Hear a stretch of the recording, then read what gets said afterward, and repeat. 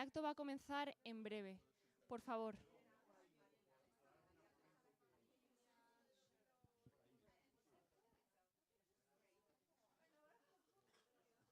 Hola, buenos días. Por favor, si pueden ir tomando asiento, que el acto va a comenzar en breve.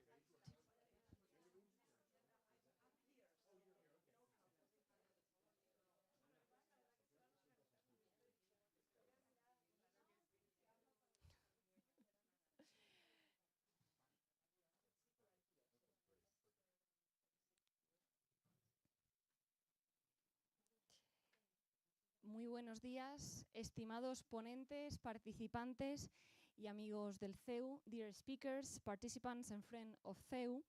En nombre del Centro de Estudios, Formación y Análisis Social CEU-Cefas y de la Fundación Universitaria San Pablo CEU, es un verdadero honor darles la bienvenida a este Seminario Internacional Maternidad en Crisis, cuando el futuro no nace.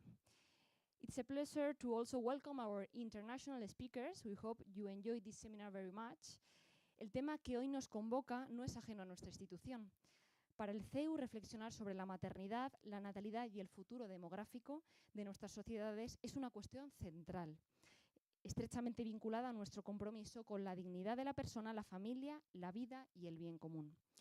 Analizar con rigor las causas de esta crisis y abrir caminos de futuro forma parte de nuestra vocación académica y de nuestro servicio a la sociedad.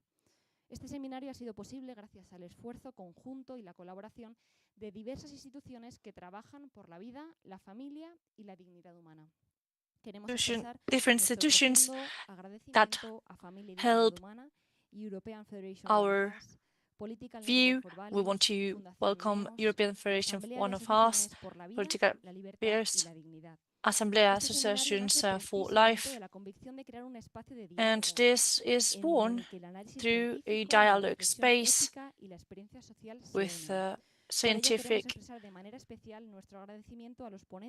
representation, and we want to welcome everyone and all the speakers participating here today, which will be absolutely needed and urgent as well. And we want to thank you for being here, for situating ourselves in the global context of this crisis.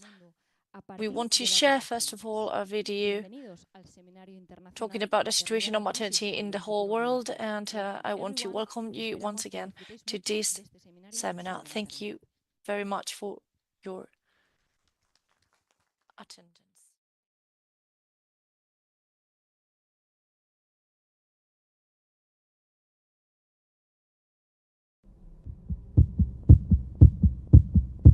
Lo que escuchan es algo más que el latido menguante de un corazón.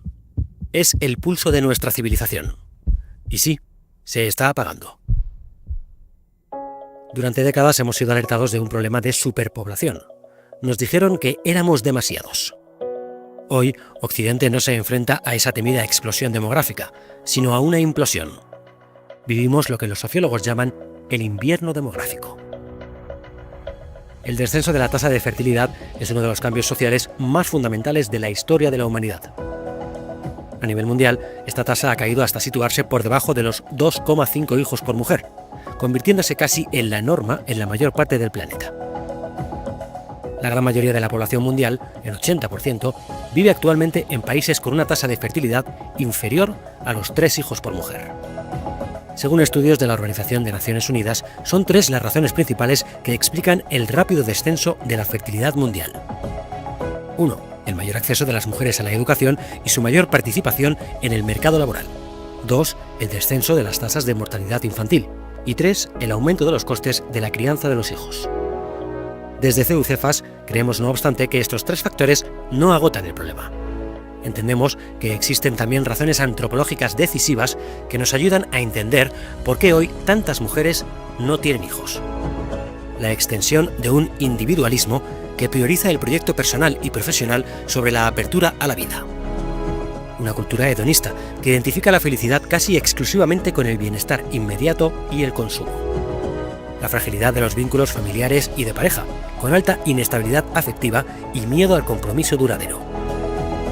La pérdida de marcos trascendentes y comunitarios, religiosos y culturales que den sentido al sacrificio, al cuidado y a la maternidad como vocación.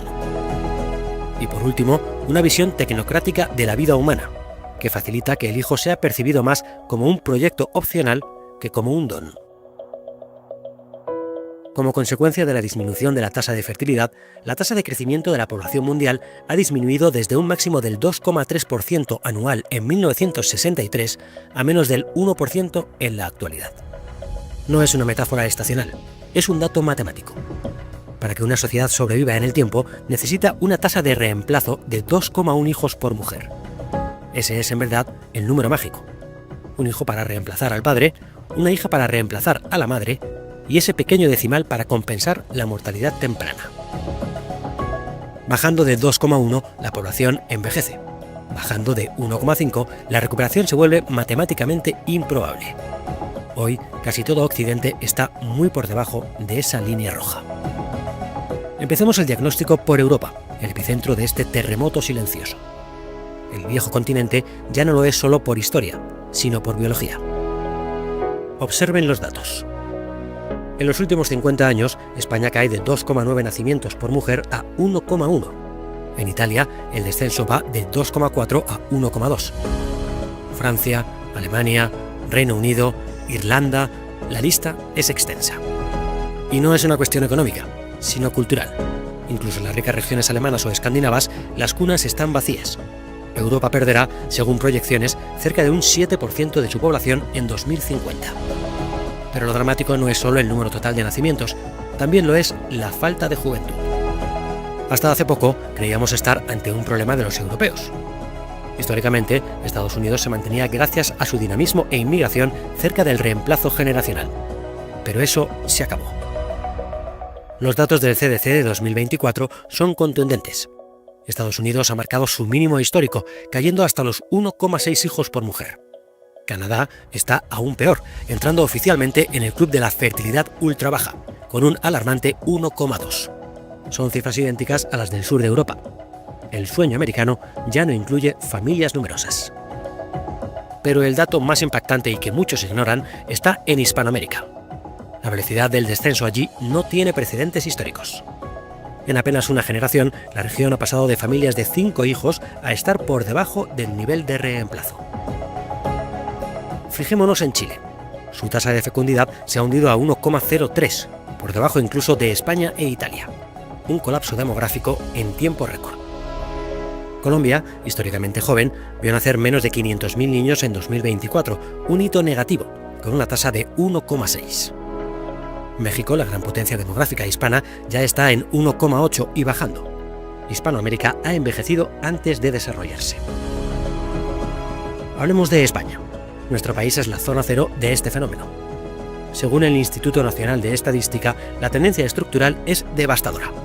No solo contamos con una de las tasas más bajas del planeta, 1,1, sino que nuestra maternidad es la más tardía. El número de madres mayores de 40 años ha crecido casi un 9% en la última década. Hemos retrasado tanto la maternidad que para muchas el futuro simplemente no llega. España es un país donde mueren más personas de las que nacen. El saldo vegetativo es negativo. Si no fuera por la inmigración, España perdería población a un ritmo vertiginoso cada año. Nos estamos consumiendo. Entonces, ¿qué significa todo esto? Porque no son solo números. Socialmente, vamos hacia la epidemia de la soledad. Menos hijos significa menos nietos, menos primos, menos red familiar de apoyo. El Estado tendrá que asumir el rol de familia para millones de ancianos, con un coste sanitario impagable. Desmantelar la familia es desmantelar una red de seguridad natural que cuida de las personas en la vejez o en la enfermedad, dejando al individuo solo frente al Estado.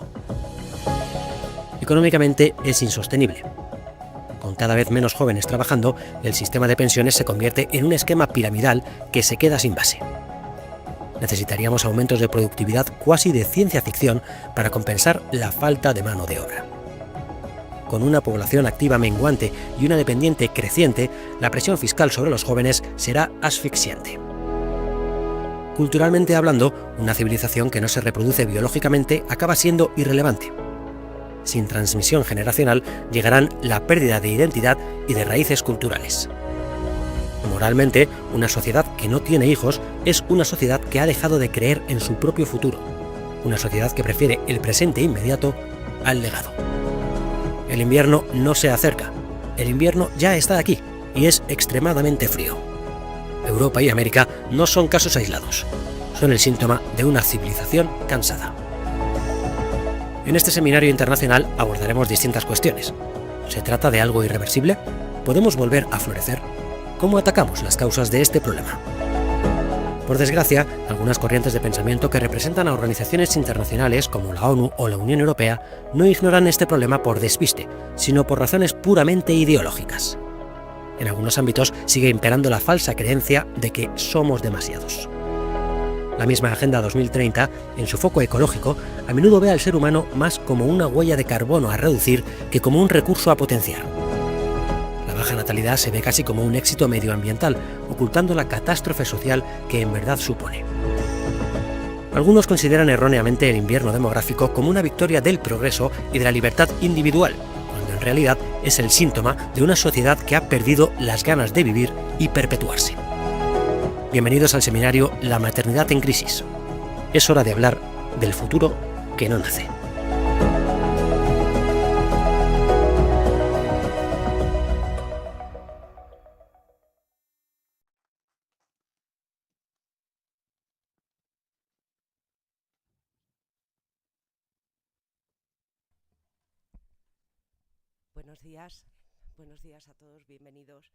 Good morning, everyone. Good morning and welcome. My first thought as we saw this video created by Cephas is that we are before a huge challenge,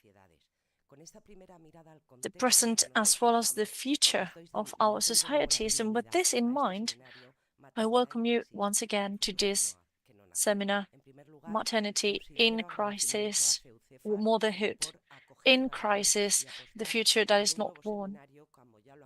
And I thank you for your efforts here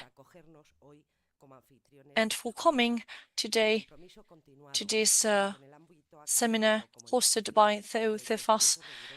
Their commitment, steady and always at the ready for searching for different answers to the huge challenges of our world accompanies us in this crisis. And I want to thank expressly as well everyone coming from abroad, all of our speakers and all of those that are coming from other countries and also joining us online that will help us with their experience and the views. And I am sure that this will enrich even more our dialogue, which has a global character for the challenges that we are facing. And we are living in a world of paradox because we have never had so many means at our disposal. And however, we find ourselves seeing a future that is losing bright and losing light.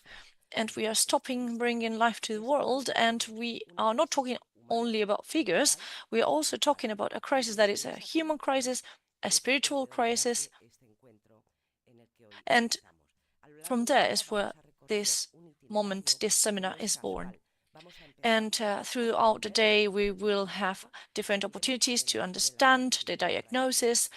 We will also analyze that diagnosis and those root causes and the social conditions that have brought us here, as well as the technology and the scientific data that help us in this crisis. And we will finally end up with a reconstructive view of the problem. And it's not only about talking, it's about learning, it's about making the right stops through the different round tables that we will have, so that we will have the opportunity to understand it better. And we will start with the roots for this crisis in the first round table, and we will have to ask ourselves a bigger question: what does motherhood mean, and why is it off-centered now in our culture, in our society? Because this invites us to look at the culture, at the people, and how we understand life and that gift that it is. And it also means that the decisions that we will have to make afterwards will have to come hand in hand. Please welcome our moderator on stage. Thank you very much, Carmen.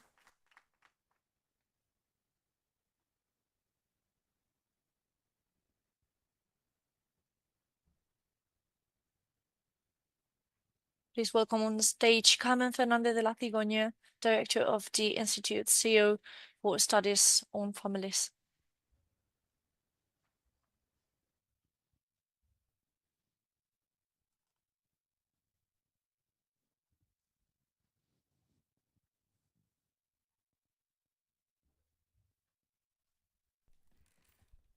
Muchas gracias, Ana. Thank you very much, Anna. And first of all, before starting with the roundtable, I would like to continue to say thanks to everyone in this seminar, congregate in different institutions,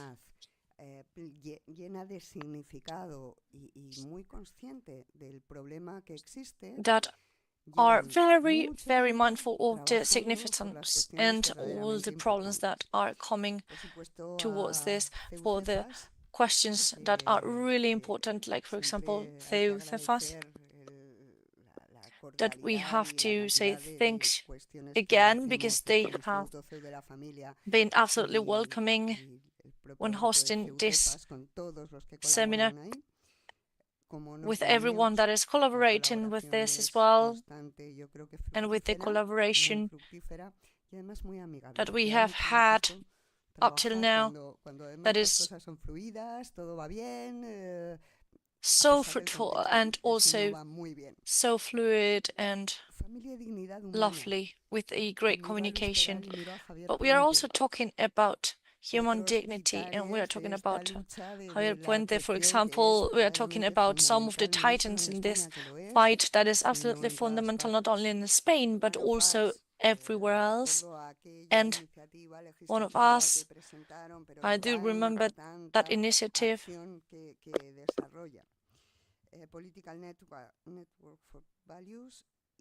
Political Network, and the association, the Assembly Pro-Life, which is also a huge collaborator of us. And when we find ourselves in this moment, there's no other option than to work together. The best we can do is work together, go hand in hand, and share our goals that are not only personal, but also for the greater good. And this is why this roundtable and this crisis, and for me it's a privilege to be the moderator of this roundtable. I will be on top of the clock, I promise. I will have to control the times, and I'm sorry about that, because normally it's the other way around, but it is how it is, and it's a privilege for me to be able to be here with friends, collaborators. We have had other opportunities as well before to collaborate, and in the defense of these questions that are really important. And we do share that the actual moment that we are living, as we heard already this morning as an introduction for this incredible video, because it's something that has been really well done in order to share an introduction to this matter. We are in a moment of change. This has happened before, and everything is in question, everything is questionable.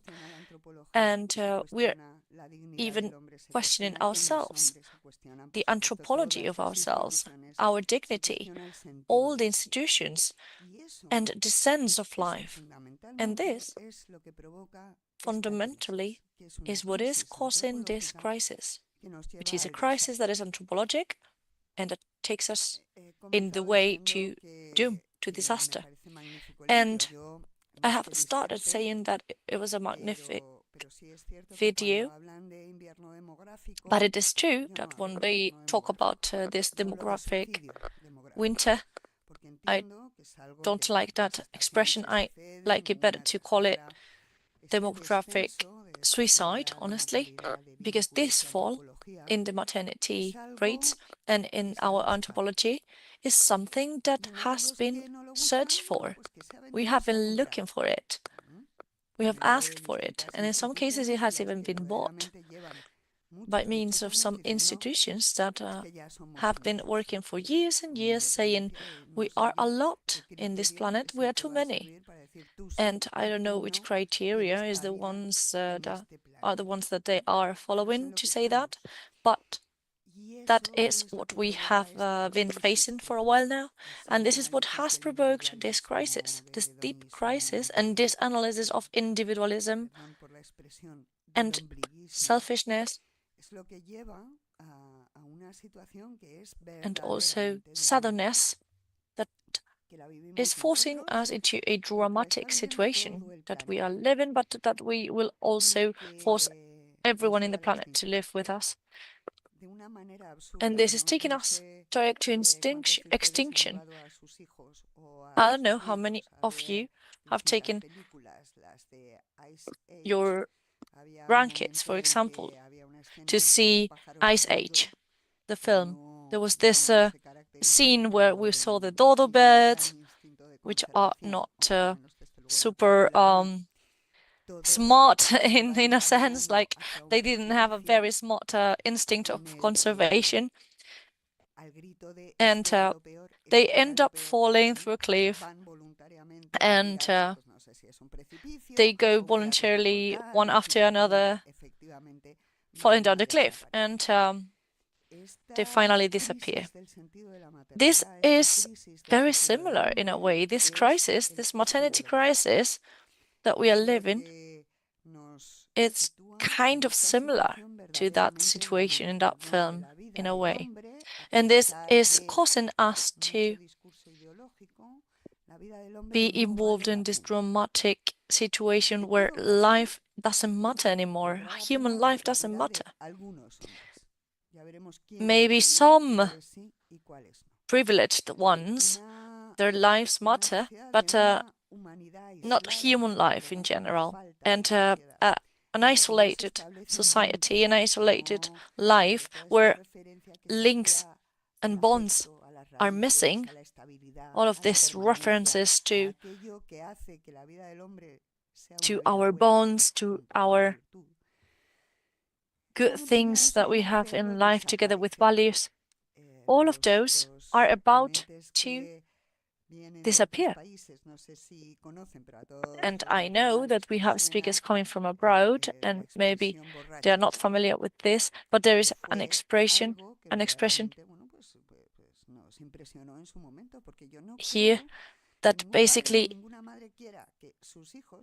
explains that parents don't want their kids coming back home in a wasted and state and alone.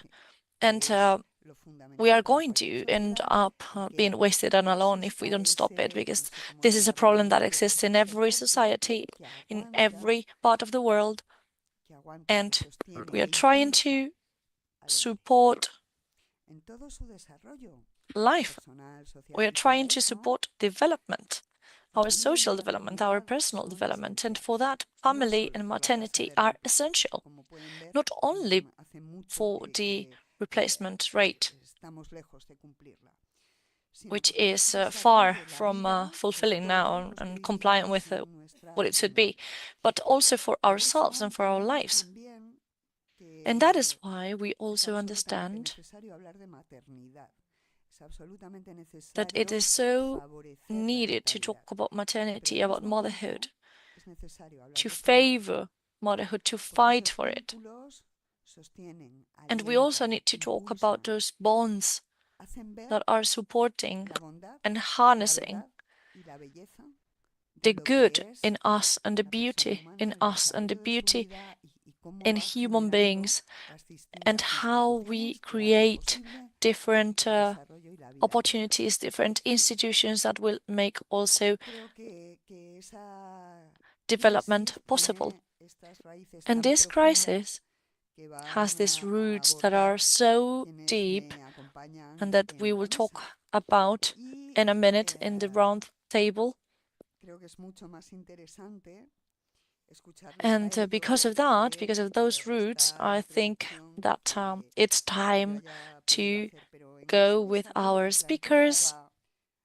And in that development that Ana del Pino mentioned already for this seminar, we need to diagnose, first of all, find the origin of the problem, the root cause for this problem, and after the diagnosis, we need a treatment, obviously. We diagnose to treat, we diagnose to heal, and this is the development that we will continue to evolve during the day through these, I don't know, some hours, 8 hours maybe, that we have together. And we will have to find the beauty in families, the beauty in kids, the beauty in giving, because selfishness is never the answer. And the human being has a need to love and be loved. And when we understand this, we will find the way to revert this crisis in which we are living, not only in the Western world, but everywhere in our planet. And as I was saying, it's a privilege for me to be able to participate as moderator for this roundtable, where we have Maria Calvo, Benigno Blanco, and Penny Nance. I will offer a very slight and brief introduction, and then we will have the interventions.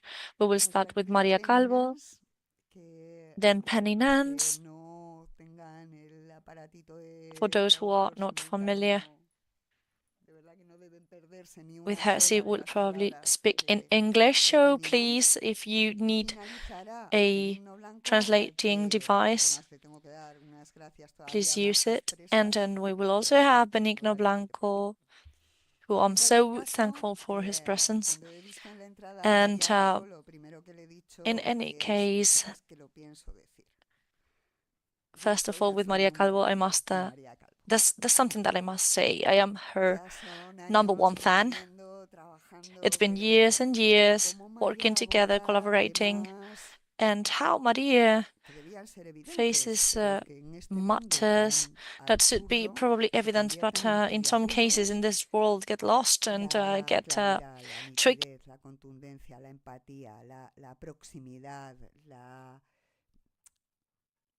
El buen fair play de María a mí siempre me impresiona. Y precisamente por eso soy la fan número 1. No se deja ningún argumento, no elude ningún tema peliagudo porque ve que son importantes y además me encanta que María habla continuamente de paternidad y maternidad. Y aunque es cierto que esta mesa es la crisis del sentido de la maternidad, yo creo que hay muchas veces que nos olvidamos de la paternidad y hoy hace falta reclamarla, la verdadera paternidad de una manera, bueno, pues muy rotunda, porque pobrecitos, porque parece que son los menospreciados del mundo actual. Con todo, no me voy a ir a la paternidad, sino a esa crisis del sentido de maternidad. María Calvo, profesora titular de Derecho Administrativo en la Universidad Carlos III de Madrid. Aunque no es al derecho administrativo lo que más le ocupa o a lo que más se dedica, con independencia de que esto es lo que es, titular de Derecho Administrativo en la Carlos III.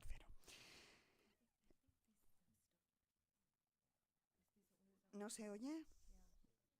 ¿No se oye la traducción? Esto no lo puedo arreglar desde la mesa, pero sí lo comunico. Vale, pues mientras yo continúo, mientras espero que solucionen la cuestión. Comprometida con la responsabilidad social y con la defensa de lo que ella denomina la verdadera feminidad, participa activamente en distintas instituciones. En concreto es miembro del Consejo Asesor de la Cátedra de la Mujer Teresa Gallifa y Teresa de Calcuta. También forma parte del patronato de la Fundación Red Madre. Es autora de numerosas obras, entre las que destacan Orgullo de Madre, La mujer femenina y Paternidad robada. Asimismo, ha participado en foros y congresos, como el Congreso Virtual para Educadores Católicos, donde intervino con la ponencia La mujer hipermoderna, independiente pero infeliz, dentro del marco Afectividad y Sexualidad para el siglo XXI, la educación del corazón.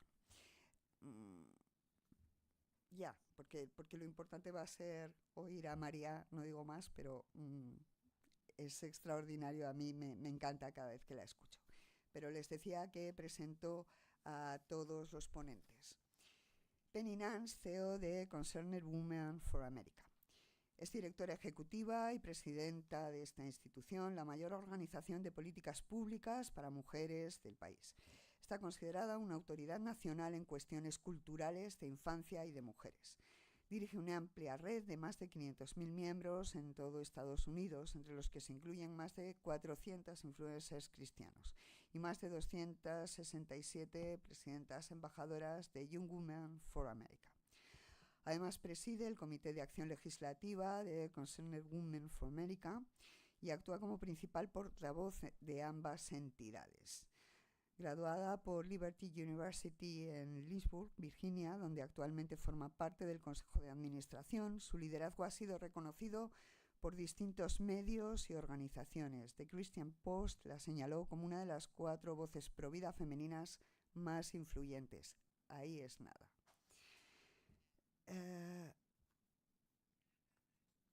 Newsmark la incluyó entre los 100 evangélicos más influyentes de Estados Unidos e Israel Allies Foundation la reconoció como una de las 50 principales aliadas cristianas de Israel. Y en los últimos años se ha consolidado como una figura destacada en el ámbito del mensaje y las políticas pro vida. En aquel país, a mí me hace mucha gracia porque nosotros hemos de alguna manera asumido esa terminología de pro-life y pro-choice, cuando no sé por qué, porque esto de pro-choice será pro-choice para algunos, porque evidentemente para otros no hay ningún choice.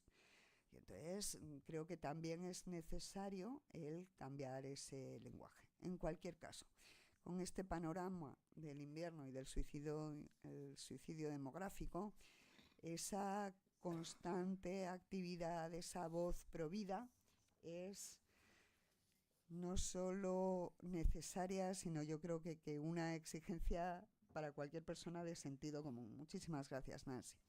Y por fin Benigno Blanco, al que les decía que tengo que agradecer especialmente, porque en una defensa de la maternidad, de la natalidad, de la vida, también le decía, pero no nos tiene que costar la vida aquí y ahora. Y mi agradecimiento a Benigno es And I'm very thankful to Benigno for being here with us today. Benigno Blanco. He is quite sick, I must say, and however, he managed to make it here and still attend, and I am very thankful for his efforts because we have been collaborating for a long time already. We have always been pro-life in different institutions, and also the Association of Christian Propagandists and Political Network and other associations where we have said our work in common, and we not only share that, we also share our views, and we have set opportunities. He's also the president for the Forum for Family, el Foro Español de la Familia, the Family Forum in Spain. He's a very important figure there. It's important to have families united, of course, for this matters and in this kind of crisis. And he's also the Secretary of State in Water and infrastructures. He has been part of the government in different occasions, and he has been lucky to help with his political views as well. He is a bachelor's degree in law, and he has finished his studies a long time ago, but then he studied in the Department of Administrative Law in the Faculty of Law, and he also directed a law firm in Gijón, in the north of Spain, and he also participated in the regional government in Asturias. He has been part of the services in Iberdrola as well as councillor, and also as councillor he has acted in the parliament in Spain, and he has incorporated his help as well to the government, which is an impressive curriculum moment, honestly. And as we were saying, he has a vocation for politics, he has a vocation for help. We have talked about the Christianity Propagandist Association, and we know that it's also important to have fought other battles in order to be able to help the most that we can. And in some cases, we feel that we can't reach as much as we would like to, but we try to continue going forward and taking steps forward. When we find ourselves finally in the position to help is when we need to grab those opportunities, as for example, it has happened with Benigno in his role with the government. And finally, at the end of the day, all questions, all matters are related, because the environment, the climate change, if we don't have our people, if we are not united, everything will be at risk. So the important thing here is to focus on that anthropological view, to see that there is an environment that is at the service of the people, and that people have also to acknowledge and have taken care of. And that's why we need to take care of our mothers and our motherhood and help everyone navigate this crisis. And Maria, first of all, I turn to you and I would like to offer you the floor. Good morning, everyone, and thanks to the associations that have allowed us to have this incredible opportunity to participate in this seminar. Thank you very much, Carmen. Thank you, Theo. How would I not like to come here, because it's an amazing opportunity, and it was a lovely presentation and a lovely introduction. Thank you for your words. This is my second home. When we talk about maternity, we talk about women, and we talk about our essence. And this is what makes us what we do. And this is what makes us what we are. And we don't use the word damsel anymore, right? But the beauty of our young women is precisely to be able to become mothers in a way. And this is something that we don't see nowadays so often, that every woman has that claim inside of her, that asking inside of her, becoming a mother. Either we want it or not, we are ready to become mothers. And there is this incredible psychologist coming from Italy that says that psychologically and subjectively, women are made of two different sides: an erotic part that lives as a woman and as a partner, that feels the self, but there's also a mother inside of every woman that is also intrinsically involved in every single cell of our bodies, and we are ready to bring life to this world. And this is how we are ready, and this is how we know that nature takes over, and this is how we know that we can develop this sexuality that makes us different in our behavior with men, for example. And this is just Jutta Burggraf mentioned that this is what humanizes society as well. And We need to modernize society. I know it's a weird expression, but this is what we have to do. We have to make the society understand how difficult it might be to become a mom. And every woman that has become a mother here knows perfectly fine that it's not always easy. It could be something that biologically is a beautiful experience, and it could be also tied to our spirituality. And sometimes we can't even feel like a mother without being necessarily tied to the physical part of it. We can feel like a mother in some cases. We know the maternity is something that is felt, and it's something that we are losing. And they have made us believe that this psychological and feeling that is embedded in us is not something good. They have made us feel that it's a burden for our professional life, for example, for our careers. And this is something that they have made up in the hopes of making us feel subdued. And they try to estrange us from that motherhood that we have in ourselves, and they try to deplete us from that part of us, and they try to supplement our erotic part, our sexual feeling. And being a mother, becoming a mother, is something that we do out of love that transcends ourselves, that is coming from beyond of our bodies, and a erotic development without the motherhood that we have is something that we can't really understand, that we can't really support, because we lose ourselves in the individualism, in the hedonism.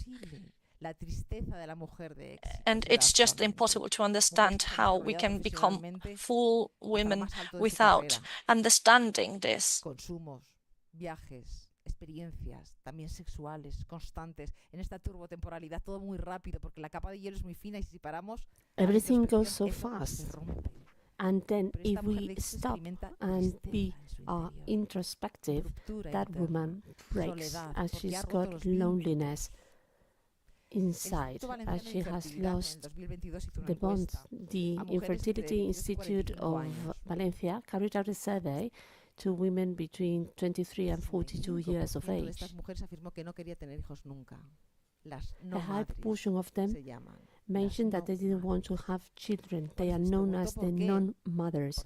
When they were asked about the reasons why, actually the report puts them as adventurous women that own their destiny. Those adventurous women, although maternity is the most impressive adventure you may take on, they say that they never ever want to have children nor a partner, as they feel oppressed by men. They say they want their time and their freedom, my time and my freedom. But time with no children needs to be filled through consumerism, through hyperactivism. But time is given love. There is no other manifestation of love of giving time, giving your time, losing your time, wasting your time with others. I remember my mom says, okay, please, waste a bit of your time with me. We understand our parents when we do have children. My mom used to say, Maria, please waste some of your time with me. John Paul II says, those who are not ready to love, they will never love a single day of their lives.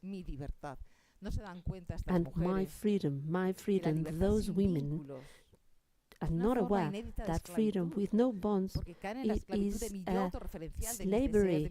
They end up in the slavery of my self-referential me, my basic instincts. When we give up part of our essence, we become more animalized.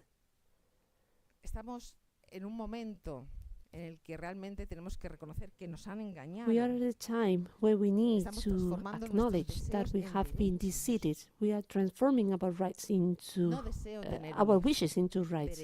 I just don't want to have a child. I have a right to get an abortion.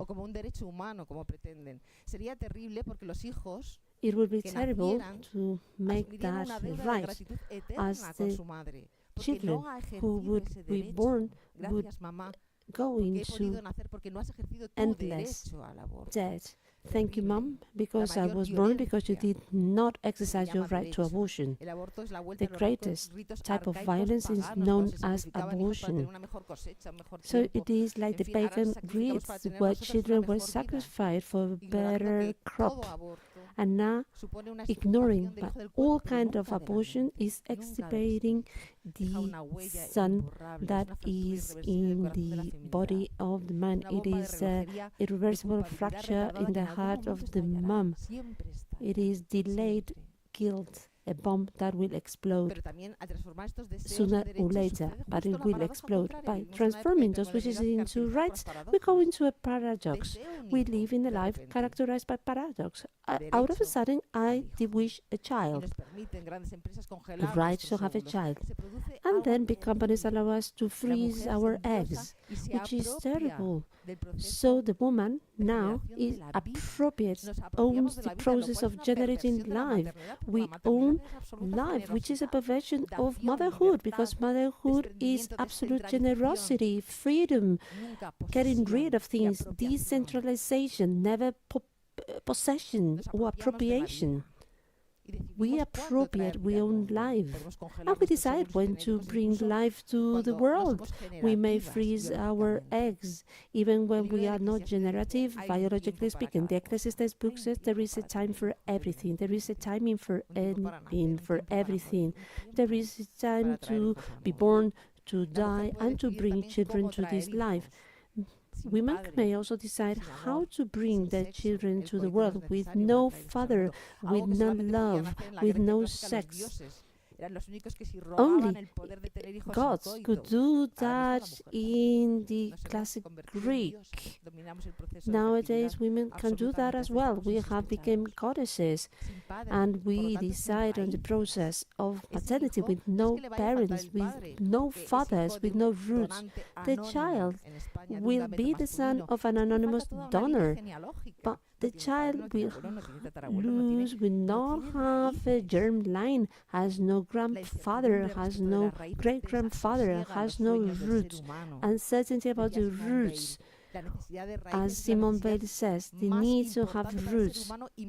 That's the most important need for human beings, and also the most ignored. We are genealogical beings. We are made of history.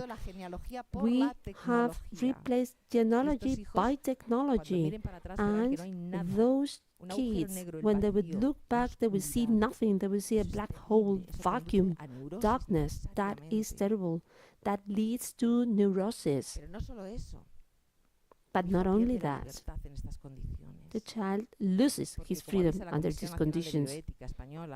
As the Spanish National Society for Bioethics warns, we need to be very careful when we need to transform our wish into a right. The child should not be a thing that we consume to keep us accompanied in that loneliness that we just refer. I just don't want any bonds, I just don't want men, they are perverted, and now when I have academic success, all type of success, now I want a child. I want a child who accompanies me, who fulfills me. So that son is not born through freedom, and then needs to fulfill a purpose, that is to say, makes sense to the life of mother. Children should not be there to give a purpose to our life.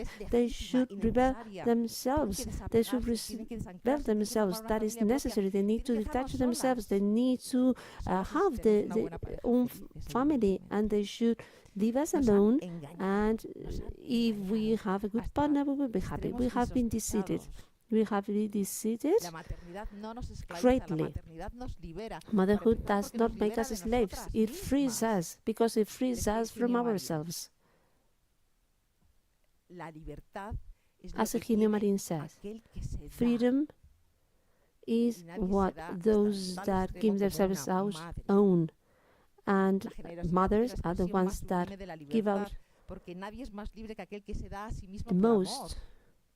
So there is no one Maternidad that nos is empodera, more freedom pero no than en el sentido those, actual. more free than Nos those empodera that porque give es verdad que nada te themselves prepara para ser to madre, love. pero ser madre te Nothing prepara para makes you todo. ready to become a mother, but being a La mother sociedad prepares you for necesita everything. madres. Society El hijo es un needs regalo para nosotros, mothers. siempre es un regalo, un don, una sorpresa Child inédita, is inesperada, always a trascendencia, sin más gift, pura an inmanencia y unexpected alteridad, sobre todo surprise, alteridad, distinto de mí, no es mi apéndice, otherness. no es mi cuerpo, It no is soy yo, different es from otro me. ser It is not my distinto. appendix. It is not my body. It's a different being. El hijo es un regalo para la madre, pero una madre, The child is a no, que no gift lo to a ve. mother.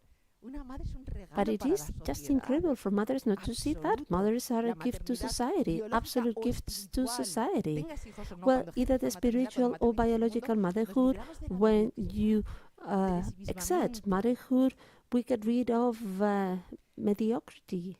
La maternidad es un poder tremendo. Motherhood porque is nos a empodera tremendous para power. transformar el mundo. It empowers us to Necesitamos transform the transformar el world. mundo.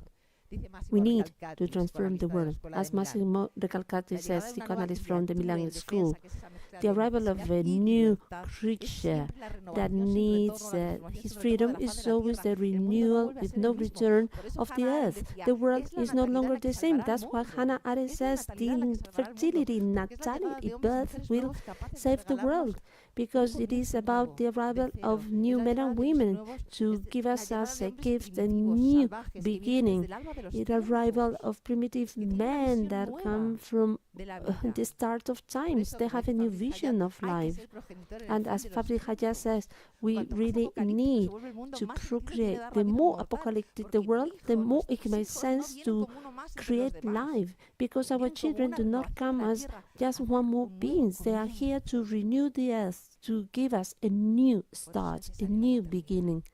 Pero la That's why maternidad motherhood sin is paternidad necessary. es Motherhood complicada, without es compleja. fatherhood is El very padre nos complicated. libera It también. is very El padre no complex. nos oprime, no nos Fathers esclaviza. also Un padre frees us, equilibrado, mezcla de do fortaleza y not make ternura, us da seguridad, da slaves, seguridad, da protección. balance, Un that padre da father give libertad us nuevamente. protection El padre and libera, freedom. el hombre libera. Father Borracha es hora, decía Carmen, frees. recordándonos las palabras de As la Carmen says before, exministra. Quiero drunk volver and borracha sola. alone. Nos libera I porque want to borracha come todo el back mundo, home un poco borracha drunk algún día, and ¿no? alone, Pero as the solas no. ¿Por ministers qué? Porque say. si vuelvo We, bien well, we may acompañada get de drunk, un hombre but que me da seguridad y not protección, puedo alone. volver mucho If más I come borracha. back accompanied by Puedo a volver nice mucho más man, tarde, I puedo can volver be por more drunk. I caminos can get home much later. oscuros, mucho más libre. I can walk Mucho through más dark libre. streets, that is to De say, manera que el hombre much, nos da libertad. with El hombre more da freedom, libertad, el padre so da that libertad a los hijos. men ¿Por qué? gives Porque us les libera de freedom los and excesos de fathers amor give materno. freedom Les libera because de to the kids, transformarlos en posesiones because del seno materno y it acogedor, frees pero them puede convertirse en from limitativo. Nuestro instinto de donación puede us. convertirse con mucha facilidad We en exclusivo y mothers may posesivo. be very Amamos tanto a limiting. nuestros hijos. We love our queremos children dejarles so volar. much. Hay una fusión primaria con la madre que el padre tiene que provocar una ruptura. Sin separación no hay crecimiento. Al padre le corresponde desmaternizar a los hijos para que vuelen, para que sean libres, independientes, autónomos, generen una nueva vida. Pero el padre nos libera a nosotras. ¡Qué ceguera! Un padre que entra en el hogar, y hoy en día los hombres, esta generación maravillosa está dispuesta a entrar en el hogar, nos permite salir a nosotras. Y además nos recuerda, no eres solo madre. El peligro de transformarnos en solo madre, todo madre, demasiado madre, que también pasa. Nos enamoramos de nuestros hijos y se convierten en el centro de nuestra vida y llevamos una vida niñocéntrica y esto es un error. Una madre al 100% no es una buena madre. Y entonces el hombre, el marido nos recuerda, no eres solo madre, eres ante todo y sobre todo esposa primero. Primero esposa, luego madre. Primero esposa.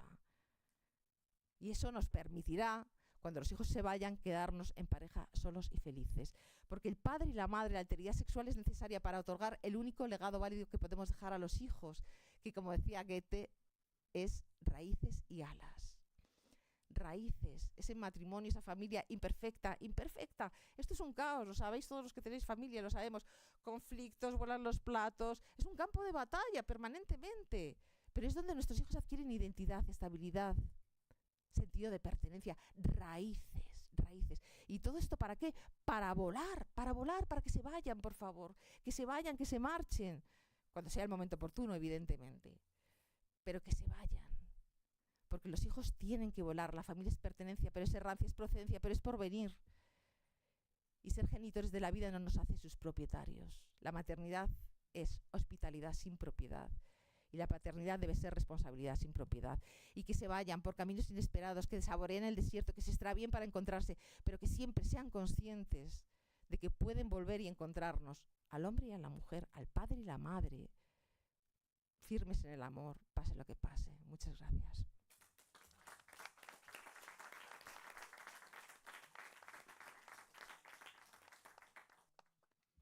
Muchas gracias, María.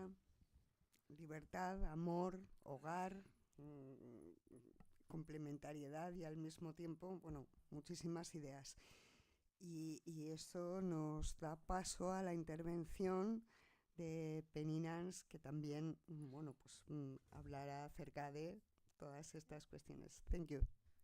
Thank you. Thank you so much for hosting me. Can you hear me okay? Is it got it? Okay, great. I'm the president and CEO in the United States of an organization called, it's on. Yeah, maybe like this. Is that better? Okay, how about that? Okay, good. I'm the CEO and president of an organization in the United States called Concerned Women for America.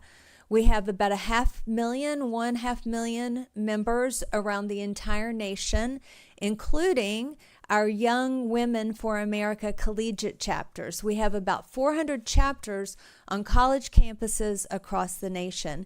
And I have to say, I'm very encouraged. I wish they all could have heard Maria. What a beautiful, beautiful exposition on motherhood, Maria. That was beautiful. I'm so grateful to be here with all of you. It really is an honor for me to get to come to Spain. It's my first trip to Spain, and my husband and I have just fallen in love with your country.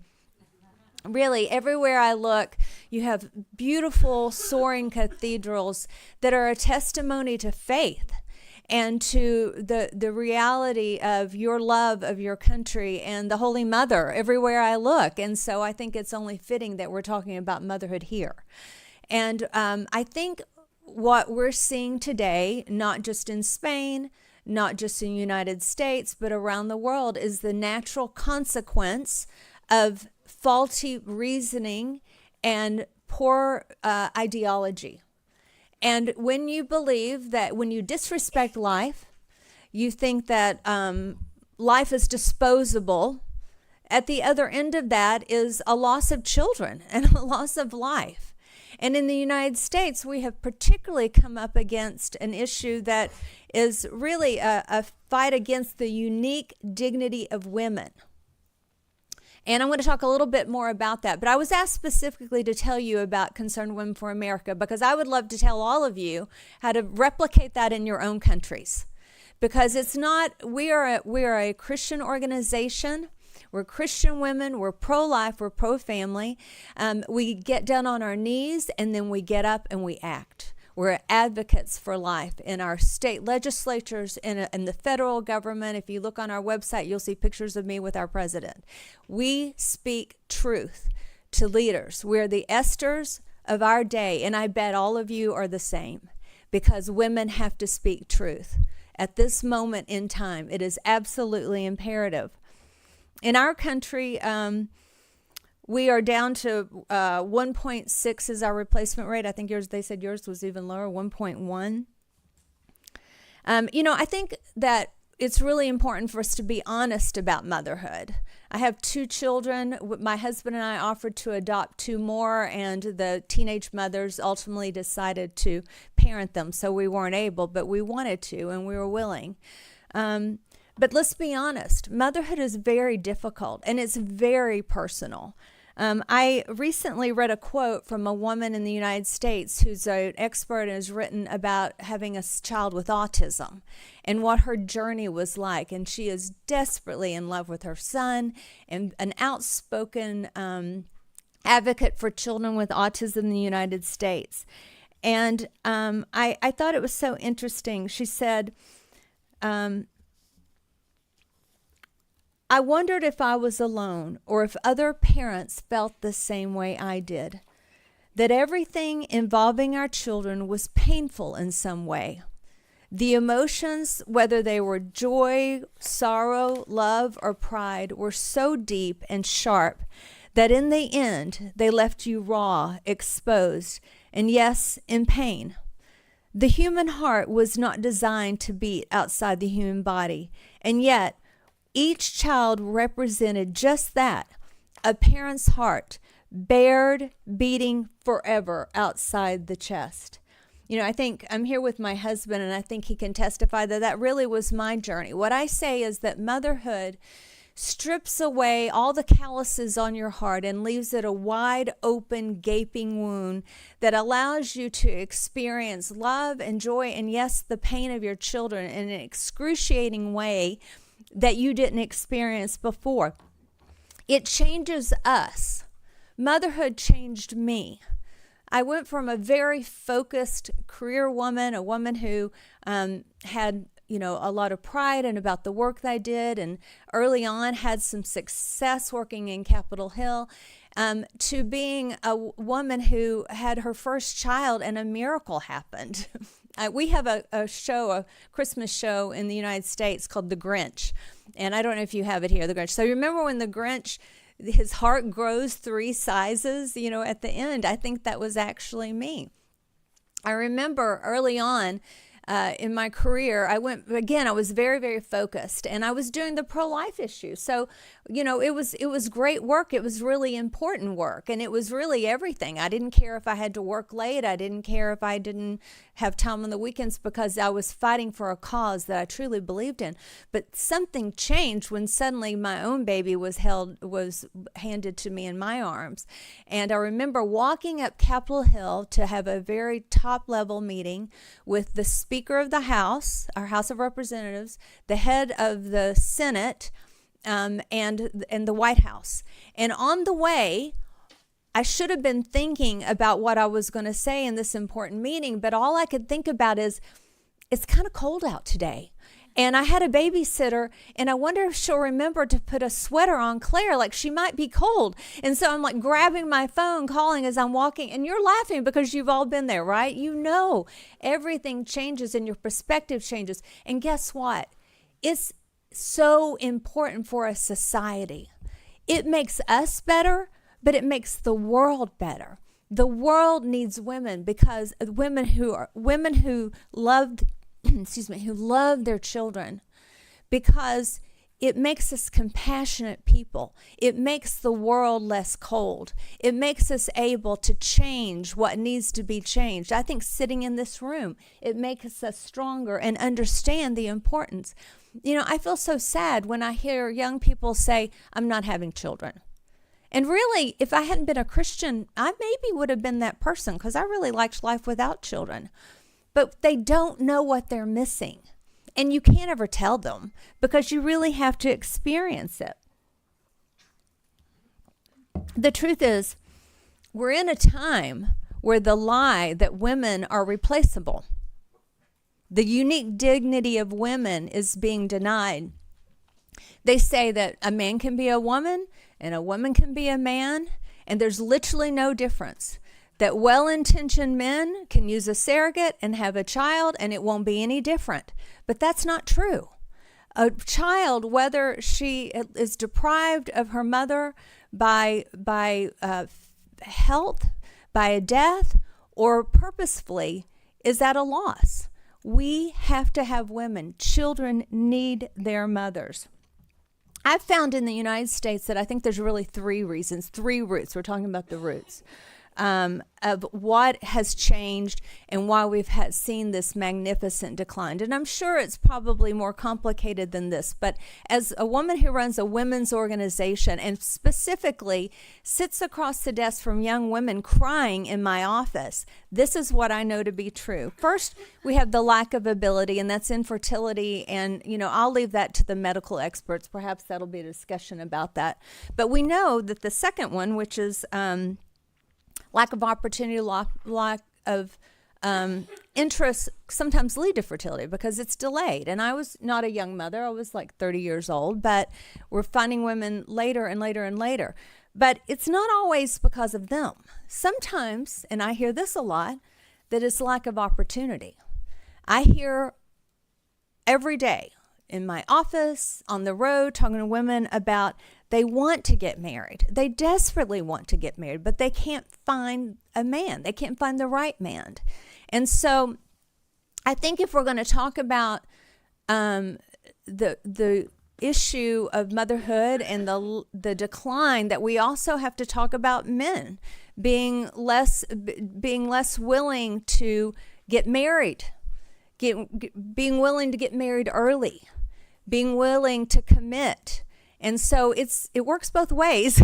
Certainly, I think there's been this sort of thought in the United States that, there was a comment made by a politician about, about cat women, like women who were single and they all had cats. And by the way, that's a real thing, because biologically we are driven to love.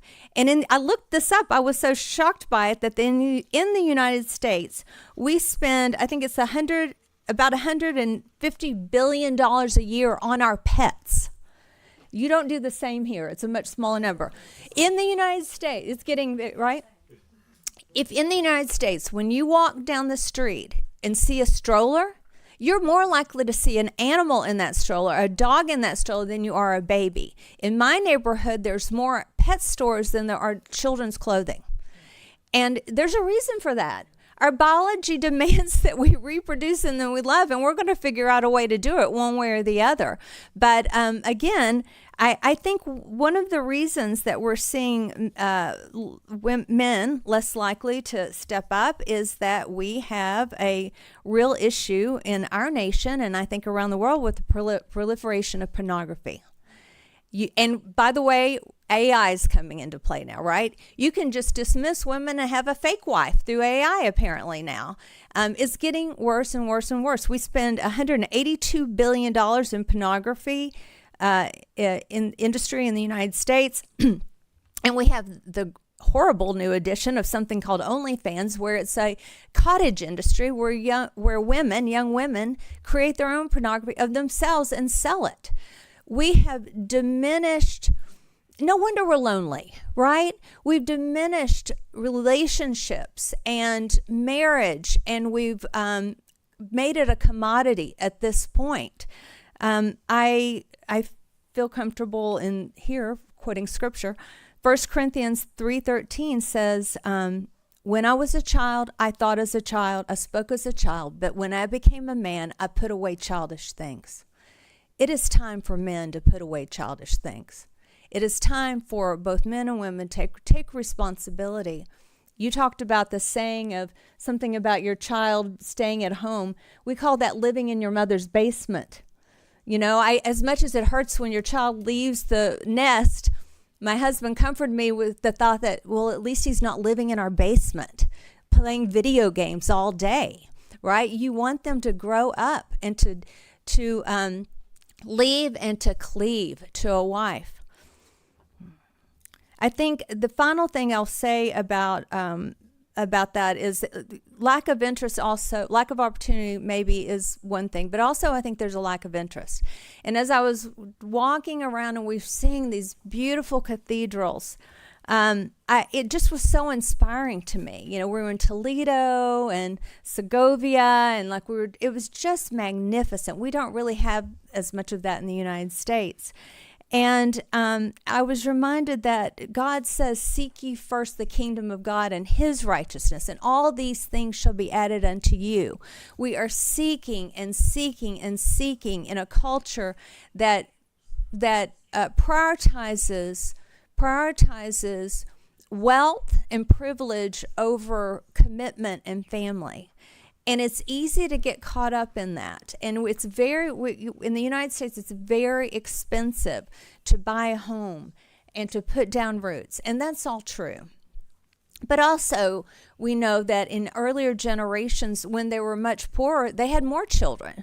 So part of it is what our culture is telling us. We need to be thoughtful, and I have a couple of policy things to mention about helping young people start out and go and talking to them with compassion, because what they're feeling is real, what they're experiencing is painful. And I would say specifically for young women, I think there's an entire group of them that would love to be married and start having their babies early and have larger families, but they have real issues here. We need to teach them Psalm 127:3. Children are a gift from the Lord. They're his reward. They're not a burden. But as organizations around the nation, we need to encourage our governments to prioritize families. And I think we're starting that conversation now. I don't think we're very far down because, as you said, there's still people in denial. I mean, the zero population kooks that told them we were all going to starve to death because they have too many children now have been proven to be patently false, but yet a few of those still exist. But we're starting to realize that we have another issue, and we've got to really take it seriously. I noticed that Hungary has some great opportunities for young people. They have the baby expecting loan. They have a state-subsidized $30,000 loan in which the funds at the beginning can be used for anything. So you're a young couple, you're starting out, you have a $30,000 loan, you have zero interest for 3 years. Within 3 years, if you have a second child, you get another 3 years, zero interest in that loan. If you have another child within 3 years, it goes to zero. You don't ever have to pay it back. In the United States, our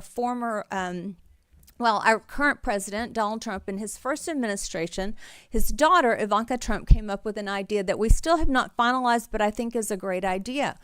You know, we're talking about we have so many elderly people. In the United States, you pay into a fund called Social Security. And a certain age, I think 72 is I think the normal age, you start to withdraw the money that you have paid into the system. Well, let's be honest. Most people, by the time that you're 72, you've put away a nest egg. You're doing better. Not everybody, but certainly some people. What if a young woman could start to withdraw from that money while she takes off of work, while she's had her child, she's able to stay home, bond with her child, and start to withdraw the money early?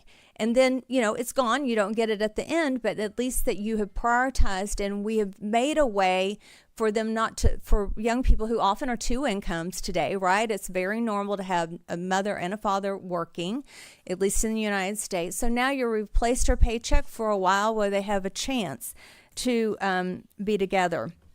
In the United States, we recently gave a $2,000 per child tax credit, and we called it the Big Beautiful Bill. If you know anything about U.S. Politics, President Trump has talked a lot about that. There's many other things policies that if we put our minds together, that I think that we can come up with, and I hope maybe today, by the end, there'll be some concrete ideas to offer for us to take home. But one of the things that I was asked to bring to you, which I mentioned, is that we have an opportunity, and I don't know if in other countries people are as organized in lobbying. I'm told that they're not. But as a group, we're very powerful. Women are very powerful. And at the bottom, this is an issue of the heart.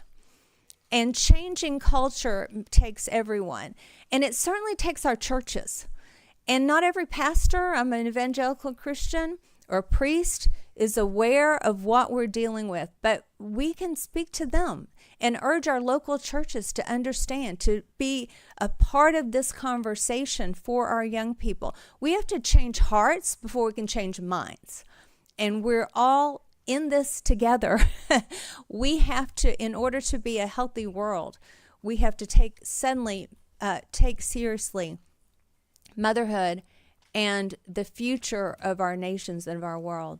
So I want to just close with Frederick Douglass was a slave from the United States, and he ran away. He became free. He was in the 18th century was a very well-known force in the United States, or 17th century. And his words were, "I prayed for freedom for 20 years, but God didn't answer my prayer until I prayed with my legs." So I would say we continue to pray, but then we get up off of our feet and we actually pray with our legs. So thank you. Also, I brought a little information on CWA in Spanish for people. Muchísimas gracias, Penny, por lo que has dicho, porque efectivamente las mujeres tienen muchísimo. Thank you very much, Penny, for what you said. It's amazing to see how empowered women are and how many proposals we have and how many opportunities we have for working together. Thank you very much. And finally, we will have Benigno,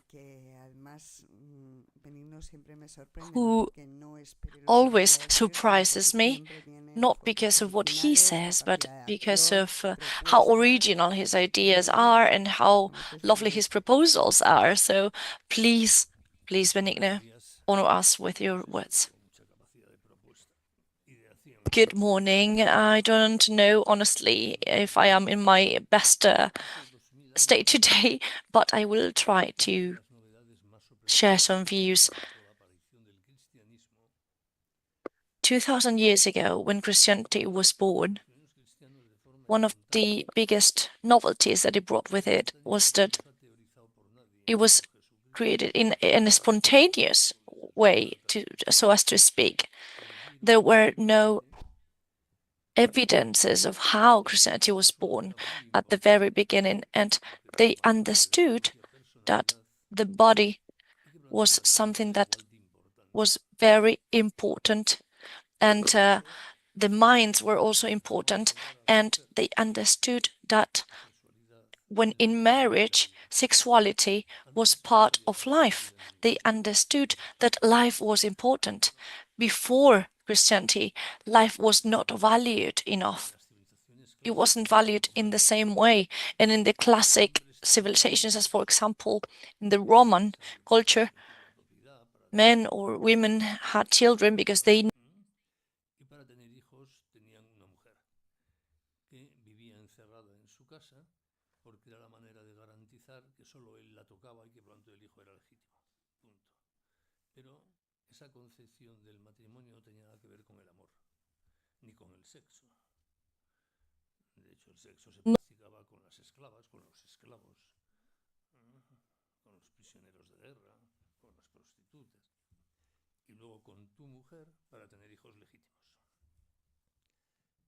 tenía nada que ver con nuestra concepción. Esa concepción del matrimonio como algo valioso personalmente, que implica que la sexualidad es valiosa y que el cuerpo sexuado es muy valioso, fue una novedad cristiana. Y repito, no fue teorizada. Parece que les pareció evidente a los primeros cristianos y más.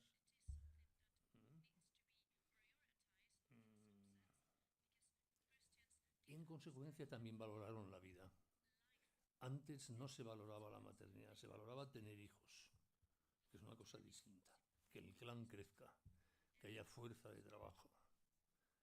Pero la maternidad entendida como la apertura a la vida basada en el amor no era valorada ni nadie se preocupaba por ella. Por lo menos en términos culturales relevantes. Seguro que había gente muy santa y muy buena que lo hacía estupendamente, pero no era relevante en términos jurídicos, ¿no? Distinto era el ambiente cultural judío, porque los judíos sí valoraron la sexualidad, el matrimonio y la maternidad, porque ellos esperaban un Mesías y sabían que tener hijos era aportar una posibilidad de que el Mesías aparezca y yo tenga algo que ver con él. Por eso, aunque con connotaciones que tampoco son estrictamente las nuestras de hoy día, los judíos en esto diferían de las culturas clásicas, para bien.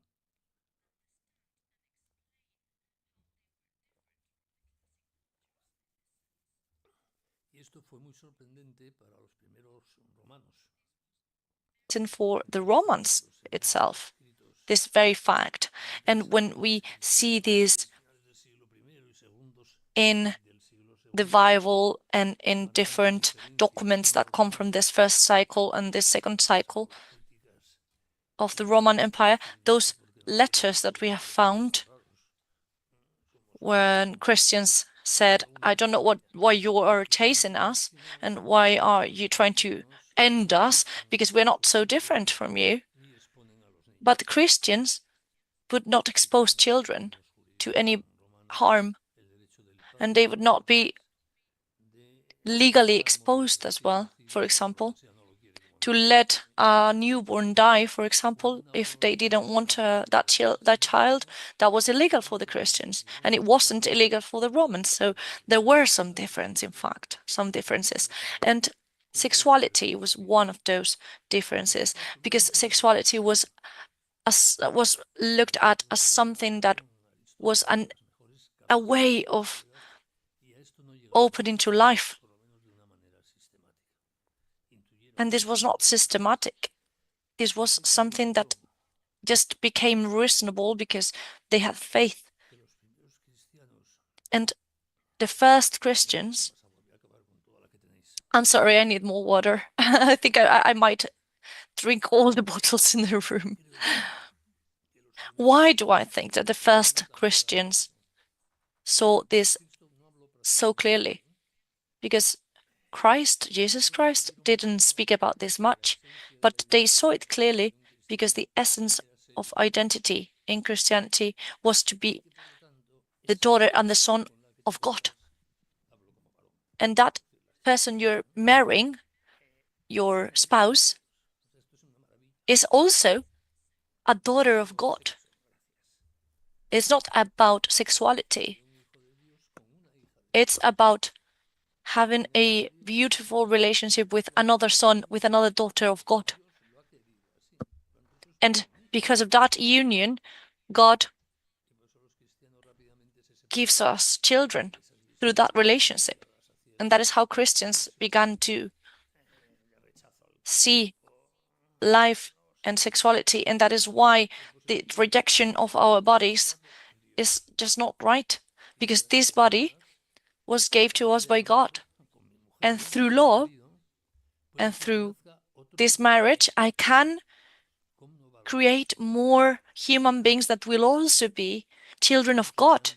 And how valuable is that? We are creating a child of God. Then, of course, there are the bad guys, yes. But conceptually, they understood how Christians saw marriage and saw life. And this is how Christianity introduced this novelty to the world with an ethical conscience and awareness of sex, of sexuality.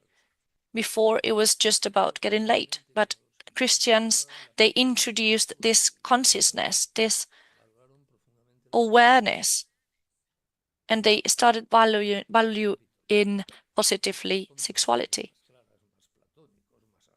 There were some that would be more platonic or more, more liberal. But for the main part of Christianity, there was this moral conception of understanding sex as personal happiness. It's not a market. It's not a good. It's just something beautiful that God offered us. And that is why Christians understood the ethics of sexuality, the good things about sex, the bad things about sex, things that were never spoken about before. And that is why the first revolution, the first feminist revolution happened back in the day, because Jesus Christ valued women. And they also always said that women had to consent to marriage. How wouldn't they? That is something that we also introduced as Christians. Before, women were just goods that we could take and refuse.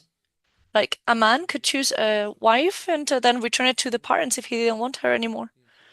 And we introduced this ethical consciousness, and we understood fully and seriously how important it was to accept this as something valuable.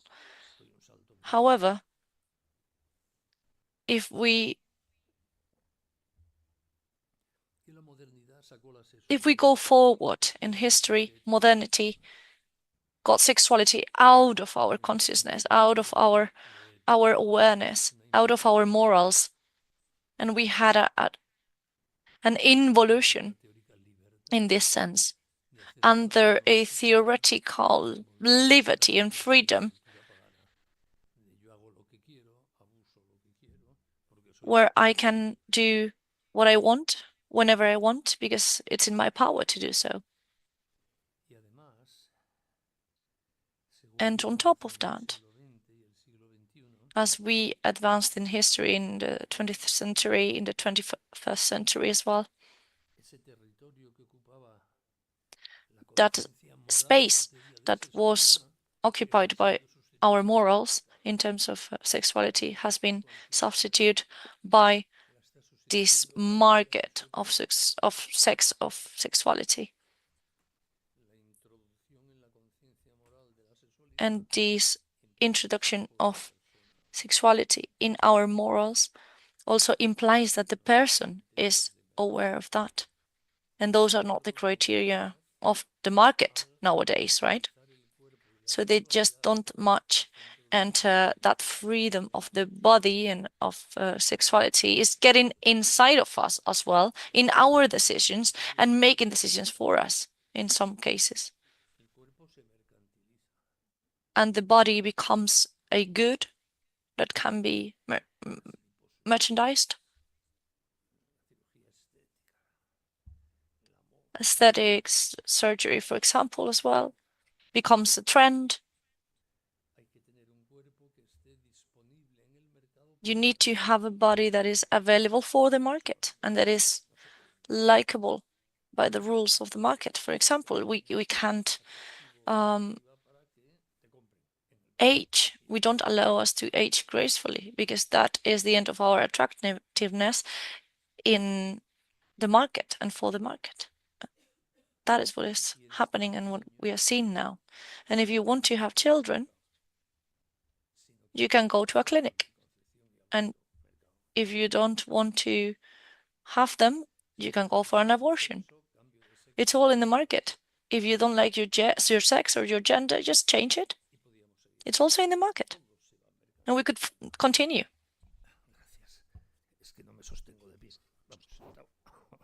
Thank you.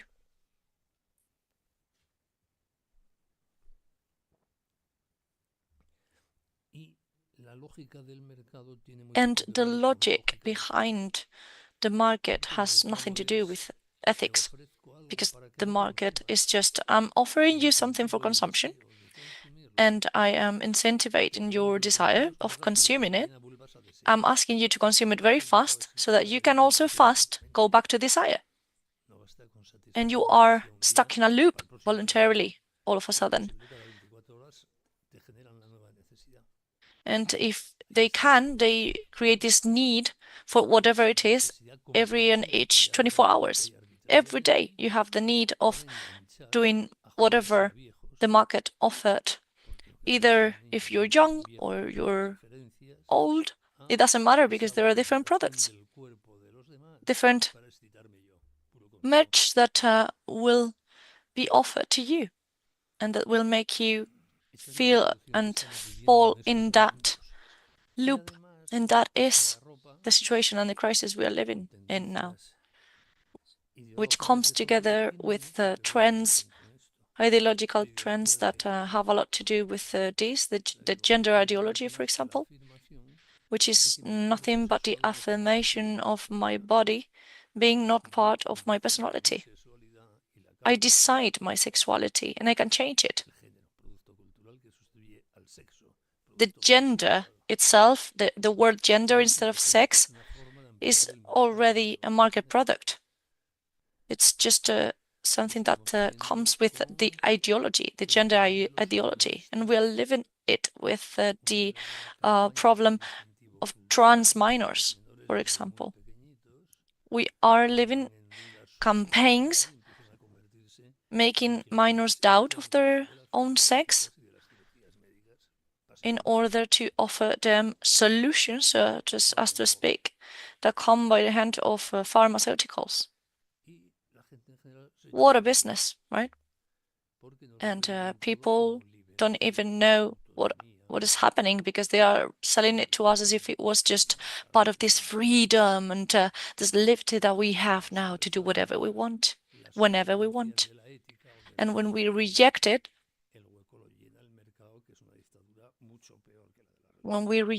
we find ourselves back in our ethics and in our morals. But when we refuse to stand inside of our morals and our values, we find ourselves carried away by the trends and by that market, back to sex being a product. And we all become part of the system.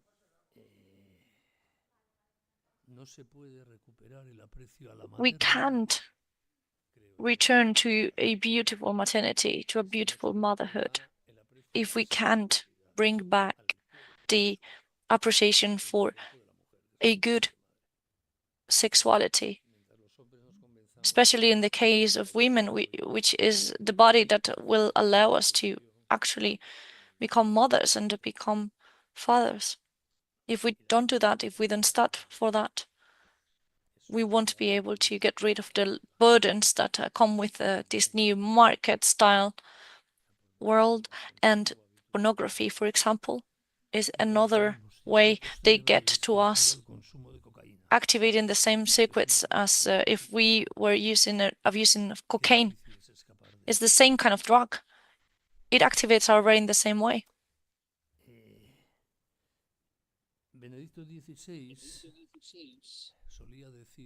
Benedict XVI, former pope, was a very smart man, and he said, I'm finishing, don't worry. He said, and he developed this idea in his speech, explaining that the modernity would profit from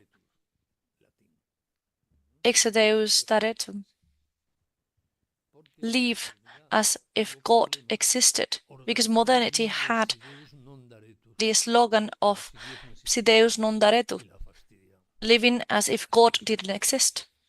And that is how we have reached this point in history, and that is how we find ourselves, and we are in this crisis.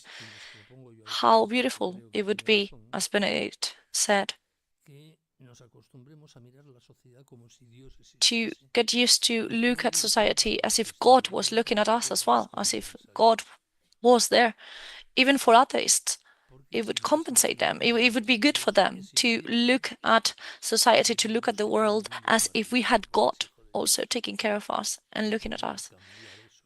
We could see how beautiful everything is, how wonderful this world is, and how we could change the world. And we would start valuing loyalty, fidelity, maternity, because we are building those children of God with our bodies. And that is the most important thing that we can have ever. Si Deus daretum. If God exists, if we live as if God existed, we can reach a world that is worth it. And we are not trying to impose our views or our religious views. It's just trying to improve the way this world works and improve the way we value the best qualities in this world. Like, we are becoming machines, and finally we will see the world as if we were souls. And beyond politics, beyond legal frameworks or policies, even if everything is important, but this deep crisis we're in, we can't change only with laws or with acts or with measures. We will not end with abortion, changing the legal code or the civil code, for example. We first need to value life and understand the value of life. And through that and understanding this, and I am a specialist in law, and I'm a lawyer, but I do know that politics are not the tool right now to get rid of this crisis. We need to focus on souls. We need to be bold, offer bold ideas, and show everyone with our own way of living that it is worth it. How would Christians convince Romans? They would showing them how they cared for each other and how they loved each other, and that is so attractive for every human being. They tried to help Romans, and they tried to ask those pagan priests understand that life was to be lived in the best way and in a beautiful way. And there is this whole work, very immediate, that is done in the daily nature of life, of transmitting what we have in our hearts, and that is the substrate that we have for creating the life that will finally reach power in the 21st century. We need to do it changing the hearts in order to create majorities that will offer this change in the souls.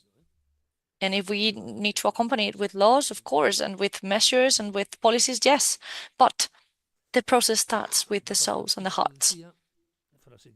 Pope Francis said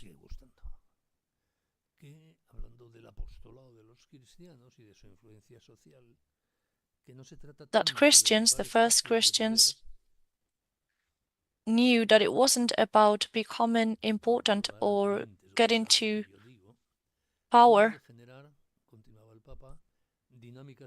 but to generate dynamics in time, which fruits we would probably never see in our time.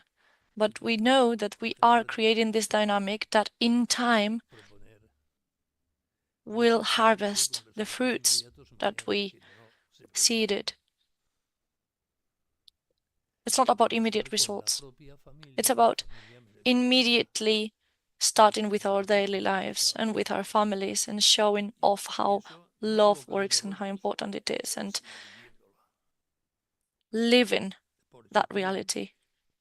And that is why I believe and I think, and with this I will end, that as the popes said, in family, church has its future. Because in families is where this really happens. This love really happens. With no theories or theoretical discourse. No, we just love each other in the families and we just support each other, and that is a real power of revolution. And we need to treat it as something that is personal, not political.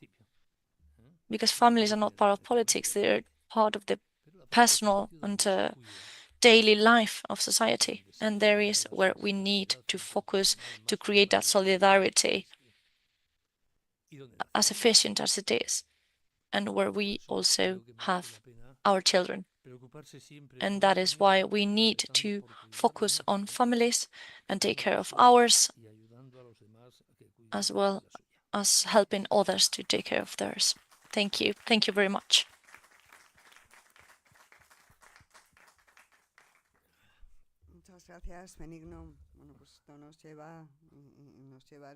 Thank you very much, Benigno. This takes us to the end of this round table. We will have a break for coffee now. Please, if you have any questions, just try to find our speakers there at the coffee break. However, I really wanted to just comment briefly on the end words of Benigno, because I would like to close with another quote from another pope, Leon XIV, because every speaker has told us about our dignity and about maternity and this motherhood and the awareness and the coherence that there is behind it, loving our families, loving our lives, and reformulating freedom, the real sense of freedom. And that is why Leon XIV, in his speech on the 9th of January, he said, the light is the deep, shared vision of the world that we need to appreciate, and how family rejects any kind of exploitation of life in its development, and the light for these challenges, for example, euthanasia or abortion or surrogated pregnancies. We need to reaffirm that the strength of the right to life is established above any other right, any other human right, because a society is only healthy and developed when we protect life in it and we promote it actively. And with those words from our Pope, I would like to thank all of our speakers for their incredible interventions and views, and for sharing them, and obviously all the attendees. Thank you very much. We are not going to ask for a doctor, but we are close to, because I can see poor Benigno suffering a bit. Oh, okay, so thank you very much.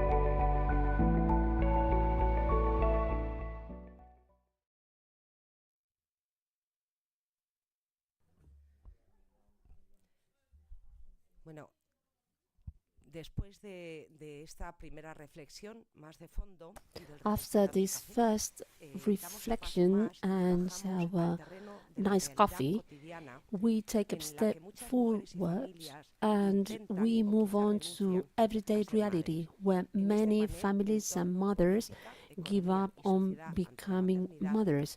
In this roundtable about environment, politics, economics, and society in the face of motherhood, we would approach the elements that hinder motherhood, the different elements, economic elements that also sometimes culture, which is hostile to families. We will also reflect about the social and political models that promote or witness motherhood. To moderate this roundtable, I would like to call to the stage Cari Duran, Spanish Senator and Vice President of Family and Human Dignity. Thank you, Cari.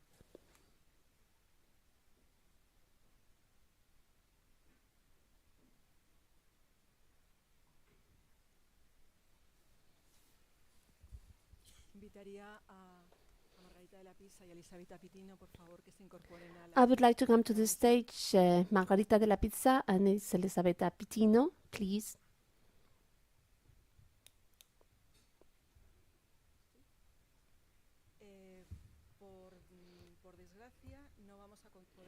Unfortunately, we will not have with us today in person Lucy Akelo. I'm saying unfortunately because she's got so much full of energy, and it is actually worthwhile to have her here. She will be with us online, and we will hear her words, which are the words and the voice of Africa. At this seminar, as you may have seen on the program, we are working and we will continue to work on motherhood in crisis when the future is not born, and we will work on that from different perspectives. As Ana del Pino well mentioned,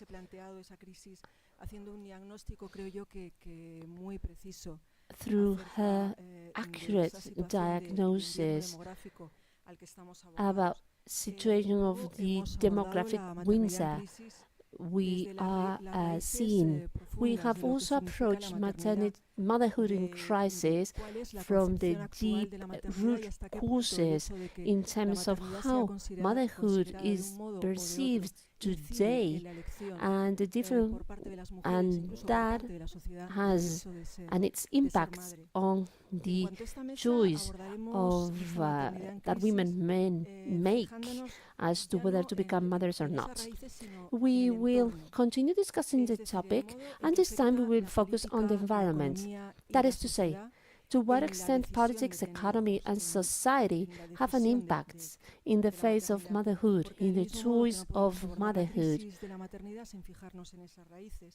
We cannot really tackle the crisis of motherhood without discussing roots, nor we cannot tackle it without referring to the environment that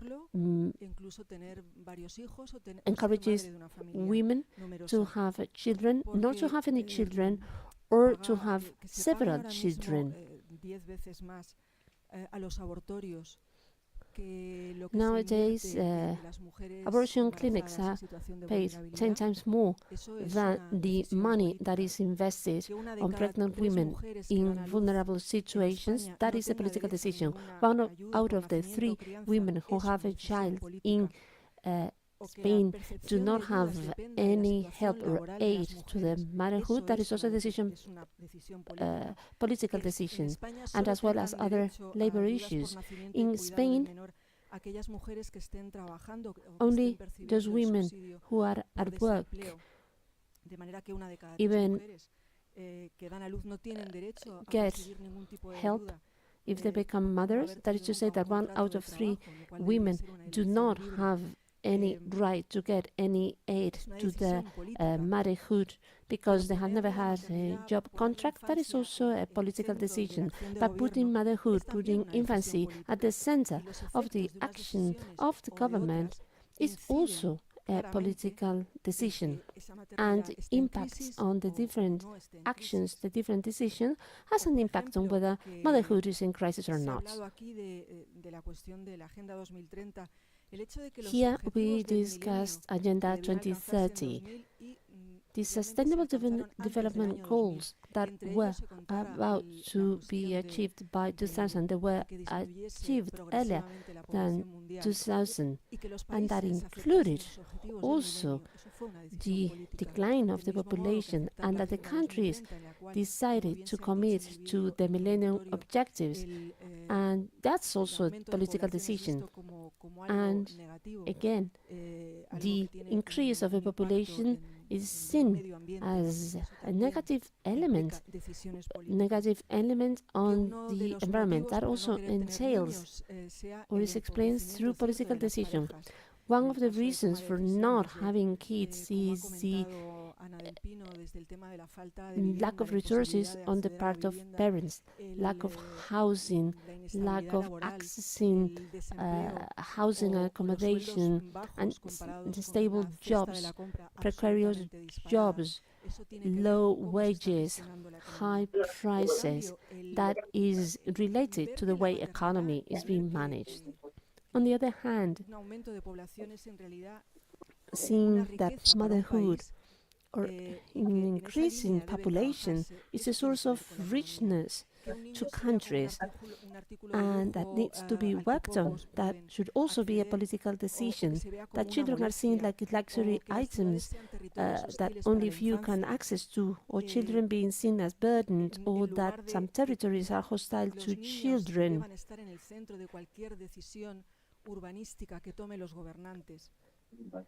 Children should be at the center of any urban planning that politicians should make. That is related to society and to the societies of the values. That the state becomes the family eventually. Or the fact that citizens feel alone in the face of states, that is also related to society. However, children being seen as the bigger good or as a reward, and that the care is the obligation of the whole tribe as a whole, is also related to society. We have talked about maternalization. Here, I would like to say that we do have pet-friendly cities, gay-friendly cities, gender perspective cities, but when are we going to have infancy children cities?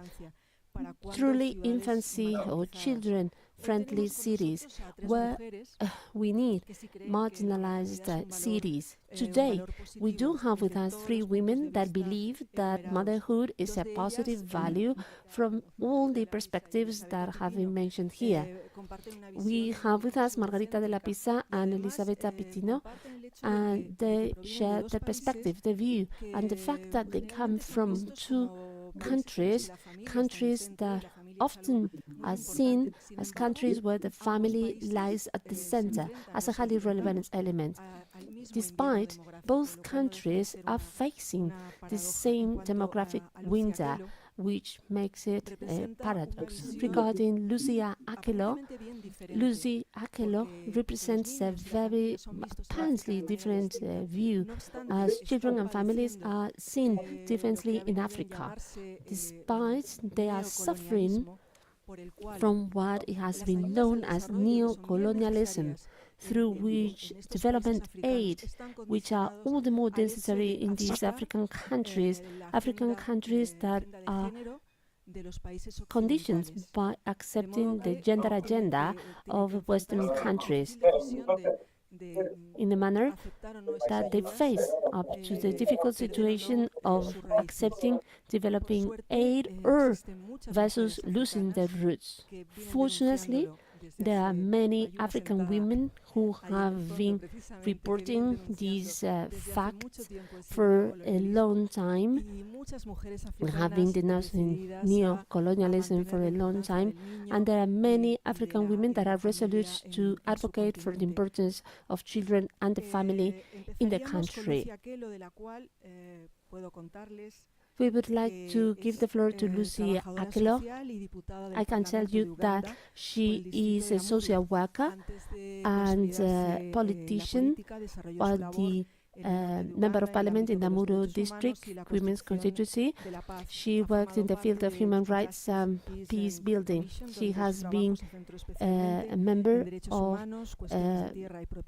Justice and Peace Commission, where she has been working on the protection of women, children and adolescents. Sí, de acuerdo. ¿La dejamos para después?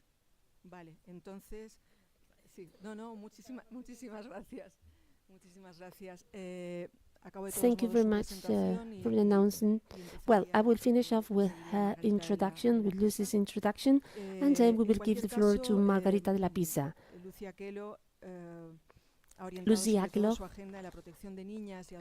has guided her agenda on the protection of children and adolescents, focusing on prevention of early marriage, which is one of the scourges present in the African continent, which seems to be coming to Europe. In this context, she has pointed out the need to fight early marriages bound to dowry. Apparently, she is ready Lucy is ready to join us. Lucy. Really nice to see you, even online. The floor is yours. Yes, can you hear me? Maybe just by signal. I am not familiar with this system. Can you hear me? Yes, perfectly. You can hear me?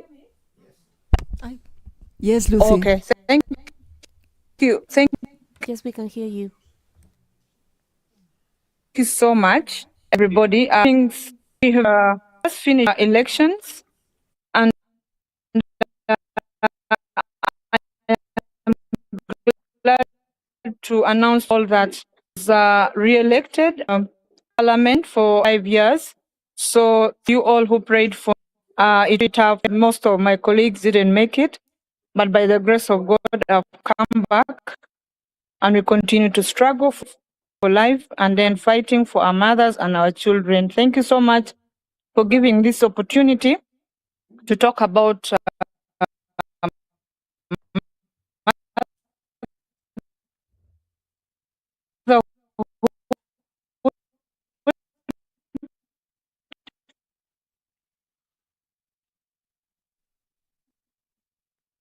the challenges and my visa, and it is to apply for a new one. So I couldn't catch up now with the short time. For my sincere apologies. I will try my level best to be as clear as possible.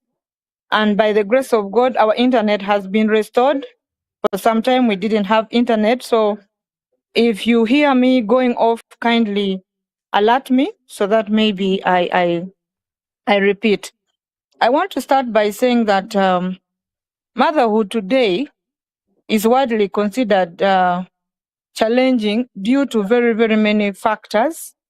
A combination of intense social pressures, economic instability, significantly lack of supportive infrastructure, and this makes motherhood a very challenging in Africa. Say the COVID era brought a lot of challenges for very many mothers in Africa. And I'm going to be very specific to the case of Uganda. Many of the girls ended up as mothers without preparing for motherhood. And as such, the infrastructure to support them was not in place. They didn't have resources. They didn't have the fathers of these children to support them. Even the family that should have supported them were also handicapped. Either they are poor and they cannot support them. So this made it a big challenge, and we are still continuing to grapple with this. When it comes to the corporate world, even as a member of parliament in Uganda, it is a challenge for me to be a mother, because I must all the time be in the field with the constituents. I fear to move with my pregnancy while looking for votes. But the good news is this: my parliament is so kind to me that we have a creche in the parliament of Uganda. We put up a policy in our parliament to allow mothers who have given birth, who are members of parliament, even staff, to actually bring their children along, not just mothers, but even fathers. Come with your child, breastfeed your child, and you know that your child is safe. This, however, is not common with many mothers out there. Parliament of Uganda, we are lucky, but not many corporate entities in Uganda have this opportunity. That is why many of the mothers fear layoffs because of the financial hardships. Many of our, over 70% of our people are employed under the private sector arrangement. not the government arrangement. Our policy says when you get pregnant and you are entitled to a 3 months paid leave. But this is with government. It doesn't apply to the private sector. So many of the private sectors who are profit-minded will not care about a mother who has given birth. There are mothers who are giving birth through cesarean section. There are mothers who are giving birth to several children, multiple children. For example, you cannot compare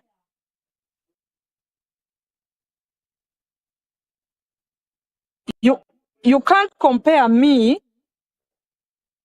somebody who, I'm sorry, my eating down, I'm sorry about that.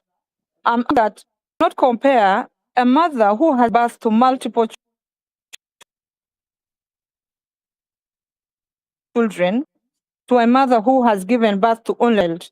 It is for the policy to apply. This policy will apply even when you have given birth to multiple children, triplets or twins.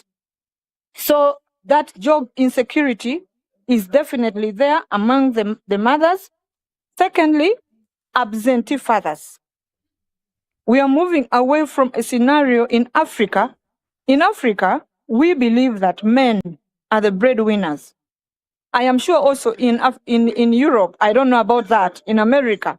But in Africa, traditionally, we know that men are the breadwinners and they should take care of the women.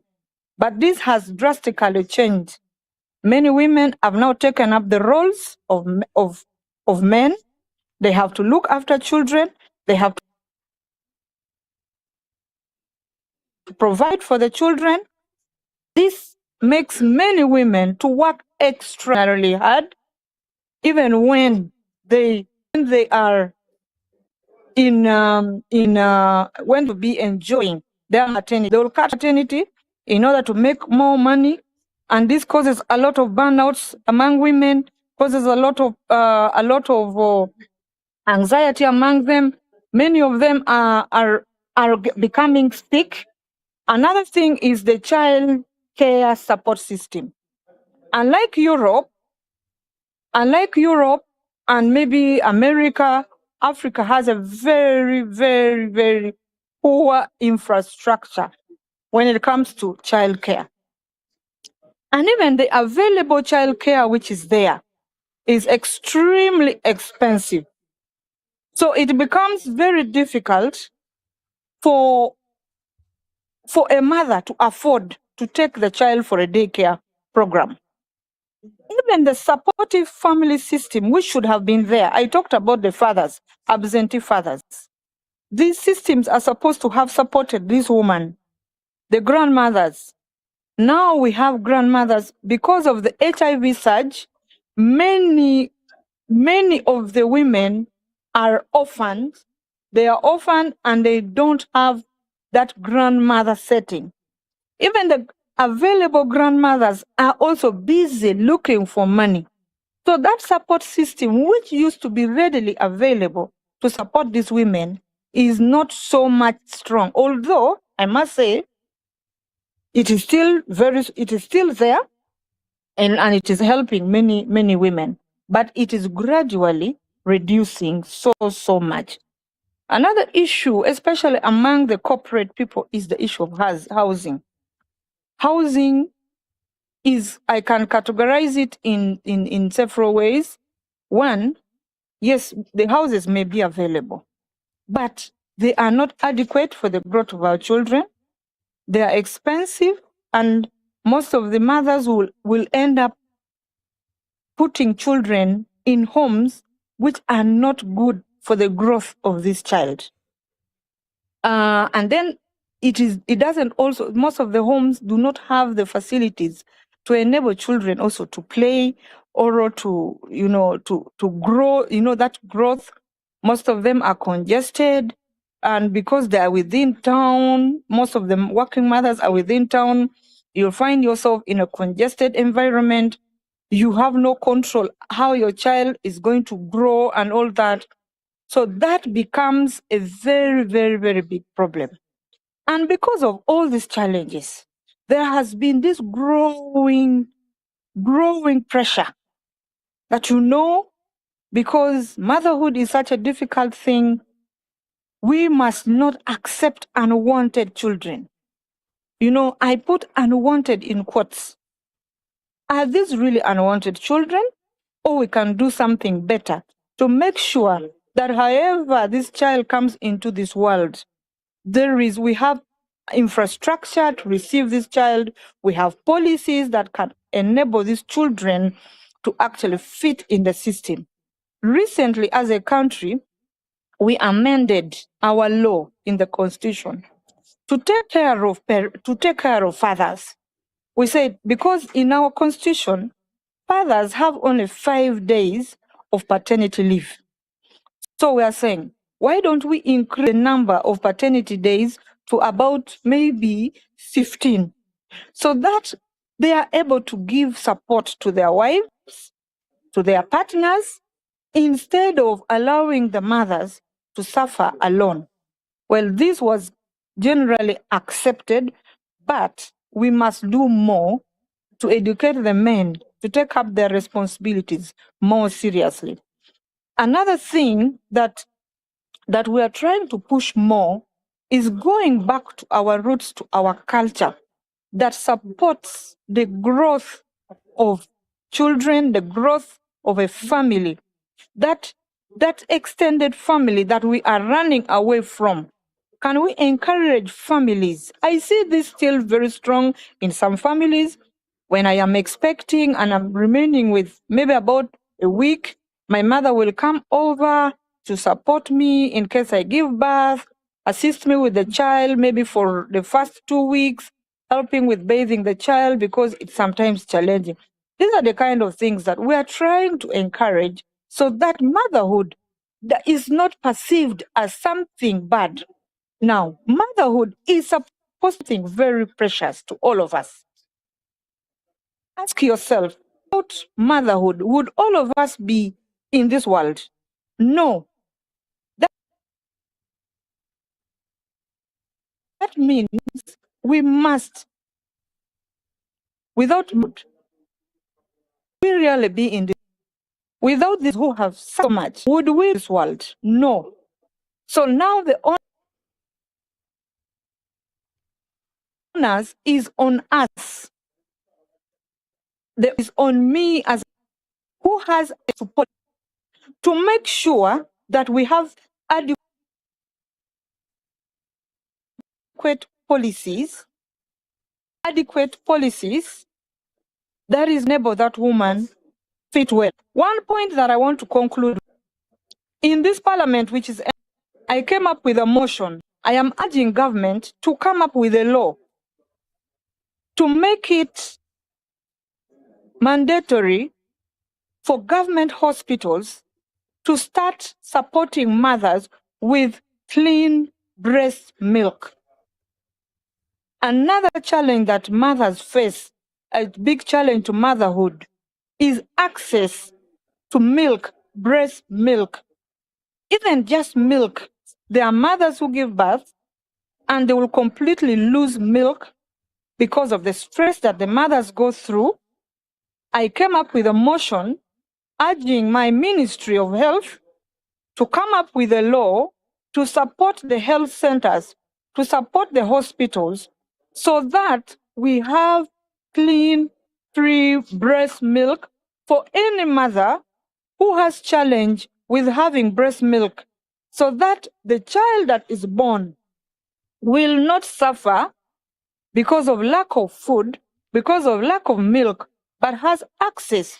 Just like any of us, if you lose blood, you go to the blood bank and you get blood. This also applies to our mothers. If you don't have breast milk and you cannot afford formula milk, you can easily walk to a health facility,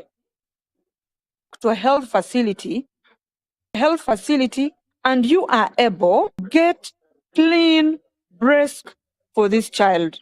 I want to thank you all so much, and I look forward to the next encounter. I can still have an opportunity to meet maybe many of you face to face, and I share some of these experiences with you. I hope I have tried to be as clear as possible, but in case of any hiccups, my sincere apologies. This is the best that I could do, but I must say, motherhood should be protected. Motherhood should be supported, because without motherhood, all of us in this world would not be there. So thank you so much to the organizers for thinking about this big challenge. And I hope after this, we can come up with tangible actions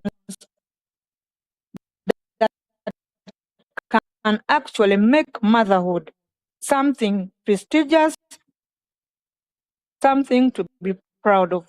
Thank you so, and I wish you all a said Sean, and greet my fellow panelists. Thank you.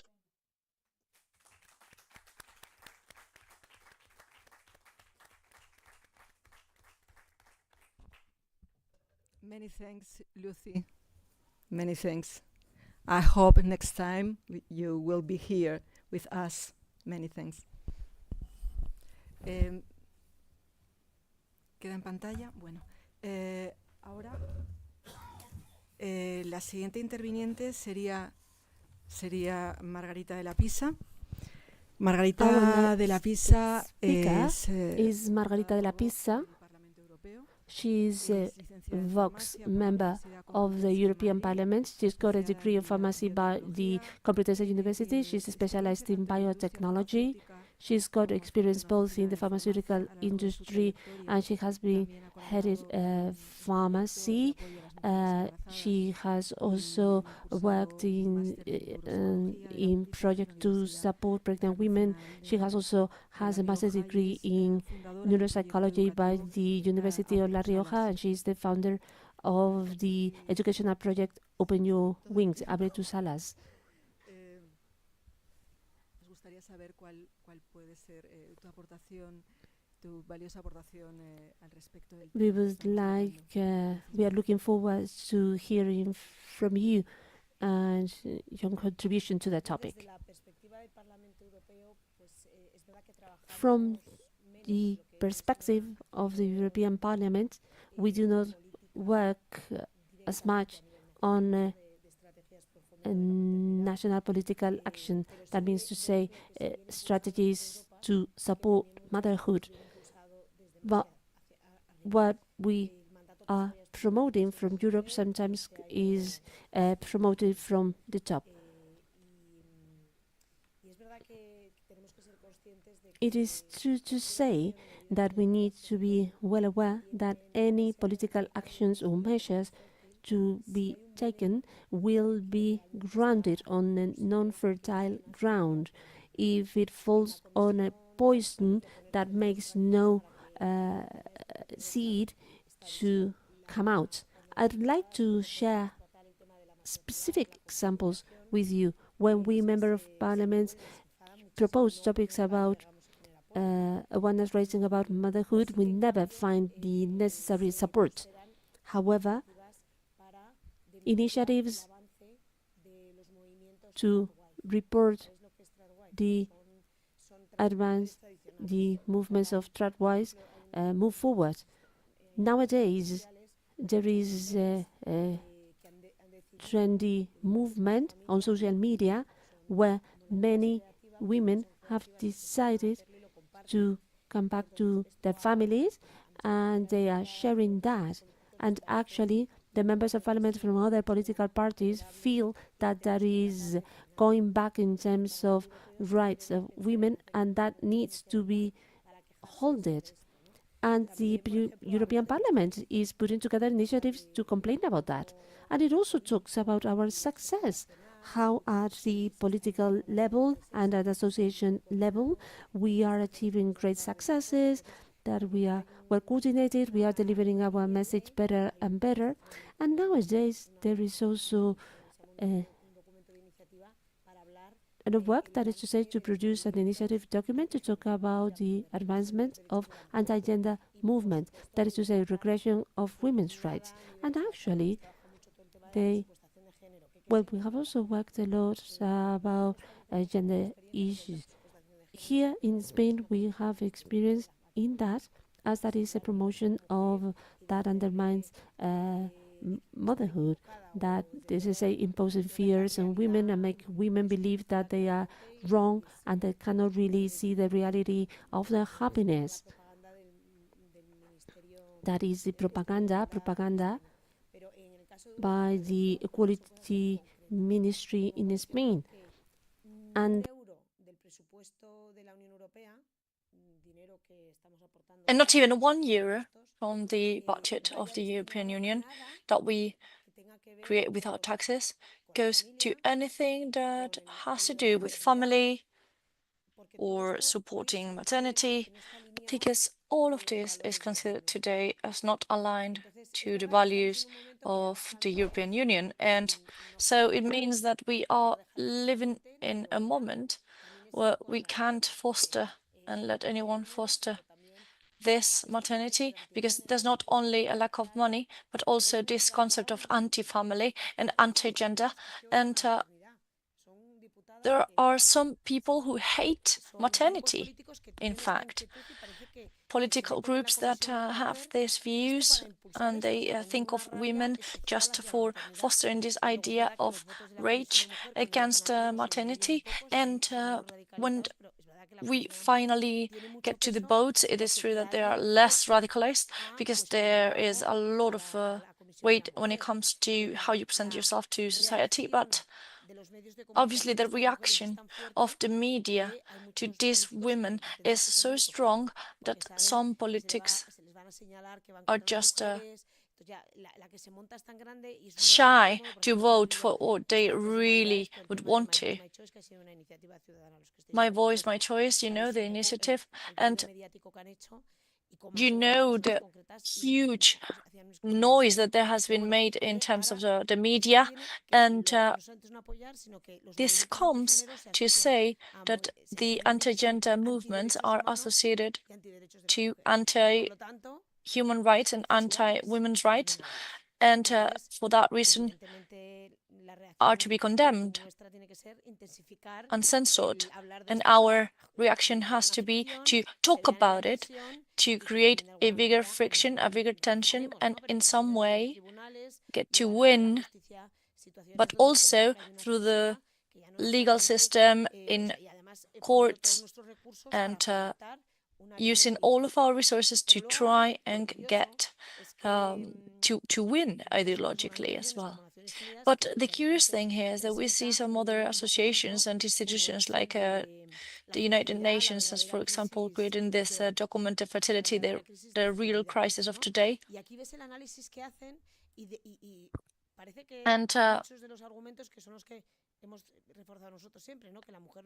this sometimes we try to convey choice is important. They always talk about the father, the mother, and sometimes they can't have children because of economic reasons, because of the climate change, because of many other ideas and concepts that are crisscrossed there. But the fact there is that there is an ideology as well. This is what you wanted. This is what you asked for.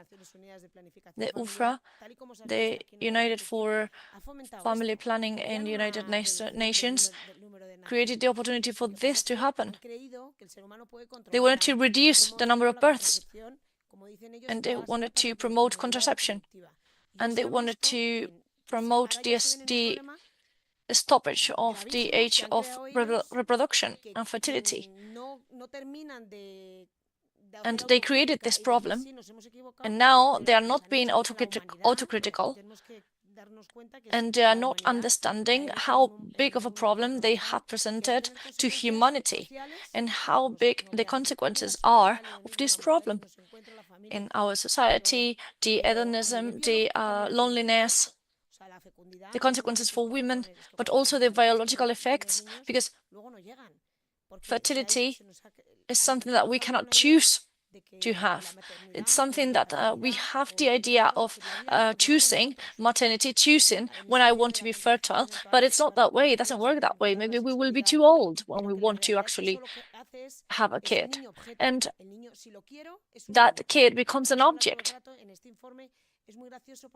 I want a kid. They talk about women that can't have as many kids as they want, and other women that say that would have had less kids than they have, actually. And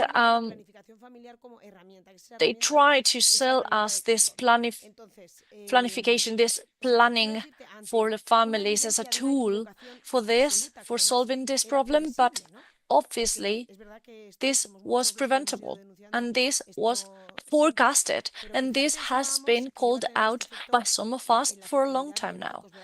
And some of us thought that there would be an effect in terms of biological fertility because they solved this problem with technology. But even if they think they can solve it, there are many debates in a moral layer that will affect this tendency. They will affect the kids, because some kids want to have a father, okay? They don't want to be the son or the daughter of a donor that they don't know nothing about.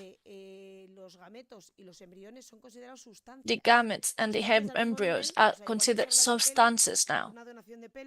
They talk about it as if it was hair, for example. I can donate hair, or I can donate skin, for example. And suddenly they realize that even if they are the son or the daughter of a donor, they are still here in this world, and they still want to look for the roots, and they still want to know who's their father or their mother. And before this, there's no autocritic, there's no way of solving this problem. The evidence is humongous, and this reaction will be absolutely monumental, I believe. Before this poison that we have had in our societies, we will have policies that are pro-family.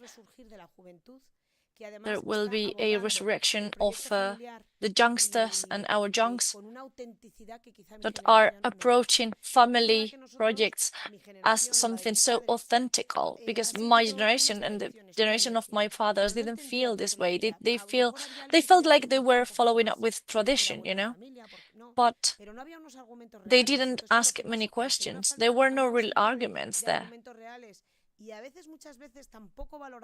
And that absence of real arguments, of real reasons, and not valuing life as much as we should, because they had kids non-stop. Our grandparents, for example, they would have 10, 12 kids, and they wouldn't really value how important it was to have a child. They are not objects. They are not something that we own. The kids are not something that comes to limit our lives. We need to look at kids as something authentic, as something part of our commitment, part of marriage, part of maternity, paternity, and we need to understand in this group of work as well the causes behind this problem, behind this crisis, because this gender ideology has become clinic. And it's not only about politicians or persons talking about this, it's about the revolution that we are seeing in our youngs, and this we see it more in Spain maybe than other countries, but those families will be fruitful because they are educating kids differently, they're raising their kids in a different manner, and they are our hope. And we need to accompany that with policies, of course. And the blindness that we have had, we have been blindfolded before this, not recognizing that maternity and family are something absolutely needed.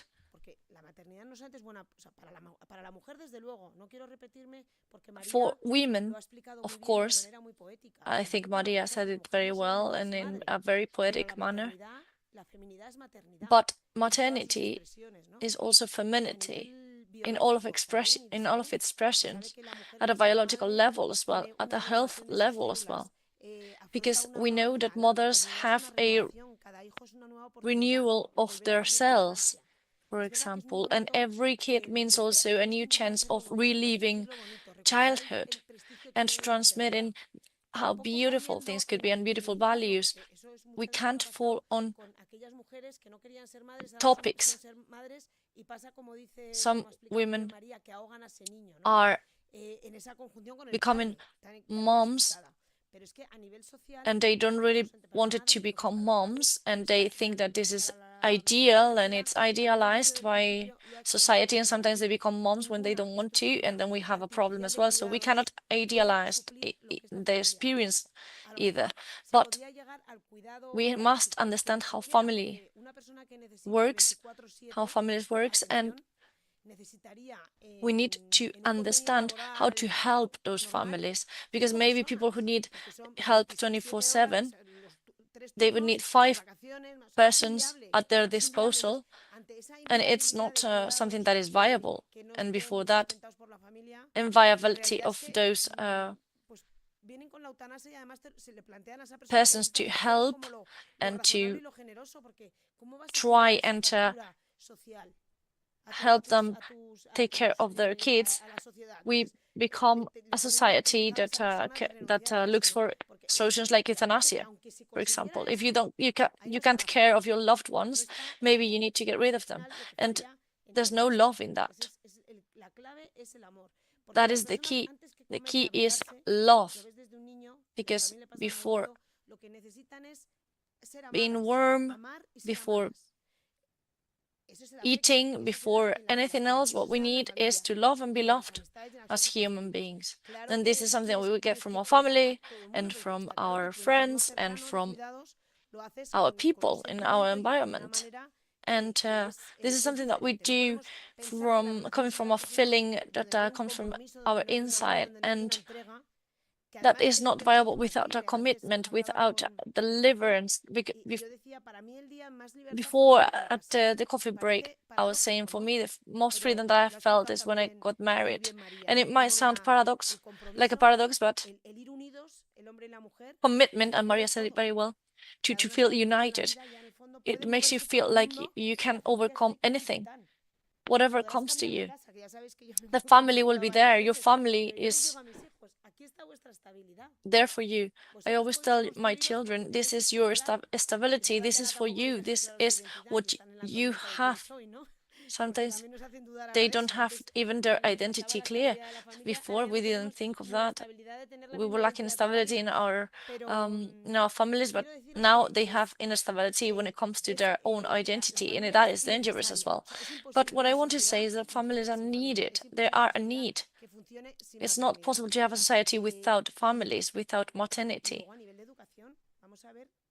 And when it comes to education as well, we need to help. Sometimes kids have problems when it comes to learning, when it comes to developing, and if we needed economic arguments to defend this, they would be infinite, because the problems that arise in society when maternity is not there and the parents are not present are much more costly than offering this economic support from the very beginning.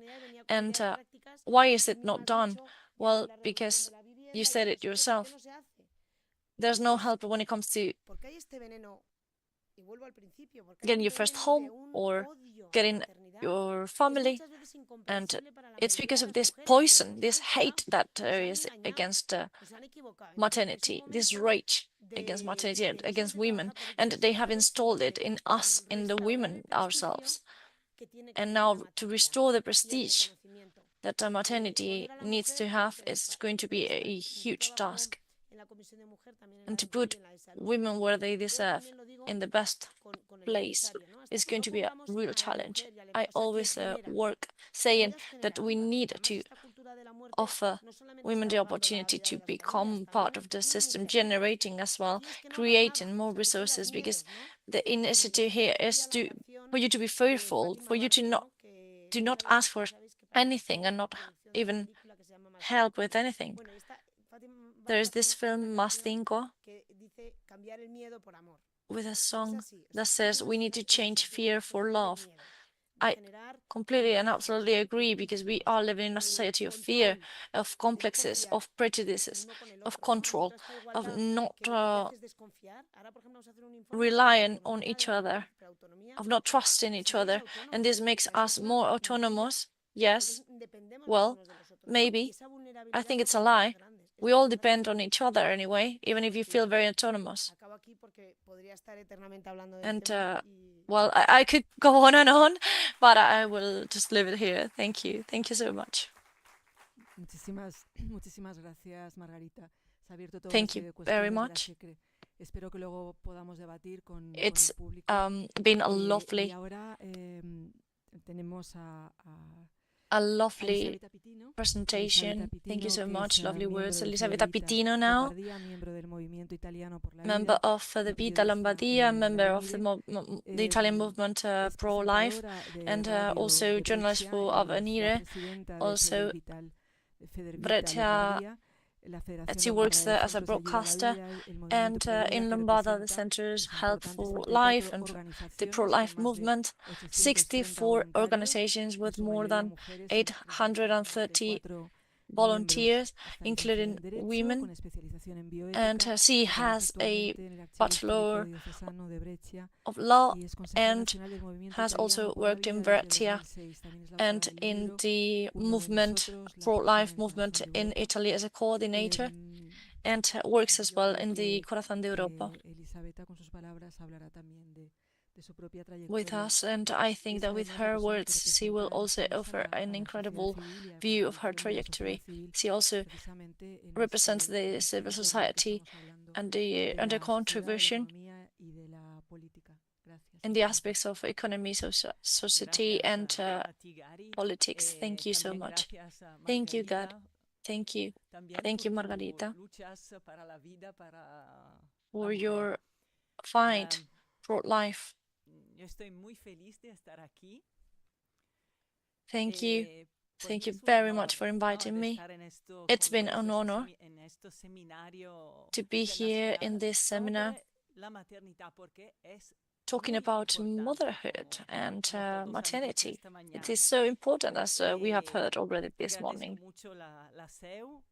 And I have only words of gratefulness to Theo, to all the organizers of the hosts, Anna Del Pino, of course, my dear friend, and all of us here. And I do have a small presentation. Good Spanish, so it is better that I speak in English. I want to begin with a poem from by Alda Merini, that who is a great one of the greater contemporary poet, an Italian one. She had 4 daughters, and she was for various years in a psychiatric hospital. This quote is from her poems about her motherhood. The embryo is a point, a century of life that listens to the universe, the memory of the world since creation.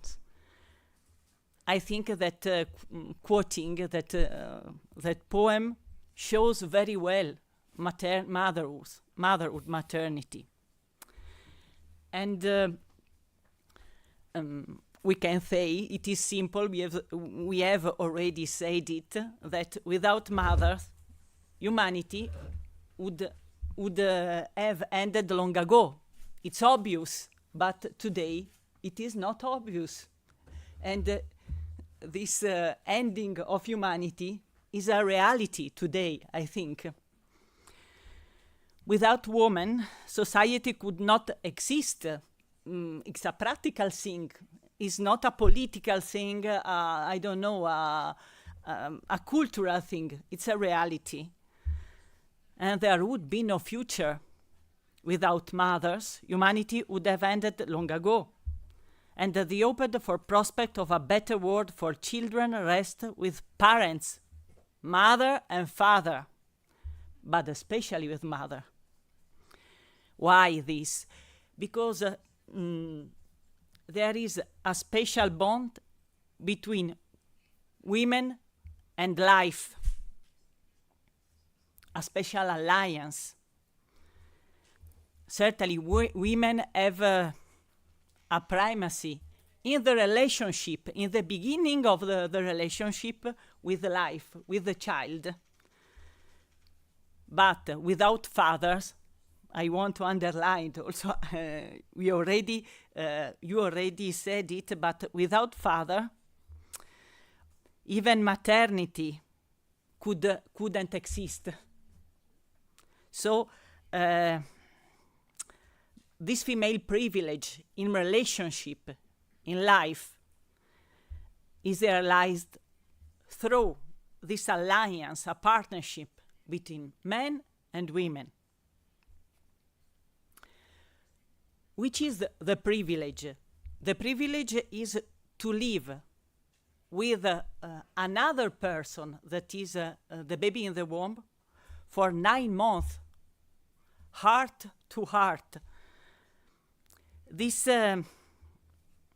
time of 9 months is an embrace, an unique embrace. We will never have a long embrace in our life. 9 months, 2 people in an unique embrace. So, an intense embrace, intimate. This embrace in the womb is a seal of love. Love, through this embrace, is imprinted on the beginning of human life. This is very important because, and also through, in this beginning, there is an exchange of gifts between mother and the child. We call it crosstalk, okay? So, the motherhood, the pregnancy, is the archetype of all possible solidarity, the principle and ontological foundation of every openness to others, of every caring relationship, of every caring in general, of every relationship.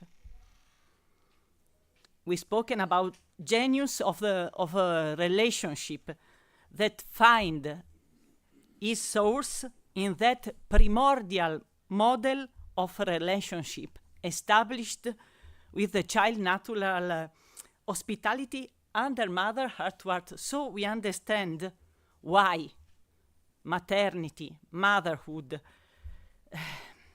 humanity cannot exist, and why it is important for society. So we've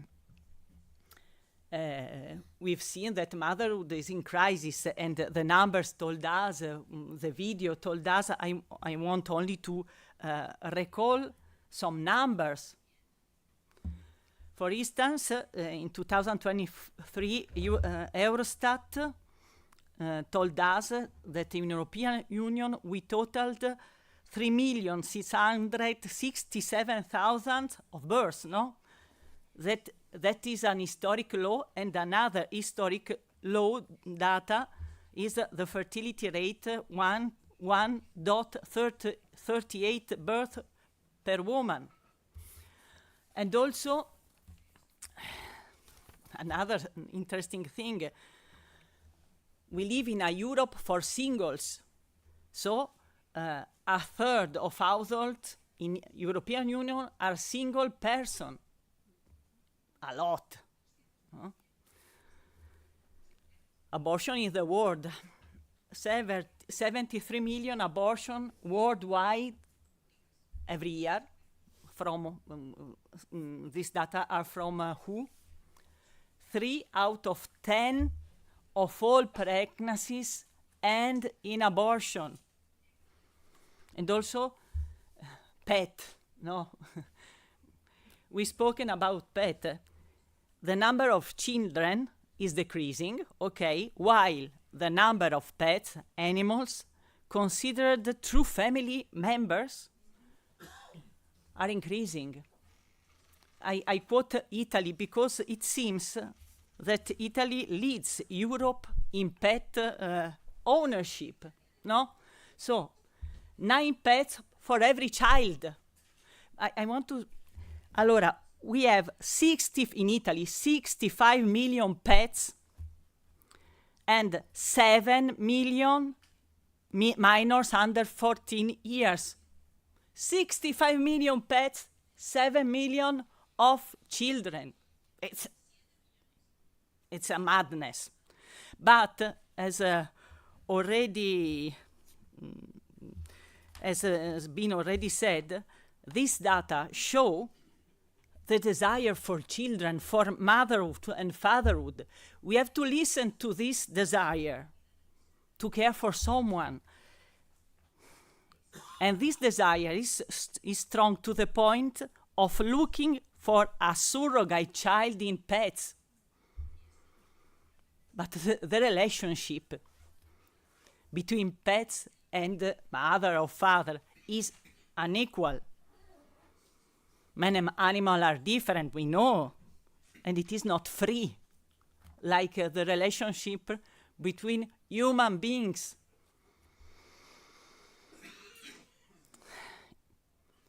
This relationship is grotesque, but shows, despite doing everything to eliminate or negativize motherhood and fatherhood, this is being mother and father, having a family so natural. It's profound so profound in human nature that somehow you have to have pets to replace children. And we have to listen this. This is important because we know that we can show people how good is maternity and paternity. So these are the data. So we can, I think we can speak of this change from a natural motherhood to schizophrenic motherhood. No, I think it's really motherhood that is a natural occurrence because become something difficult, exceptional, unnatural, uncomfortable. A pet is better, and this is not true. And I think one of the main root is the loss of the relationship between man and woman, between mother and child in the womb, through abortion, through pills and contraceptive methods, through divorce, you know. This has played a decisive role in this change of vision, no? Separating sexuality from love, and therefore from procreation, has generated a sterile relationship, temporary, not forever, whereas children are forever, and they need parents forever, parents, mother and father. So how can you educate, raise children alone? Motherhood cannot be without fatherhood. So in this loneliness becomes an unbearable burden or a privilege for those who can afford it, for those who desire it. And I put in a quote desire. Motherhood, which is total openness to other, to surprise, to the adventure of life, to self-change, to transformation, to facing, overcoming difficulties, to continuous growth and enrichment through impoverishment, become something negative, tiring, or something that must be limited to a momentary, non-existential experience that must adapt to a defined and not infinite plan. But be mother, a life is for infinite. This is the true thing.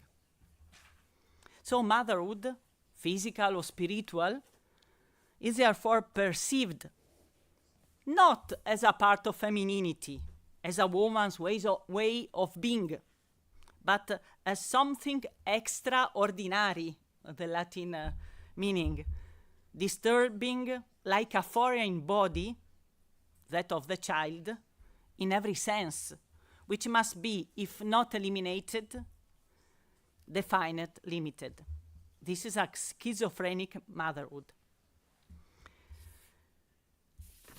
But I want to say that motherhood is what realize fully every woman, make happy every woman and every man and the society. This is the true thing. So I think that we have, the society has to change, and to change itself as a society for mothers. Today we can say that society seems unable to recognize motherhood in its true form. That is a natural fact, you already said. And it cannot confront motherhood because it wants to transform motherhood in something that it isn't. Society is unprepared for motherhood and no longer as any point of reference. So the society for motherhood is possible. I think it's possible, and the role, for instance, of pro-life and pro-family organization is to demonstrate the naturalness of motherhood, and also to demonstrate a series of best practices to support motherhood and women. For instance,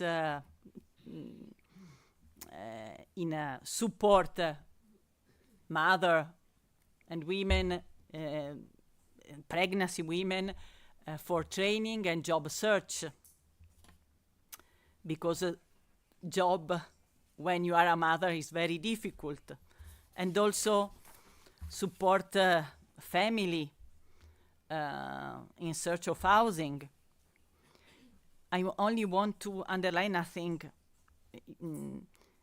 It's a good thing to the family work balance. Okay, we have to work more about that. But I think that society has to protect women's choice to stay at home, to raise their children.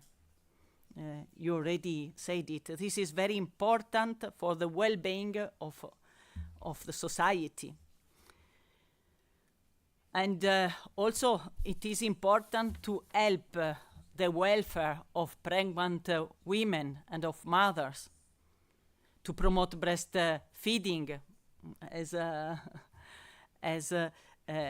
Lucy Achello told about Africa, but not only about Africa. Support for parenting. Today, it is difficult. There are mothers, because there is a big family that do not know how to do the parenting. And also, it is a very important collaboration with public bodies, voluntary sector, companies, and private individuals. we have to rethink the world of work, the society, considering motherhood as a source for women's society. So it is important to renew the role of maternity into society. And I'm going at the end. Let's recognize the true value of motherhood without fear, but with pride, because a society can only exist thanks to mother. To have a happy, healthy, creative, economically productive, stable, and wealthy society, we must start with motherhood. We must therefore build a society tailored to mother that is human. And I conclude with another quote from a philosopher, Simone Tropea, in that yes to life that a woman pronounces before herself, opening herself to that other who is within her, time remains suspended. Eternity touch the flesh of the world, and man happens. Thank you.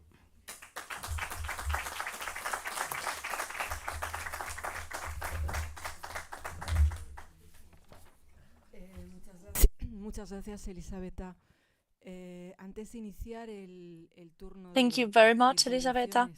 And before starting with the questions, I would just like to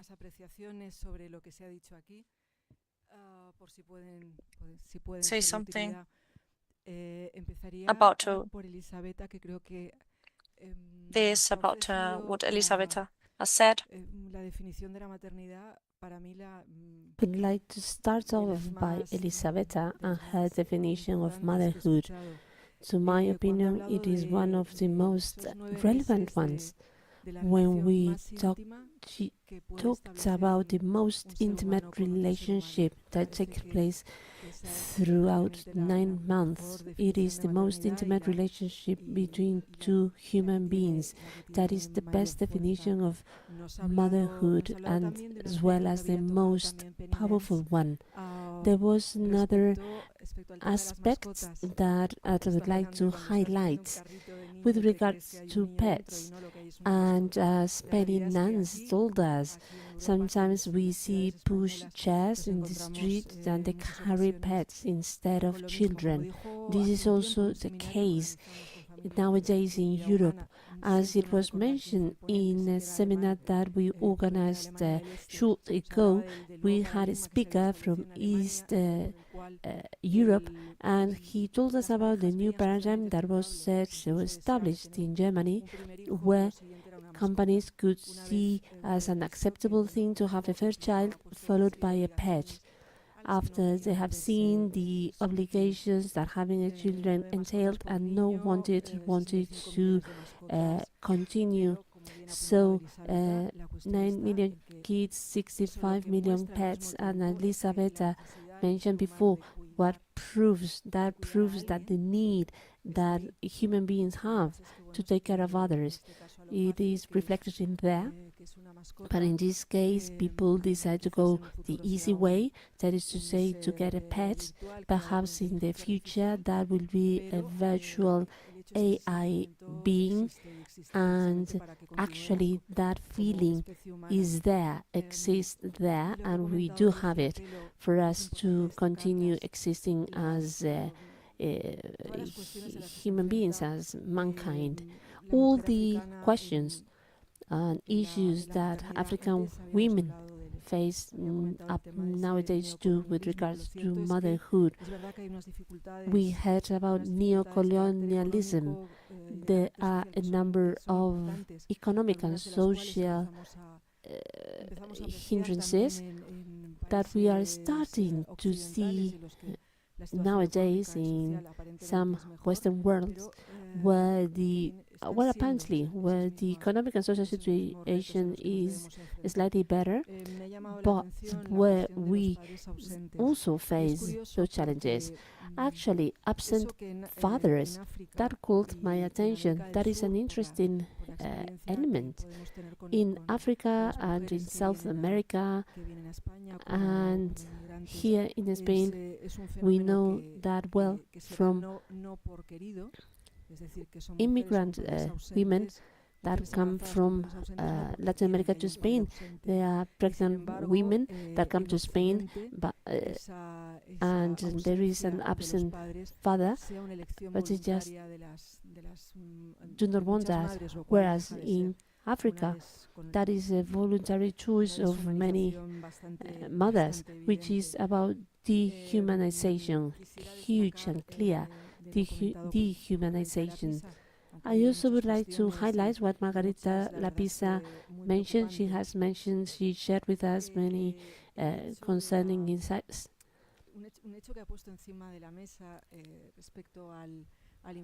Margarita mentioned one of the conclusions of the UN report, which comes from the Sustainable Development Goals, that is to say, the low birth rate, which is a problem nowadays. Actually, when we enter into conflict with nature, when we clash or go against nature, then nature answers back.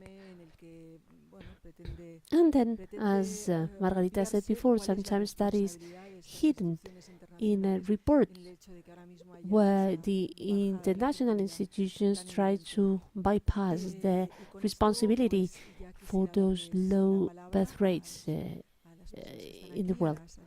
And now I would like to open the Q&A to the room, and I'm sure that there are many questions.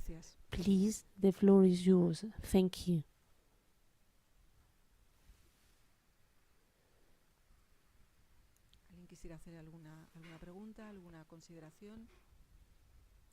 Are there any questions or comments in the room?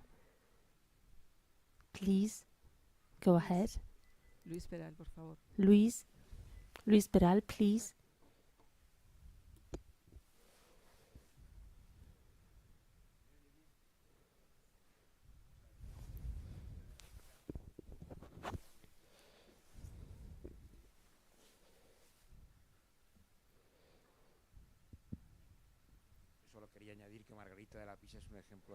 I just would like to say that Margarita de la Pisa told us how to complement the commitment for motherhood. Well, she's a clear example of how to complement all that, like wonderful career and as well as a mother of a big family. And as I mentioned before, it is very important that normal women, so having children is a normal thing. What it is not normal is what we are seeing nowadays. So having political commitment on part of normal people. If you were to take a look at the share of members of parliament who are women versus men,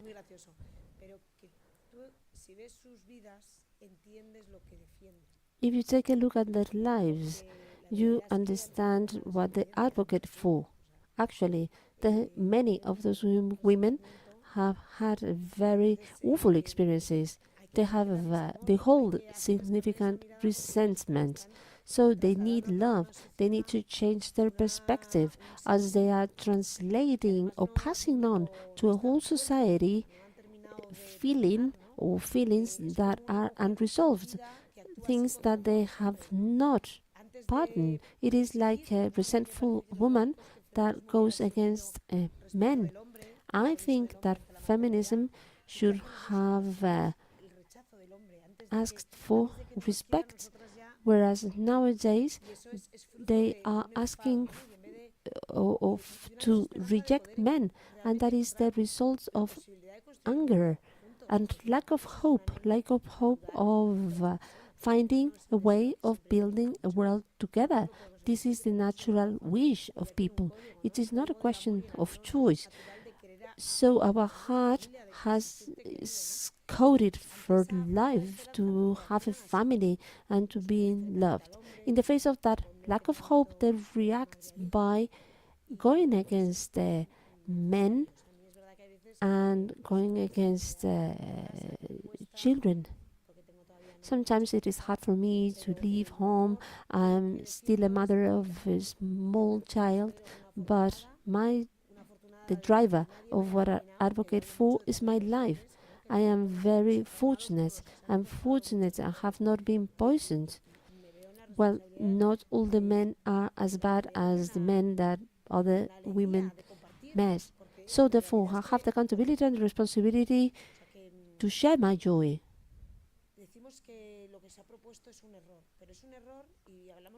I would say that what has been proposed has been a mistake. It is stupid. That is stupid. Egotism would never take you to fulfillment. That is a 2-minute pleasure. That instant pleasure that you have because you didn't have any children, but you will suffer from loneliness all your life. That is a mistake. That is stupidity that somehow society has taken in, and women have taken part in that. So therefore, those of us who had normal experiences in love, those of us who have felt loved and that we loved and want to continue loving, we should take a step forward. Well, I'd like to share an anecdote with you.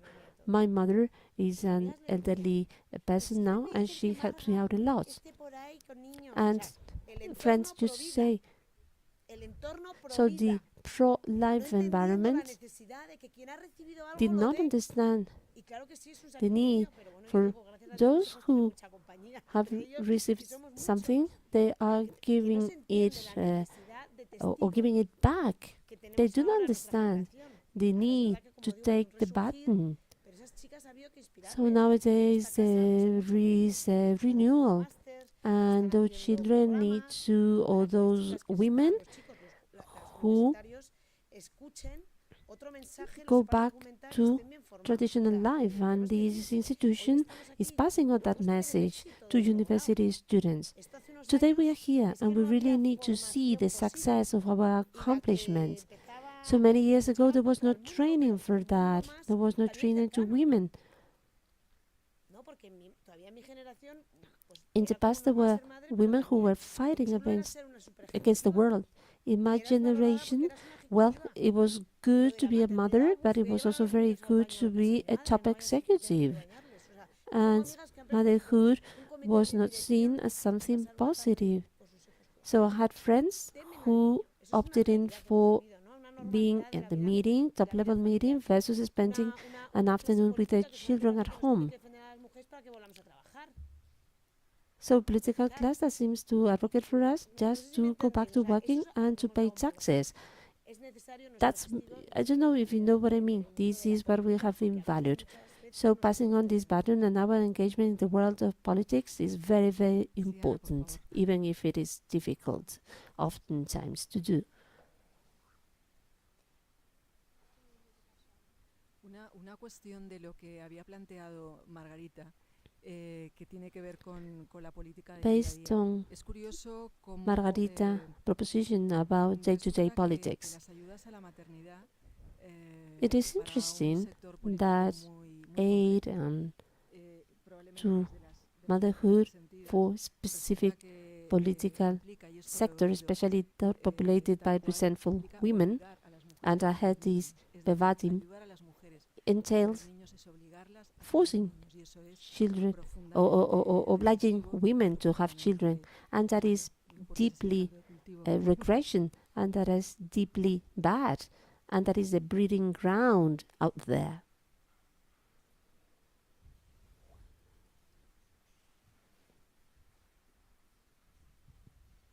Gracias. La pregunta va un poco dirigida a las tres, quizá. This is a question to the three speakers, to the three of you. When I see the title of this international seminar, we have also discussed feminism and how women gave up on the fact that the true feminism starts by admitting the differentiating sign of identity, biologically speaking, that we do have, which is motherhood.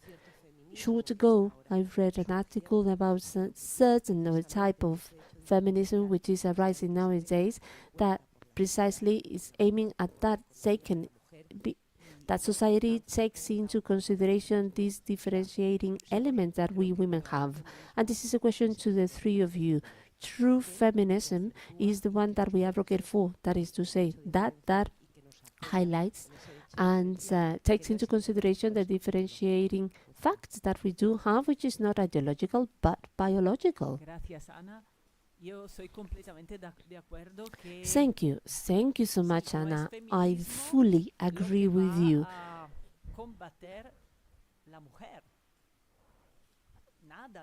Feminism will not be the solution. For many years, feminism have been denying women.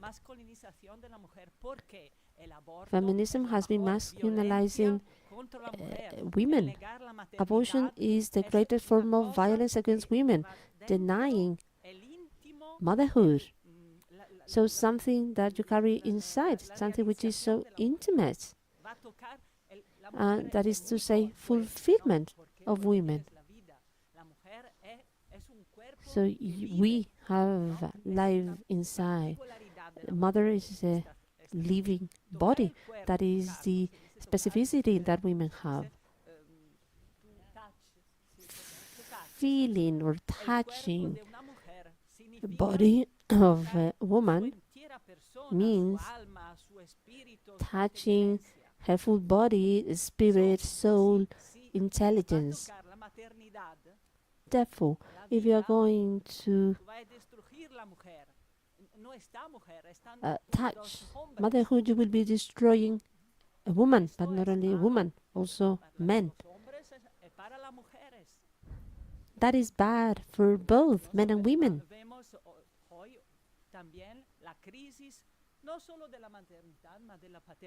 Nowadays, we are seeing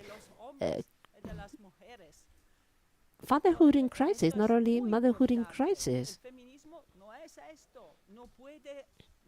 That is not true feminism. True feminism shouldn't go against maternity. Shouldn't go against motherhood. I absolutely agree with what has been said here, and actually what you said about abortion. There is no other worst possible way of violence against the women than abortion. Absolutely in agreement with you. That is not feminism at all. Now, fertility or birth. So there is a thing which is often said in policies, contraception as pillar of equality, which is contraception across the reproductive life of women. So therefore, to be equal to men, we have been castrated. I cannot really see it as as a form of aggression, lack of respect to ourselves. Okay, to be equal to men, we need to stop being women. Contraception all across the reproductive life of women. So that starts at the age of 12. You are already making the girl, a young girl, an object. However, there are other things that they want to make consistent. That is to say, discrimination of women in health cases. Well, therefore, you are recognizing that women, because of being a woman, are biologically different. And that's the reason why it makes them have women-specific diseases. So this is a loop of lack of consistency. Sometimes, yes, that takes anywhere. That doesn't take anywhere. So in these health reports, help in terms of they reinforce, they enhance differences. But actually, if the Commission of Women takes those reports,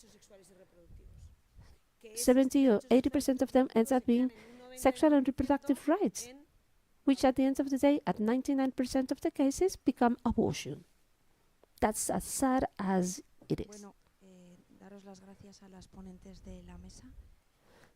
We would like to thank the speakers. My name is Carmen Sanchez. I come here from the Institute of Family. I'm from CDP. And this morning's presentation have been extremely interesting, and the paradoxes that have been highlighted here, denying motherhood, saying that it is a trap and going against it, but on the other hand there is a deep feeling, a deep wish for motherhood, and that also, yes, I can see surrogate motherhood in pets because there is a wish, a desire to take care of others. So those are all the existing paradoxes nowadays. For instance, if the children is a desired one, there are very many resources available, and sometimes children are born early, but if they are not desired, they are not born. And I'm concerned about associating the anti-gender movement, saying that that goes against women and human rights. But my question is, don't you think that our young people nowadays, men and women, when they hear true words such as the ones that were mentioned by Maria Calvo, the beauty of motherhood, which is the feminine essence, and that abortion never go into oblivion, and also the beauty of fatherhood. Nowadays we are seeing very good fatherhood. I used to say we would need to highlight the virtues of fatherhood.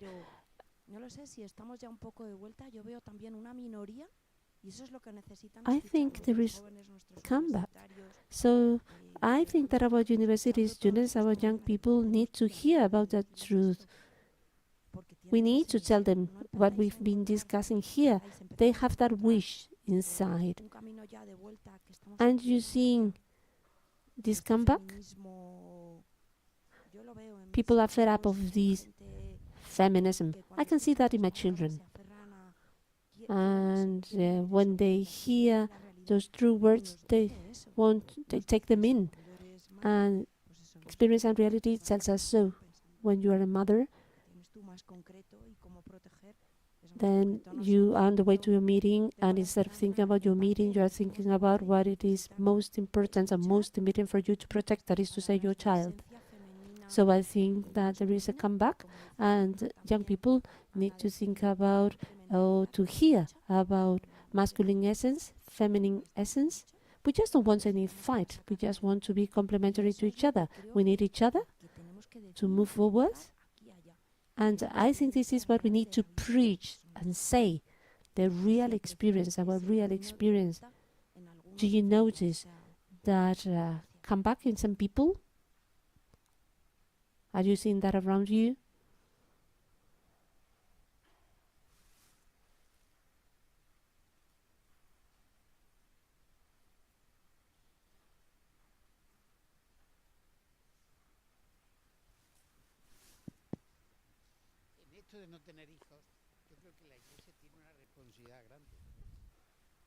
Well, the church has a great responsibility for people not having children because they are not preaching providence.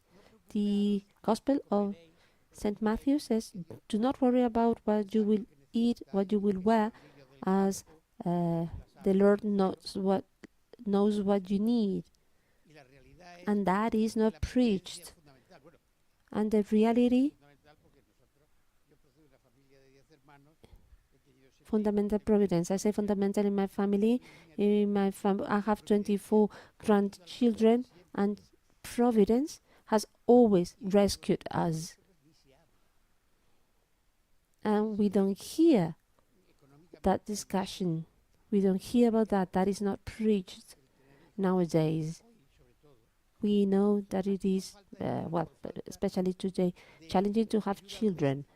Rather than lack of resources, of money, is lack of domestic help. Unlimited raise of minimum wage have made working women not to be entitled to any help. So if the child is sick and then the husband works and everyone works, so the mother cannot take care of the child. So it would be a good idea to preach the providence, and those families that have many children could give training and talks in churches and schools to talk about the beauty, how wonderful it is to have children. So sometimes in my family, there are 200 of us at a family gathering. That is beautiful. Unfortunately, I lost my wife a year ago. I don't feel lonely at all. Actually, it's just the opposite, because every single day a couple of grandchildren, my grandchildren, come home to have lunch or dinner. But we need to make people know that having children is wonderful, and we do not say it.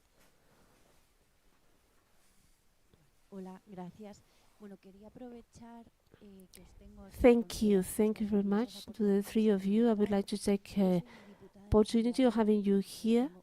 I am a member of parliament of the Madrid Assembly. I have significant work ahead of us, ahead of me. I would like to ask you about single parent families, how we could face up to this debate and this imposition that they try to put on us.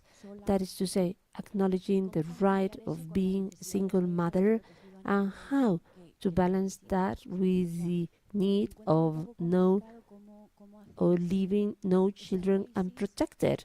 I find it difficult how to make that analysis and how to face up to those impositions, saying that a single member family, a single parent family is equal to a non-single parent family in terms of protection and care, and the lack of roots of those children, and also the fact balance that with not leaving the children unprotected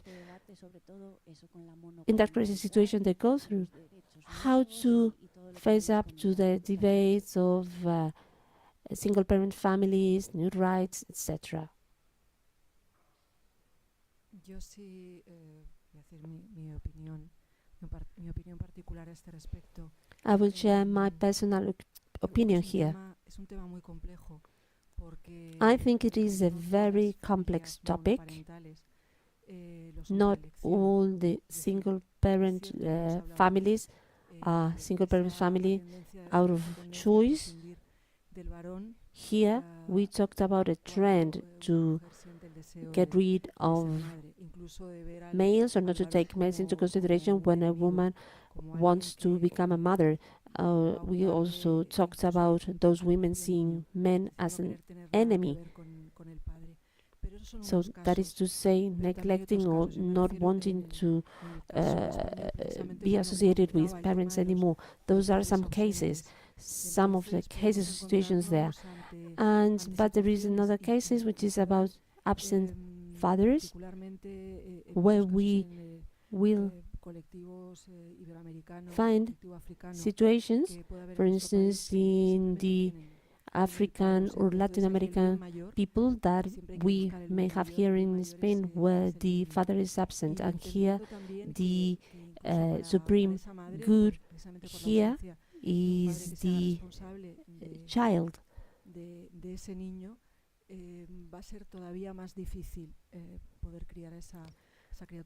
And where the mothers have huge difficulty to raise their children. And as I say, depending on the case, the supreme good of children should prevail,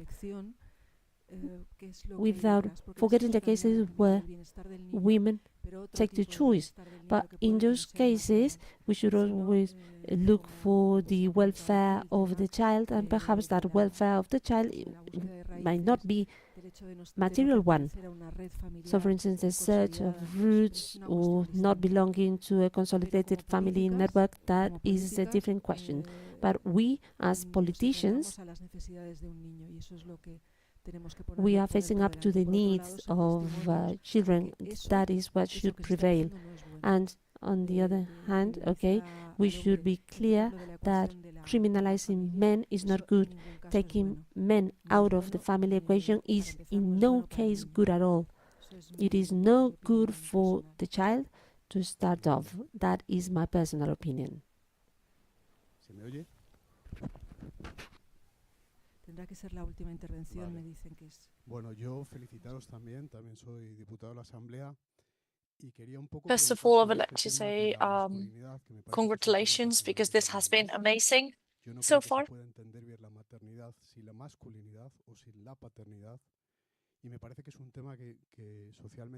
And I think that this is something that we need to focus on and talk about. And I think that kids are less and less taught what it really means to be a man, and there's a very male-centered opinion in some cases, and in other cases there's also an attack to the males, and men and women both are responsible for that, maternity and paternity. And sometimes we risk talking about maternity, not here, of course, but sometimes we talk about it as if it was a personal project. And for that, it would be interesting to talk about what being a man means, and what it means for a woman as well, and what it means for a man to have a woman as well. We have been talking about the autism and life, and that is also something that we need to explain to boys, because sexuality, male sexuality, is something that we need to educate. And also the relationship that we have between men and women. And it's a very different relationship that we have with our bodies, and we need to understand each other's points of view. And you're talking about families, and obviously in families and in a couple's relationship is where you structure that. And in a way, the woman teaches the man how to be a man, and the man teaches the woman, even if it sounds wrong out of context, but they both teach each other. The man teaches the woman as well what it means to be a woman, and it goes both ways, and it's something that is reciprocal, and we need to talk about it when we talk about all of this, because then we avoid that fear against the male, because boys are feeling left out in some cases, and they go towards pornography, for example, the resource to pornography, and this affects many men, sadly, and it's a pattern that is more male than female. And we need to humanize sexuality, we need to humanize human beings, prostitution as well. There are also more male consumers, and we need to teach our boys how to become a man with no complexes, but a real man, like a proper man. And thank you for everything. Well, this was the last intervention. I think that every intervention has been very interesting. I would like to say thank you to everyone working together, and all the associations that have collaborated to create this opportunity for this seminar, this international seminar. And now I will end saying thank you again to Luis Peral, without whom we couldn't have made this possible. And luckily for us, all of the associations that are there on the screen have an easy way an easy way of collaborating, and we love collaborating. So.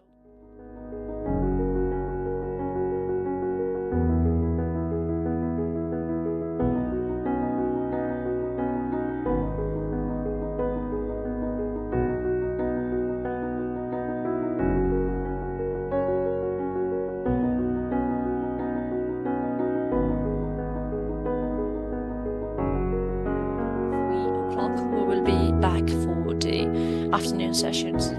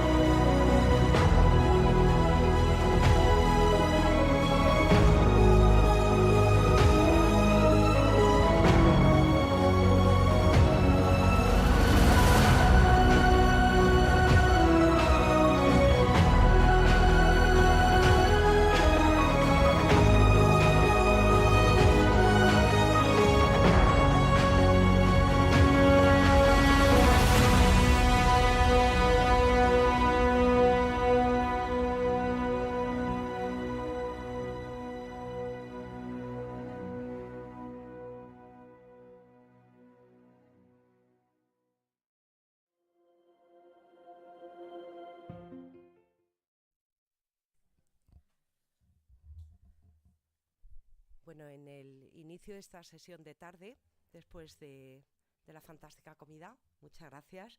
Good afternoon, everyone, and welcome back after this fantastic lunch. We will have now a different panel, a different roundtable where we will approach things in a different way. If we had a morning focused on the social and cultural analysis, now we are coming back with a debate that is very complex. In our roundtable titled Horizon Science, Technical and Maternity as a Right, we give shape to a future that is already here. Science and techniques and technology have shaped a future that is completely different to what we thought it would look like, and new questions arise, like what does it mean to be a mother? Which limits are we able to overcome? It's not about the vision, it's about the human being after them and behind them, those visions. And for moderating this session, please welcome on stage Javier Puente, President of Familia and Dignidad Humana and former MP and Senator. Thank you very much, Javier. Bueno, muy buenas tardes, muchísimas gracias, Ana. Vamos a ir un Good afternoon. Thank you, Anna. Let's get a little bit whooshed after this fantastic lunch, as you said. And before beginning, I would like to invite everyone on board, our panelists. Please, if you could come forward and join us on stage. Thank you very much. Muchísimas gracias. Please, Ondina, Luis, Obiano, you. Thank you.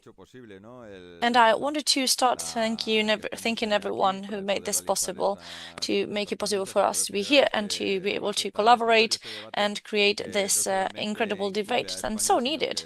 And not only for Spain, but also for the whole international panelists. And thank you very much for all that we are being able to achieve today together with you, with the ones that are online as well. And we will also later enjoy maybe from the quality of our homes. And I'd like to thank everyone for participating once again.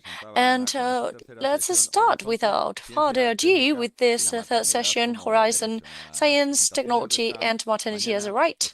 And the presentations of this morning told us a little bit more about the diagnosis and the situation that we're living in, and the analysis that we had also for the root causes and the economic matters that come into place.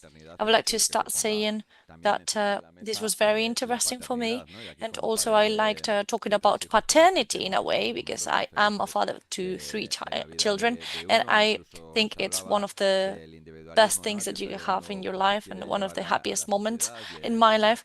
And in some cases we focus a lot more into maternity, and paternity is as important. And it's lovely to live with your children and to be able to travel around the world with them instead of doing it alone. So children are not an impediment, they are something to celebrate. And having said so, in this roundtable we will talk about science, about technology, and about how it is evolving, and how things have been important in that sense, and where are the limits, right? And we want to talk about the future, we want to talk about where are those limits, what can we do to support maternity, how can we help everyone through technology, through science as well. And this morning we had lots of presentations, and some of them presented that reality that sometimes might seem a little bit complex and a little bit far away from us. But in the future I can see hope, I can see positiveness, I can see that the truth will impose itself, I can see the good things of maternity taking over, and family being an example for caring. and for accepting. And we talked about youngsters. I look at Margarita, Gary, that talked about our youngsters and how that movement is happening, how our youngsters are also becoming more conscious and aware of how important family is and how important it is to be still part of a family and be happy. And not only that, but also if you want to change the world, you have to go first to your family and start for them. And this is probably not happening in short term or very near in the future, but I know that those values we are focusing on and that we are trying to foster and harness are those that will impose themselves at the end. And there's also a part of science and technology, as I said, and we want to talk a little bit more about surrogation. We want to talk about more about people and their rights. And we have two persons here who are very important for this matter, and I am very convinced that they will bring a very interesting point of view. First of all, I will introduce them a little bit for you. First, I will begin with Obianuju Ekeocha. Thank you very much for being here with us. We met yesterday in Frankfurt at the airport, and we came together. After all, it's a small world. And Obianuju Ekeocha is a conference expert as well as an activist. She comes from Nigeria, and she comes from the UK as well, and has written the neocolonialism in the 21st century. That book is one of the most important of hers. And she's also a founder and president of Culture of Life Africa, where she also carries out an incredible labor of care in forums as well as the United Nations and the European Union, and has also participated in different political debates and acted as counselor for different governments in Africa and Europe. And her defense has also been heard in the White House and in Washington. Also, Ekeocha defends a neocolonialism, an ideological neocolonialism, saying that it presents a continent where women would be always oppressed and where contraception is used as a tool for freedom, which obviously is just wrong. And Obianuju will be talking a little bit more about that in a few minutes. And now I turn to Ondina.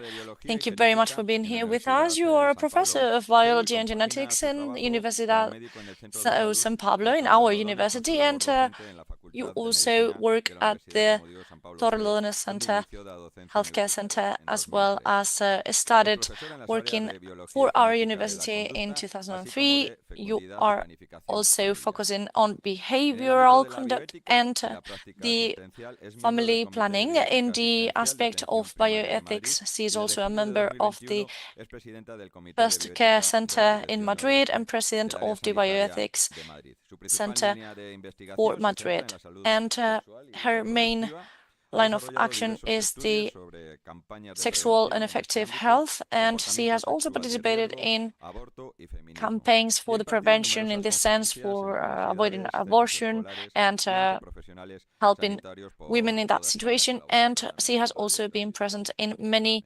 healthcare centers all around Spain, trying to develop this message. Thank you. And last but not least, we have Luz Chiva. Thank you very much for being here with us. And he's the director of the Department of Gynecology and Obstetrics in the Clinical University of Navarre in Madrid. He is a doctor by the University of Madrid, and he carried out his internship in La Paz in the hospital in Madrid and specialized in gynecology in the Jesus Presbyterian, working as well as a gynecologist in Gregorio Marañón between in 1995 and 2002. And during 14 years, he has been the creator and director of the Gynecology and Obstetrics Center Anderson in Madrid, where he has also been responsible for the surgery specialization in this center. He's also the director of Gynecology and Obstetrics in this clinical Universidad de Navarre in Madrid, as we said, and he has also participated in many uncountable essays in this sense. He's also the founder of the journal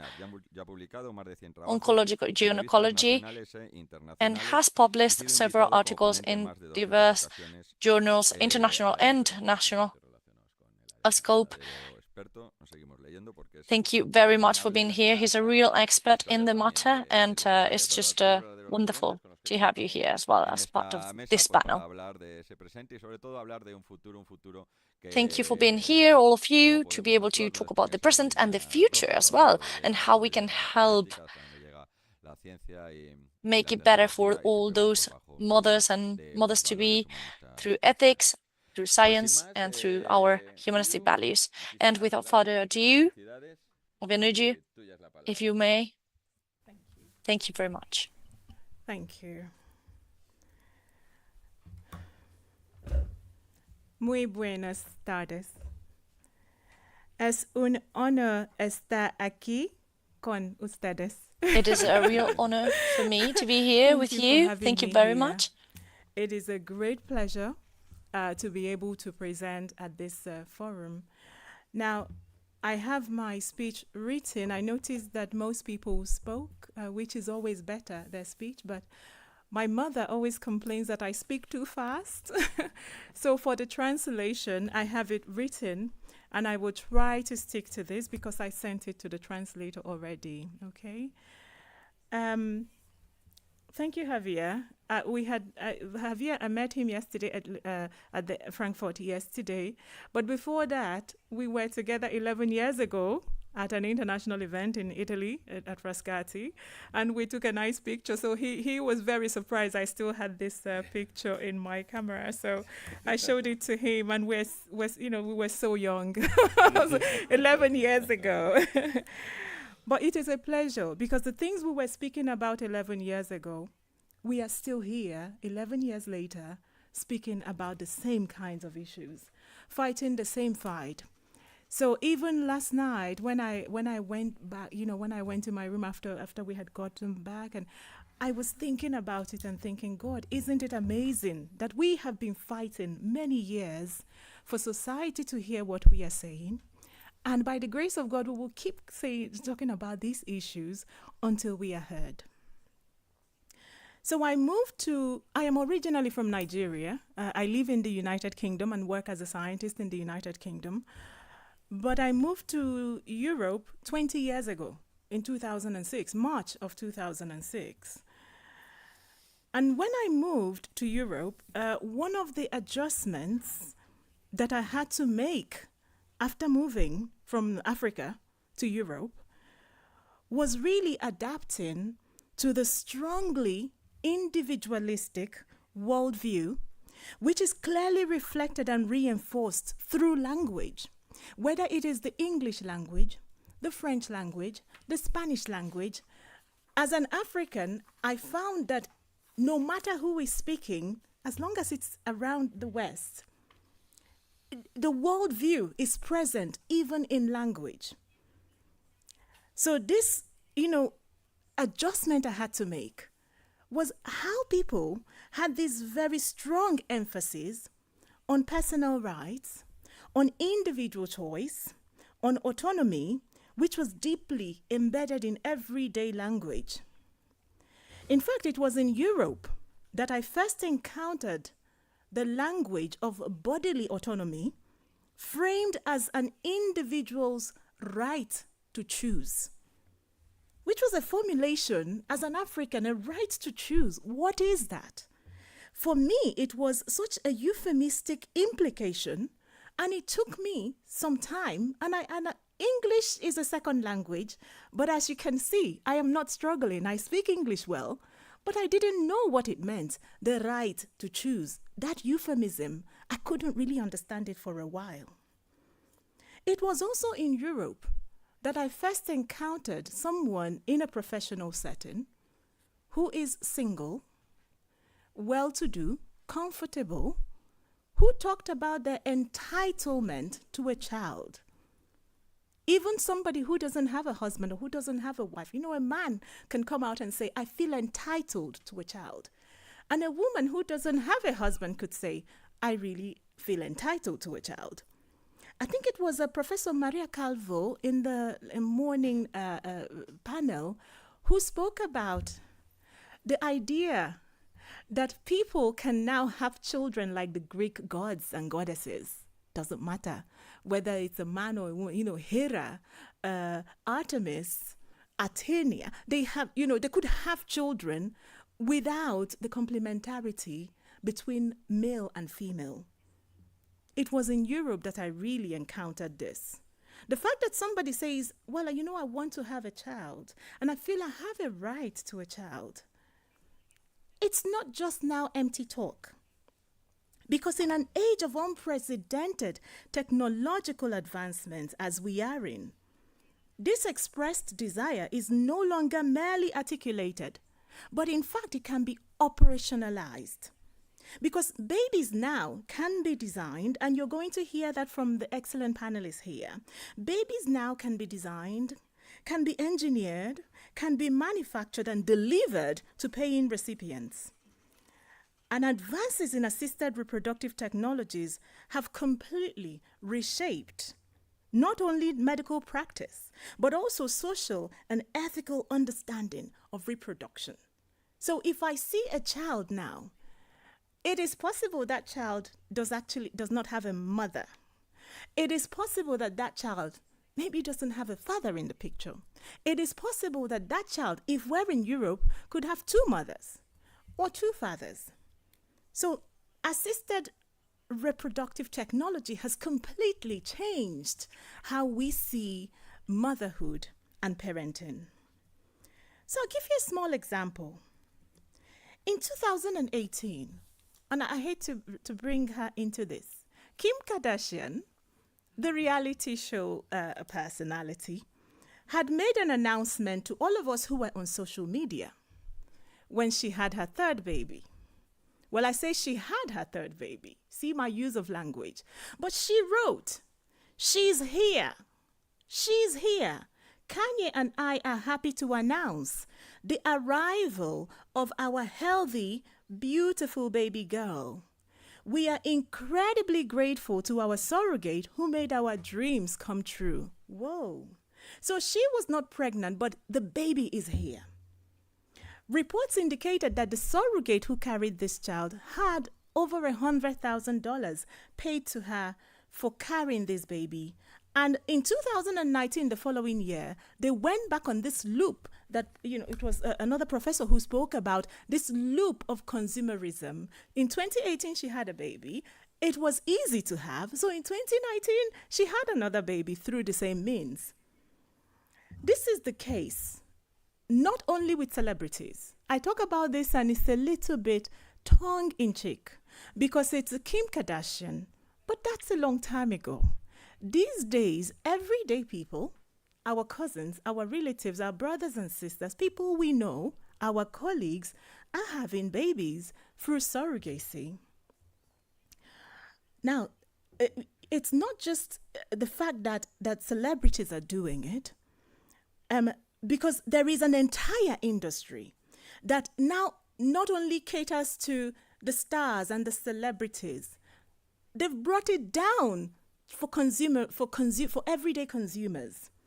Through agencies, through clinics, through legal intermediaries, surrogacy and other assisted reproductive services are organized and delivered within a global market context. This is indeed the age of a market-driven medical technology industry, which, as Kim Kardashian said, makes dreams come true. I do not wish to diminish the many and varied reasons that lead women and even men to seek assisted reproductive technologies. I recognize that motivations differ for all kinds of reasons, from affluent celebrities aiming to have this picture-perfect family to couples who are genuinely confronting infertility. I know that. So as a woman, I also understand what a lot of people have talked about on different panels today. I understand and acknowledge this embodied longing, this longing within us and desire for a child. Yet my African upbringing situates this desire within a broader moral and cultural framework in which a child is seen as a gift, as a blessing, as a mystery, rather than a product of human will. In fact, I would like to suggest that this perspective goes beyond just the African worldview. It's not just the Africans who think that a child is a gift. In fact, many people have talked about it as a gift. Yes, in my culture, is a very conscious. In my tribe, the Igbo tribe, we have this name, Onyinyechi, which is normally a girl's name. I have a cousin, her name is Onyinyechi, literally means God's gift. So that child, that entire human being is a gift. But it goes beyond the African worldview. Because, I believe that this is a universal thing. If we are truthful, it really should be a universal understanding and a universal view. As an American bioethicist, Leon Cass argues that modern reproductive technologies risk shifting human procreation from the relational act of begetting to the technical act, from making to actually from begetting to making. So he says something that is actually in the creed. If you're a Catholic, begotten, not made. Begotten, not made. That a child should be conceived and not actually created. A child is not an order that you can go online and make or go into a catalog and pick. But a child should be something, a gift that actually comes from this relational complementarity between male and female. Cass actually makes a very profound distinction and a very important point there. What I aim to address here is not really a medical or even a legal argument, but a cultural one. An examination of how language in Western society, or any society that, for that matter, is wielded. I want to highlight the remarkable and perhaps troubling power of language, which when this language is combined with desire, and the desire is combined with financial resources and limitless technology, we can actually bring a human being into existence, and how these forces can actually reshape motherhood. Motherhood, that maternidad, we've been talking about it since morning. What becomes of motherhood in a culture where children can, in principle, be created and conferred through virtually limitless technology, technology without borders, technology without boundary? What is even the point of fatherhood? People have asked the question today, what about fatherhood? What happens with the fathers? Thank you. What becomes of fatherhood? What is the point of fatherhood? Are mothers and fathers even necessary? Or do children only need parent 1 and parent 2? I return here to my foundational Igbo African worldview, which emphasizes communal and relational understandings of life. In many African traditions, a child is not something one makes, but a gift that life gives. Children are received as blessings, whose character and destiny unfold beyond the full control of parents. To say a child is begotten, not made, is to acknowledge, in fact, that no parent actually owns a child's life or future. And those of you who are parents know that you have no control over what happens in your child's destiny. It's not in your hands, because this child has been entrusted to you. This understanding calls for humility, calls for patience, it calls for communal care. For the child belongs not only to the parent, but to life itself and to the community that surrounds the child. When I was growing up in Nigeria, I had my mom and I had my dad. But I also had my aunties and I had my uncles. At the time, it was not fun, because anything, time I do anything, they will phone my parents and say, why is Obianuju here? So it's a communal kind of life that I think that Europe has completely lost. If you saw your neighbor's child somewhere in the middle of the night, can you phone the parents to say, I saw your child outside the club. I was coming from the airport in the taxi last night. It was midnight, literally midnight. And I saw some people outside of the club. It was raining, it was cold, it was a very low temperature. And I saw these girls in their mini skirts and I thought, oh my gosh, where are their parents? Is it safe for them? Are they okay? Are they gonna be okay? This is the kind of thinking that we are taught in Africa. It's not just my life and my choice. And the fact that if I saw a young girl who I feel is vulnerable, can I pick up my phone and call the parents? Of course, in England, I can't do that because they would say it's not my business, right? But this is an unfortunate situation, and it's something unfortunate which I think that Europe has lost, and I think America has lost. Most of the Western world has lost it, and Africa is about to lose it as well if care is not taken. This is not to romanticize or idealize African perspective, though. There are real injustices. There are profound sufferings. There are, in fact, intense pressure on women who are struggling with infertility. I speak from a very personal experience, having witnessed many of my close relatives, many of my close friends who are navigating this very difficult journey of infertility. Yet, having lived in both African and European context, I can attest to the deep anthropological insight about life, about human limits, and relationality that my African worldview provides. From this perspective, technology, no matter how advanced, requires guidance of wisdom and technical boundaries to ensure that human dignity is preserved. We should not have technology without boundaries. So today, we live in an age where assisted reproductive technologies have fundamentally shifted how we understand the creation of life. What was once miraculous, what was once relational, the act of begetting a child in many contexts has become more a technical one.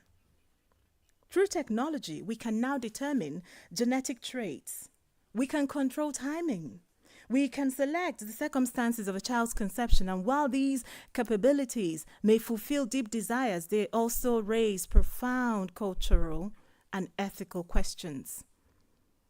Let us turn to surrogacy, to a practice that has grown dramatically in recent decades. At first glance, it might seem like a remarkable solution of human desire, but it fragments motherhood in ways that we rarely stop to consider. It fragments motherhood into three parts: genetic, gestational, social motherhood. So we can now see that one woman provides the genes, another one carries the child, and possibly another one raises the child. What was once relational and holistic way of life has now become a set of functions. Women are now divided into body parts. From, again, African ethical perspective, this is deeply troubling because the body is not a collection, just a collection of bodily parts and functions to be outsourced. Motherhood should be embodied, it should be relational, and it's intricately tied to responsibility. And there's also a global dimension to this practice of surrogacy, because too often the women who gestate these children are poor, they're vulnerable, because those are the ones that will agree to give their bodies to these kinds of services, to carrying the dreams and desires of wealthier individuals. Sometimes it's even across continents. These women bear intense and immense physical and emotional labor, while real benefits, the social, emotional, and psychological benefits, will accrue elsewhere. It is often argued that they are compensated, they're paid for this gestational work. But such payment may offer a measure of financial empowerment, but yet the structure of the arrangement remains deeply susceptible to the exploitation of those in precarious circumstances. So surrogacy in this form is not just medical or technical process.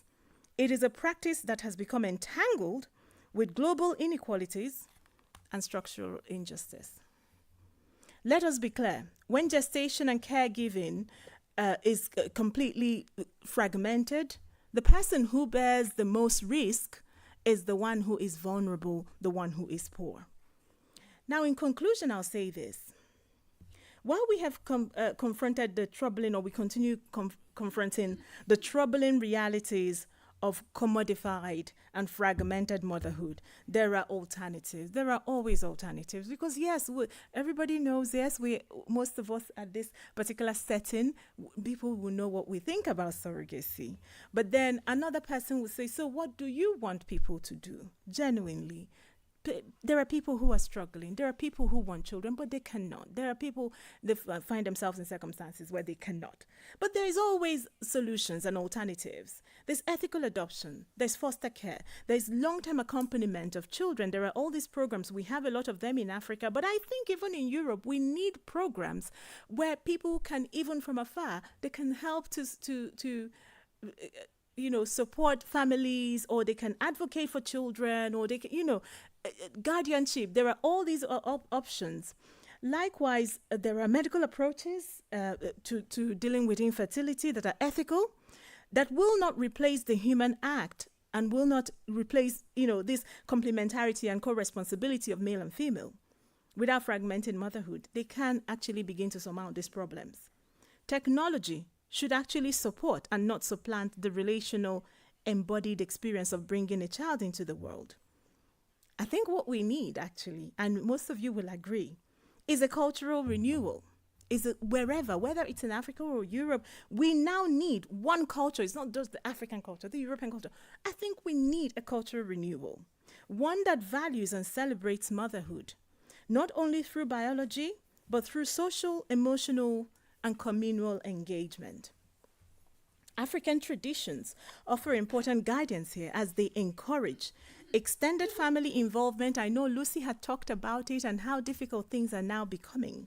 But we are so lucky, at least for now, we still have mothers and in the house. Sometimes we have a mother and children, but sometimes we have a grandmother, even grandfather, with their children and their grandchildren. My mother lives in a house with my sister, and my sister, every week, she has her daughter bring his son. So my mom is living in 4 generations with child, grandchild, great-grandchild. And I think that is the way life should work, where it's multi-generational support. And we should nurture motherhood and give women the psychological support that they need to be able to live out this beautiful vocation, So the message is simple. Motherhood can be lived in many truthful ways without turning children into products. By embracing these principles, we honor life and dignity and shared responsibility of our humanity. I think I'm going to just kind of round up here by saying it is wonderful. It's always good for me to participate in this kind of international forum, because it shows that it's not just one view, that all of us have a shared view and a shared target or a shared goal, is to find this life where we are all able to live out our lives in dignity, and people are appreciating that which is most important, which is family, which is motherhood, which is fatherhood, and the fact that the entire society supports this kind of human dignity. Muchísimas gracias. Thank you.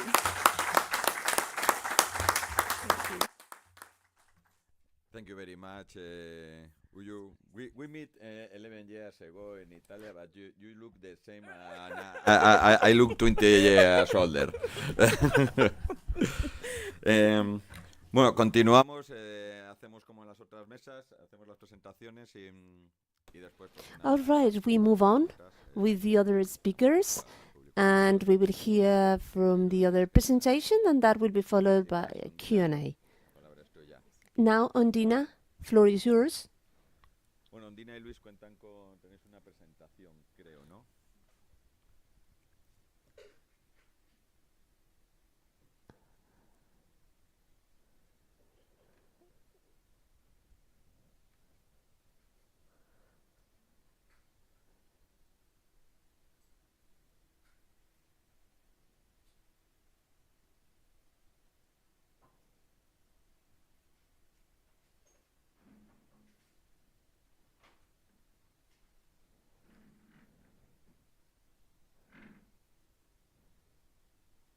A mí la verdad es que pues no puedo empezar esta presentación sin hablar de mi familia. I cannot but starting this presentation without discussing my family and bonds.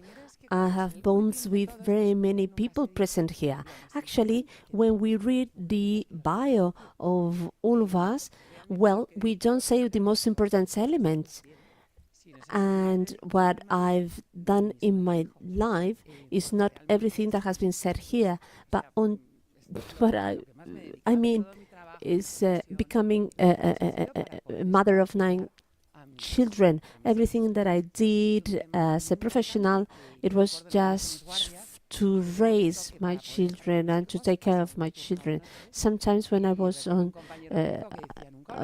duty, I remember to work in night shifts. And I remember a colleague saying that I've never discussed my family so much since you are here. And actually, we try to hide the family. The family is not discussed. It seems like you are discussing or talking about your children, you are hurting someone who doesn't have any children. But, well, on the other hand, we hear about things which are very intimate, which are none of your business, and we are not interested in. And well, actually, we should not forget about the community. And family is a community. That's why we need to discuss families with each other. At this international seminar about motherhood in crisis, when I was invited, first I was very pleased to be invited, and I thought how to approach the topic. And actually, I can remember one of my teachers, and I followed training that UN training that was given by her. And actually, I'm bringing this book with me, which is already an antiquity. Maria Dolores Viracolo, in her introduction, mentions that she was an advocate for all the techniques of assisted reproduction because her son-in-law had been one of the pioneers in Spain in public health care. Dr. Portondo was his name, in the introduction of assisted reproduction techniques. And actually, his death had been very dramatic. He died in a helicopter accident. And after that, she did research, and she used to admire a doctor a lot because he had made assisted reproduction technique available to those who could not have children. She admired him, and well, she also talked about the number of children that they didn't know their parents, their fathers. They were biological orphans. And she wrote this book many years ago, and many years later that. And actually, when it comes to assisted reproduction, we are increasingly aware of children that have been born thanks to assisted reproduction techniques. And actually, I am more and more prudent when it comes to discussing those techniques. I understand that the parents that resorted to that, they did it because they wanted to become parents. And the same as the doctors that are engaged in the process. This is a very complex issue that needs to be treated with care, so that no one takes offense. But actually, now it is also time to go deeper into it. I'm bringing with me this graph where we see the number of embryo and frozen eggs is increasing in an exaggerated manner due to the existing regulations, existing laws, and the oblivion. Some of those embryos are left in the oblivion. I have friends that they have frozen embryos, and sometimes when they remember that, they feel pangs of conscience, but at the same time, they don't know how to manage that situation. That added to the number of 100,000 abortions per year. So when we talk about motherhood in crisis, fatherhood in crisis, we said that we are missing out people, but people who are there and who have never been born. And when I was preparing this presentation, this case came up, a case that is very interesting because everything underlying it. This is the oldest embryo that was born this year. It had been frozen for 30 years. Well, the Lindsay and Tim are the names of the parents, adopted an embryo whose mother had engendered it for many years, and the mother had been paying for that embryo because she was aware that she had a number of embryos conceived, but they had not been implanted in her womb. And she was aware that those embryos were their children, that was a material not to be discarded off, and that they were frozen. This is a program existing in the US. You continue paying, and if someone adopts your embryo, your children, you will get to meet the parents. The situation, which is terrible than any soap opera we can think of, because everything is being told to you like a sentimental story, and actually it is terrible.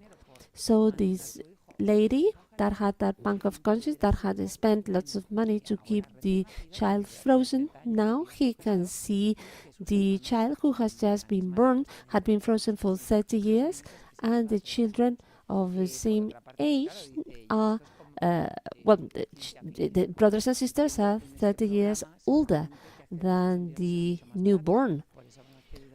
I understand that when the embryos were created, actually sustaining those embryos was not very expensive. And now it is. Now we have the biological mother of the child around. So it is actually strange. At least it is strange. This is an image of these big freezing machines where we have nearly 1 million embryos, frozen embryos. And that is an increasing number. So nowadays we are talking about scientific evidence. Scientific evidence, everything needs to be supported by scientific evidence. But when at the end of the day you see that people stop smoking cigarettes and they start vaping, well, no one says that that is terrible. And actually, there is no scientific evidence for that. But when it comes to frozen embryos, it has been taken for granted that there would be no harm, no damage, no problem whatsoever.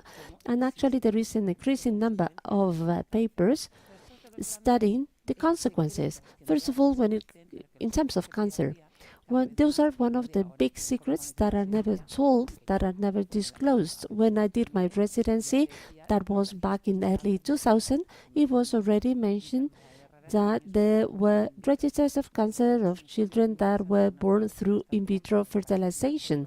This is a study with a large cohort in Northern Europe countries where the accumulated risk of cancer in children born through spontaneous conception was in blue, it shows in blue, and here we have the other line with the children that were born out of assisted reproduction techniques. This is a relationship between reproductive technology and the risk of autism spectrum disorders. Nowadays, there are many children with autism that were born out of assisted reproduction techniques. This is another book that I'm bringing with me that I invite you to read it. It has been written by a philosopher, Doctor in Philosophy, Francisco Well, and he is the lead researcher of research projects on assisted reproduction. The book is very easy to read, and it is a book about all the information and the topics that I'm discussing with you here, but it is populated with data. So if anyone wants to become a parent through assisted reproduction technology, should read this book. Those are data which are never disclosed because of the big business behind them. And it's actually behind all this business of assisted reproduction technology, there are millions of euros behind it. So this is a scientific device or a technological drift? Or actually it is deepening the problem of infertility? Infertility is a really, really painful question. We all know friends or have brothers and sisters who have gone through that.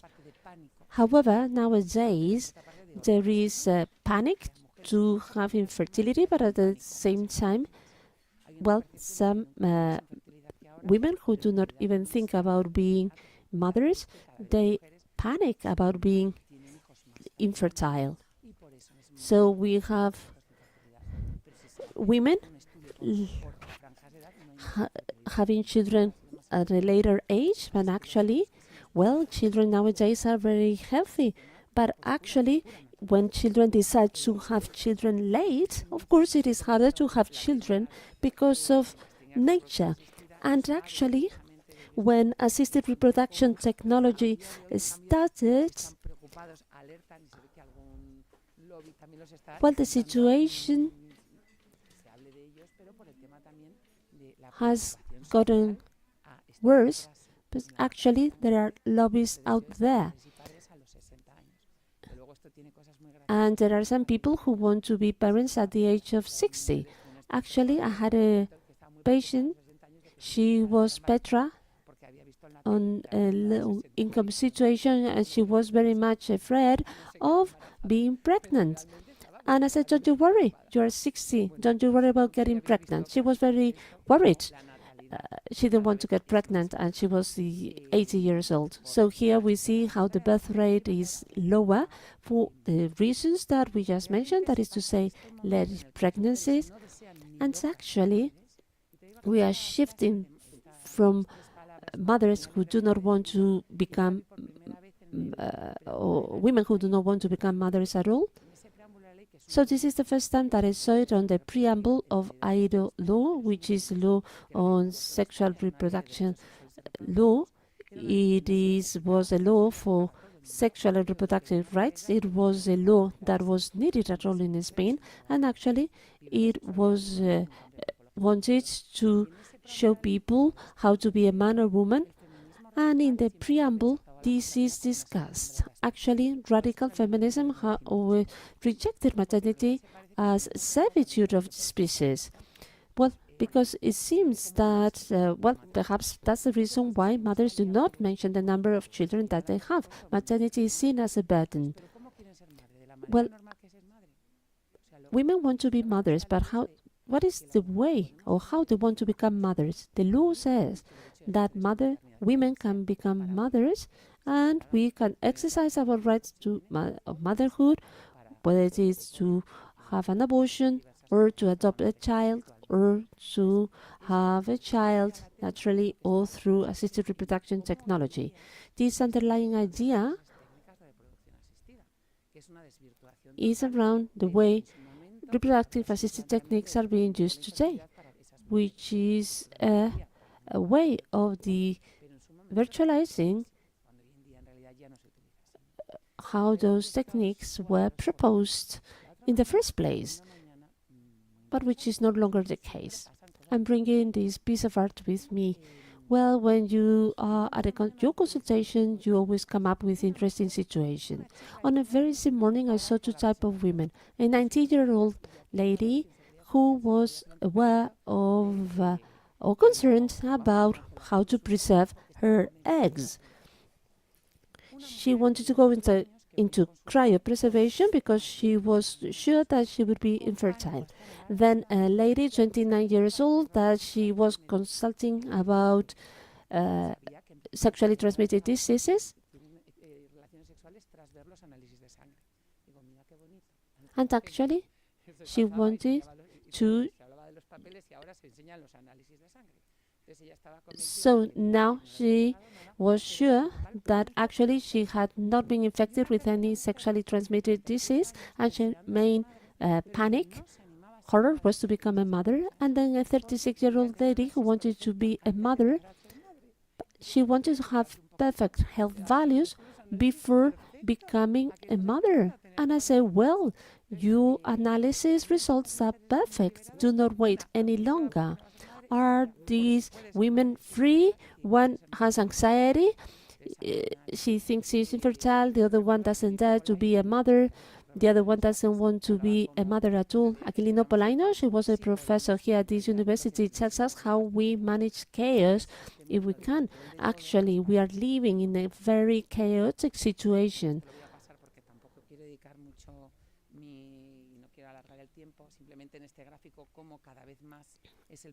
Here, this is a graph that shows us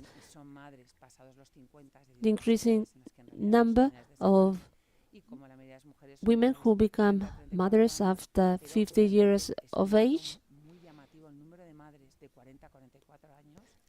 And it is appealing to see the number of mothers of the age of 40 and 45 years of age instead of 39. We should not forget that as of the age of 35, fertility drops down. Assisted reproduction techniques are playing an increasing role for those women who are above 35, 45 or 50 years old. Nearly 20% of the children nowadays are born out of these reproductive assisted techniques. Time left? I just don't want to be late. Spanish legislation.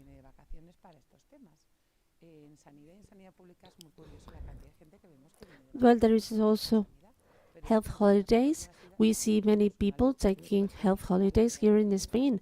But here, our assisted reproduction law is very permissive. The origin countries of patients coming here for assisted reproduction techniques are the following. And here we have high numbers of them. So Spain is a country where accessing to those techniques is as easy as going to IKEA to buy a new kitchen. What is the type of people that access to these techniques? Well, women who are alone, homosexual couples, couples with infertility, and these are some takeaway messages. This is a very interesting quote. One of the biggest triumphs of humanity and one of the most tangible liberations of our species if we could elevate the procreation to the range of intentional action while satisfying a natural need, instead of considering that sexuality is wonderful. So communion of a man and a woman, that is beauty. Actually, Freud says that actual sexuality is rejected with so much planning. So it is considered that a very planned pregnancy is more human, but actually it is not the case. I am a twin, my parents didn't expect twins. Children are coming here because parents long for children and they organize everything to have children. So ROPA method. ROPA method, it is a more of a specialized method to mothers decide to become mothers, but both want to feel pregnancy. It is all about experiences and sharing that. And what is the benefit for the child? Is there any benefit for the child? It all starts from that shared desire. I am bringing this with me. I'm sure that some of you are aware of this man. Today, bioethics is a complex word.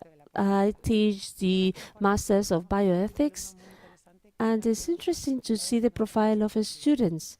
They gave me time that we had the members of parliaments and councillors of Podemos political party. They were taking a master's course on bioethics. It is very important those who receive training on bioethics.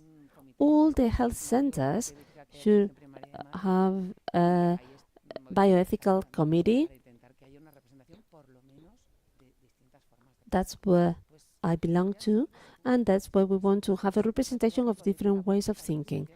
Saulus Kos is a professor of bioethics at Oxford University. He's Australian, and what he says sometimes is just very crazy.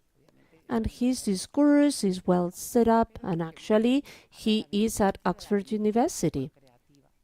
But he talks about the procreative beneficence, and actually he says that we parents have the moral duty for our children to be healthy. So you are not a hero if you have a child and you know that he's sick. We have the moral duty to have healthy children. It is not about preparing the best condition for our children to be born, but he talks about a moral duty to have healthy children. And to finish off, I would like to share with you the thinking of two philosophers, Michel Gauchet, a very interesting philosopher. I recommend his readings. It is about the son of desire. He talks about assisted reproduction techniques, and they have gone deeper into the son of desire. So, of course, you cannot really dream with your face of your child. But it seems that nowadays everyone can desire a child, to go after the perfect child. People look for the most intelligent child. That son of desire, that generates a social crisis around that child who is overprotected, who was so much looked after. So therefore, it does not come from the natural love of two parents. They are just desire a son. The son as a desire. The future takes the shape of a son. And it is not the family who makes the son, but it is the desire of the child that builds up the family. And Spearman, drawing on in vitro fertility, he's got a very interesting thinking. It is about the start of the life of men. It's a secret origin, secret start. No one knows where we were conceived. That's a secret moment, a moment that belongs to God. It was the finger of God who was there, who thought of you, who loved you, and goes beyond whatever parents do. So that origin love, that loved us earlier and more than our parents.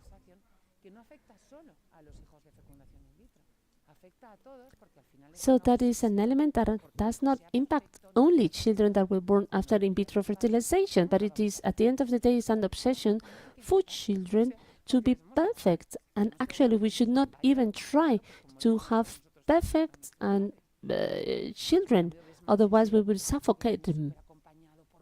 Whereas nowadays we have those children that have been, who is nowadays born and accompanied by 4 adults. And to finish off, the importance of recovering human sexuality and procreation of a family, the role of men and women, and the union of men and women. I teach human sexuality, 4th year of psychology. It's a beautiful subject. And it is very beautiful when we talk about sexuality. We see all the different elements that are kind of demolished, and where students ask many questions and interesting conversations between men and women take place as they see that understand a true way of going through human sexuality and experiencing human sexuality. Thank you very much for your attention.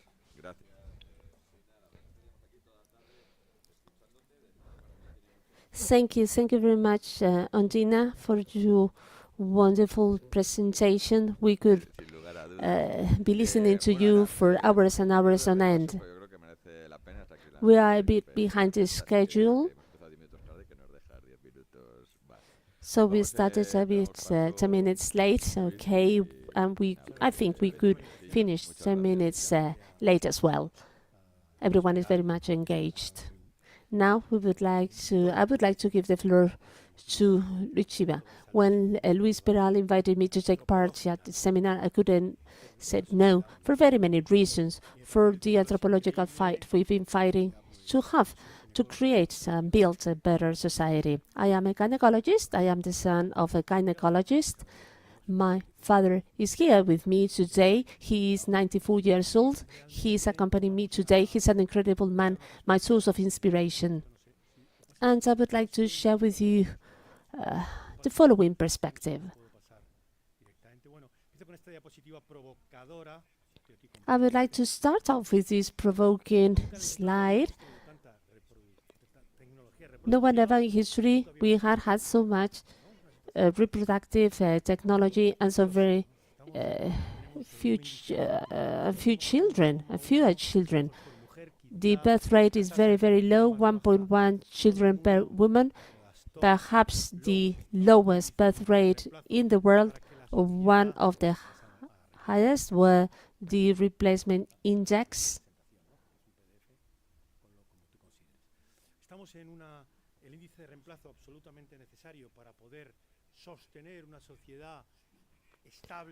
So, replacement index to keep up a stable society and the right demographic pyramid is 2.1. But in Spain, we are ranking lower than Korea and other countries. We are in a very complex situation. We have more mothers over 40 years old versus 25 years old. And now, where we do have the arrival of a very incredible figure, double income, no kids. Perhaps the 15% is not appropriate because here we include everyone who doesn't have any children. But let us make it a 10%. 10% of DIN, double income, no kids couples. So this is not only a biological problem, but it is also a cultural problem. This morning we have heard about how the search for the first child has changed. So in men that stands at 35 years of age, women at 33 years old. The maximum fertility in women is at 26, a big drop at 35 and a huge drop at the age of 40. Later on I will tell you the reasons why. Since the year 1975 up until now, the age of mothers have been increasing, and we should wonder why. And at the same time, back in 58, when we had the first registers for natality and births, we see here how in red we have the mothers that have come to be in Spain as part of the births that existed in the 19th century, where we had a mortality of 50% in children, of course. But yes, we only had 15 million inhabitants. So that tells us something. And in that sense, it means that fertility has descended, even if the life expectancy of women and men has been rising and rising up till 85 years old. And in our country in particular, we are really, really reaching numbers that are absolutely doomed. In comparison to other countries in the world, we are lower than Italy, than Korea, than Japan. And this put into context of the European Union, for example, we are under scoring in every single aspect. And I am responsible for the department of the gynecology department in Navarre at the Clinique. And I'm also a professor for ethics. I teach students in their third, their fourth, their fifth year of medicine. And in this amazing country, I always ask myself, with this beautiful sun that always shines and this beautiful humor that we have, so much beauty around us, we have the lowest fertility rate in Europe. I don't understand. And this is a question that I open for everyone to answer and to think of, because sometimes we have an anonymous answer, and sometimes we think maybe we start very late because we have been programmed to start late, trying to become a mother or a father. Some others live in the uncertainty of not becoming the owners of our houses or our home, or not having a good enough job. And we do have the certainty that we will be able to get pregnant whenever we want. We have that confidence, that trust put into medicine, into technology. And in purple, we have here the crisis that we have in terms of hope. Have we lost the feeling of being and becoming a parent or a mother, being worth it? And I can't answer those questions because we have so little time, but I am absolutely terrified, because the age when women become pregnant here is the biggest and most important cause of infertility in our country. And this brings lots of consequences, because it makes it different and difficult to become a mother. But not only that, also the women who are different to men in this sense, they have the meiosis, the division that we have for becoming a mother. They have it frozen. That cell is frozen. And in men, in 3 months, all of our sperm has changed already. But in women, that step is frozen until they ovulate. And when we reach 40, we become, by design, we become defective in that sense, because we are designed to become parents earlier, especially women. And that comes with difficulties in terms of abortion, in terms of problems with the kids, and all the difficulties. And we are living in a society that has sold to us that we can create a career and get other kind of life achievements, and then we can become a mother, because we have time. We have these adverts and these campaigns all over in Madrid, for example, in our buses. We see those ads saying that we can become a mother whenever we want, and we are turning maternity into a thing that we can buy. I have 2 specialties in gynecology. One is oncology, and the other one is fertility. I have been working in New York as well for a long time in these aspects and in these fields. And there are 3 ideas that have permeated our society very easily. First of all, the right to have a kid, as it was said already. It's an acquired right, because I am here, I'm in Spain, and I have the right for the Social Security to help me with that. And then how lovely and how beautiful it is to help a mother become a mother. I'm no one. I'm no one in this process, in fact. But some people that work in fertility and the fertility world, they say, I got that woman pregnant. No, you didn't get that woman pregnant. Come on, you helped through technology. But there is this misconception in this field. And then there's also the economic advantages, of course, for those people working in the fertility field. And I do ask all of my students, do we really have the right to have a kid? Is it our right? And I force them into answering, no, it's not a right. We can't project that feeling of being realized by having a kid. It's just a gift.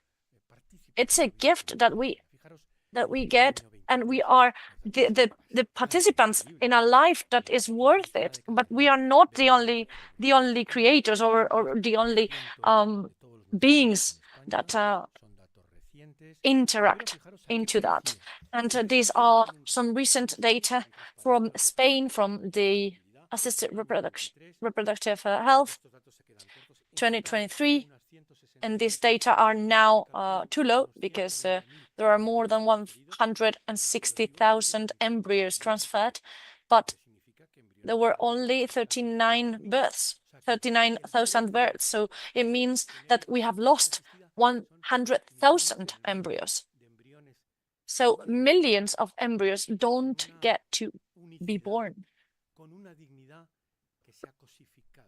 with dignity that has been exchanged by merch, but becoming a product or market that asks for it. And this debate, this ethical debate, is explained by how we refuse to have a relational act, a sexual act that comes into place in that assisted reproduction. It's a micro-injection. I choose a bit of a sperm and I just put it into the woman and that's it. And there's just two gametes that fuse and become a DNA library. So we are not procreators anymore. The embryo specialist is the creator in a way. It comes to him or to her to perform that task. And I do know that ethics can't answer questions in a black or white matter. It's a space full of circumstances of gray areas, but many things have been done wrong and many red lines have been crossed. Technology has evolved and we are performing more and more vitrification and cryogenization of the eggs, and the rate in Spain for pregnancies through transference, it's of 30%. So there is a line that hasn't been easy to reach. And the most limiting factor here is the age of those women, because that makes women that are older and over 40 look for donors. And yes, you look for a donor thinking that it's something that is done in a free will basis, but it is paid. Those people are paid for their gametes, for their sperm or the egg, or so that sperm that would never fertilize an egg is forced to fertilize another woman's egg because that man has been paid for it. And we are forcing sperm that otherwise would be infertile to become and to come to life through these techniques. And this is becoming matrix. This is becoming about who has the right to live. Machines that select and divide those gametes, those eggs, and they say, choose this embryo, this one. And the other ones, we get rid of them. Maybe they're type 4, type 3, type 2. We can get rid of them. We can just let them frozen again, and embryos are becoming something, a thing that is categorized in a different aspect as if it's viable or not, and that is the only thing that matters here. And we pay risk premiums in order to have embryos without any kind of diseases, for example. So it is sold to us that we are helping them to avoid those diseases, and that is a complete success, but that is not true. I have a video here that I would like to show you, but how we carry those biopsies, extracting a part of the embryo to try and diagnose if they have diseases or not. It's just getting that embryo stripped from 20% of their being just to see if they are a candidate or not for transferring? What? And you see, those are all brothers there with the codes. They're named by codes, no brothers, sisters, siblings that were born from cold and from ice. Why is there still this cryogenic processes happening? Why are they still happening? Because they raise the quality of those embryos to be transferred. Is it really need? Is it a real need? No, I don't think so. And we have hundreds of thousands of embryos that are cryogized, and probably we will end substituting this freezing by vitrification, probably. But still, as Ondina said, every essay shows more and more clearly how the risk, the relative risk for the embryos produced by in vitro with microinjection have relative risks multiplied by 3 of being susceptible to cancer or other diseases, and every room of high risk complexities, like for example surrogacy, like for example high risk pregnancies that come all from this. And then we have the responsibility, the parental responsibility, something that Francisco well mentioned, where at this moment, as it happened with tobacco, for example, when kids that come from a bank, really, from a bank of donors, for example, and have been manipulated, maybe they will ask for this damage to be repaired. Maybe when they are older, they will come back and they will say, who was the responsible being for having me frozen and having me without a parent or without a mother? And in our clinic, we treat fertility, helping the couple to recognize their fertility and preserve it. We deepen in the process and the diagnosis of both, and we respect the sexual union and the embryos, of course. And this year we have had a total of 53% of pregnancies between couples that have asked about infertility last year. And I know that it's just our little contribution, but I am very proud of it because 10 years ago I started this project, and we need to be proud of our advances as well. And in conclusion, I would say that this is a crisis of hope. This demographic crisis is a crisis of hope. And when we recognize that life is a good, a greater good is when we understand that it must be transmitted, and we must understand that fecundity and fertility is coming from love, lived as a gift, not something that comes with technology, isolated technology. And the future becomes the future when we recognize the value of human lives. Thank you so much.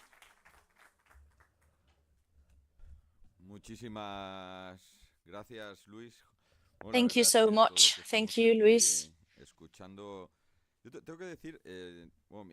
All of us here that were listening to your words, I must say, well, it's been a great speech, and I am focusing on innovations, for example, in my work, in my career, and I'm always supporting companies and, well, the environment of innovation in the technological market. And sometimes I do ask myself questions like these ones, like the ones you proposed. And sometimes I see the use of social media that we do and the artificial intelligence that we do. And sometimes you don't know if you're helping or not, if you should do things differently. And there are so many contradictions here. We want a better future, but we want to do it in an ethical way. We want to help in an ethical way. My parents, for example, they were farmers, and they have always cared for us with the biggest love and from the biggest defense of life in all its manners and aspects. And I would like to offer the floor now to everyone, to maybe the audience, if they have any questions or comments. Luis, in the first place, thank you.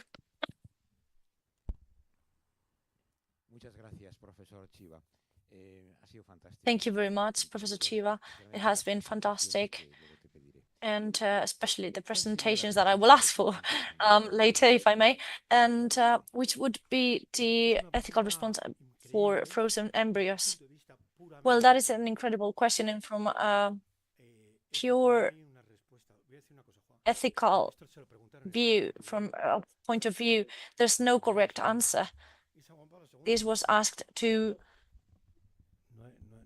the Pope, John Paul II, and there was no answer because it's a case-by-case basis to not create more indignity for the embryo.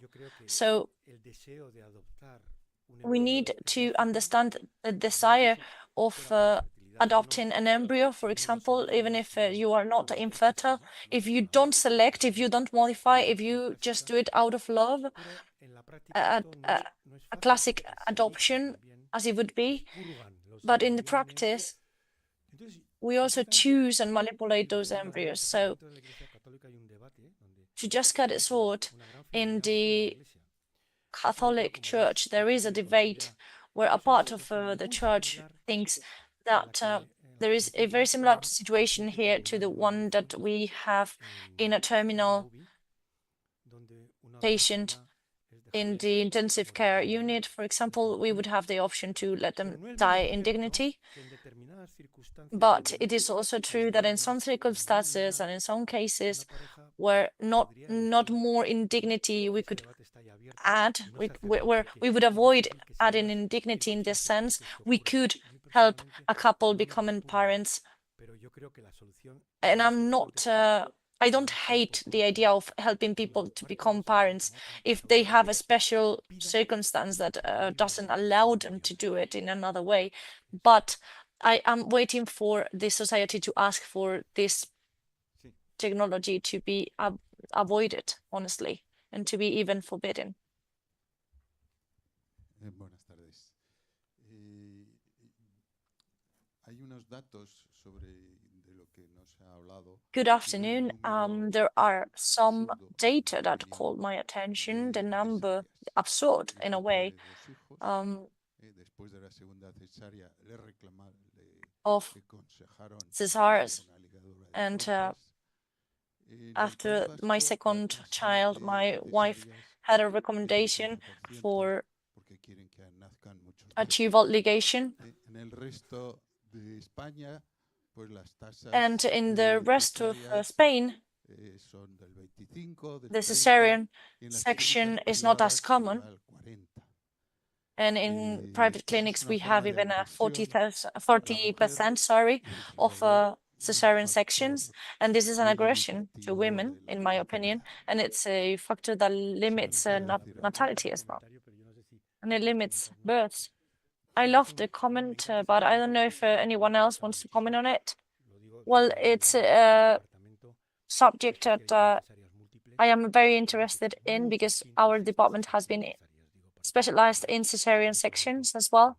And we have done many, but definitely that rate of cesarean sections is a rate of quality in the world and needs to be kept under 20%. But we need to understand that it's not something that comes on demand. And some people try to force us to perform a C-section. And on the other side, we also have people who are afraid or fearful because gynecologists are the specialists that are in more demand in the world because of precisely that fear of not performing a C-section and having a bad outcome because of that. There are many legal matters that come into place as well, and there's a fear for that in our professional field. And the International Federation says that that rate has to be below 30%. And I think that acts as an indicator as well here. And back in 2016, when I was in La Paz, sometimes when we performed a second C-section, we recommended this tubal, as you said. And now we are facing the reality of 40% of C-sections that ended up poorly. And now we don't have these numbers anymore. We have seen that C-sections do help in some cases where the mother's life or the child's life are at risk. So we never should perform a C-section because I'm tired or because the woman is tired or because we are being asked for it. 4 a.m. I want a C-section, you know? She's been there in relation for hours and hours, and you do think that she can actually give birth, but she wants a C-section, and this can become a problem. And in Spain, we see the quality of the departments as correlated to this rate in C-sections. So the higher the quality, the lower the C-sections rate. In the media, we hear sometimes very shocking messages which try to redefine our understanding of parenthood. And I wanted to ask scientists, is it really possible, or maybe will it be possible one day to create by technologies a human, a baby who has 3 parents or maybe has 2 mothers and no genetic father?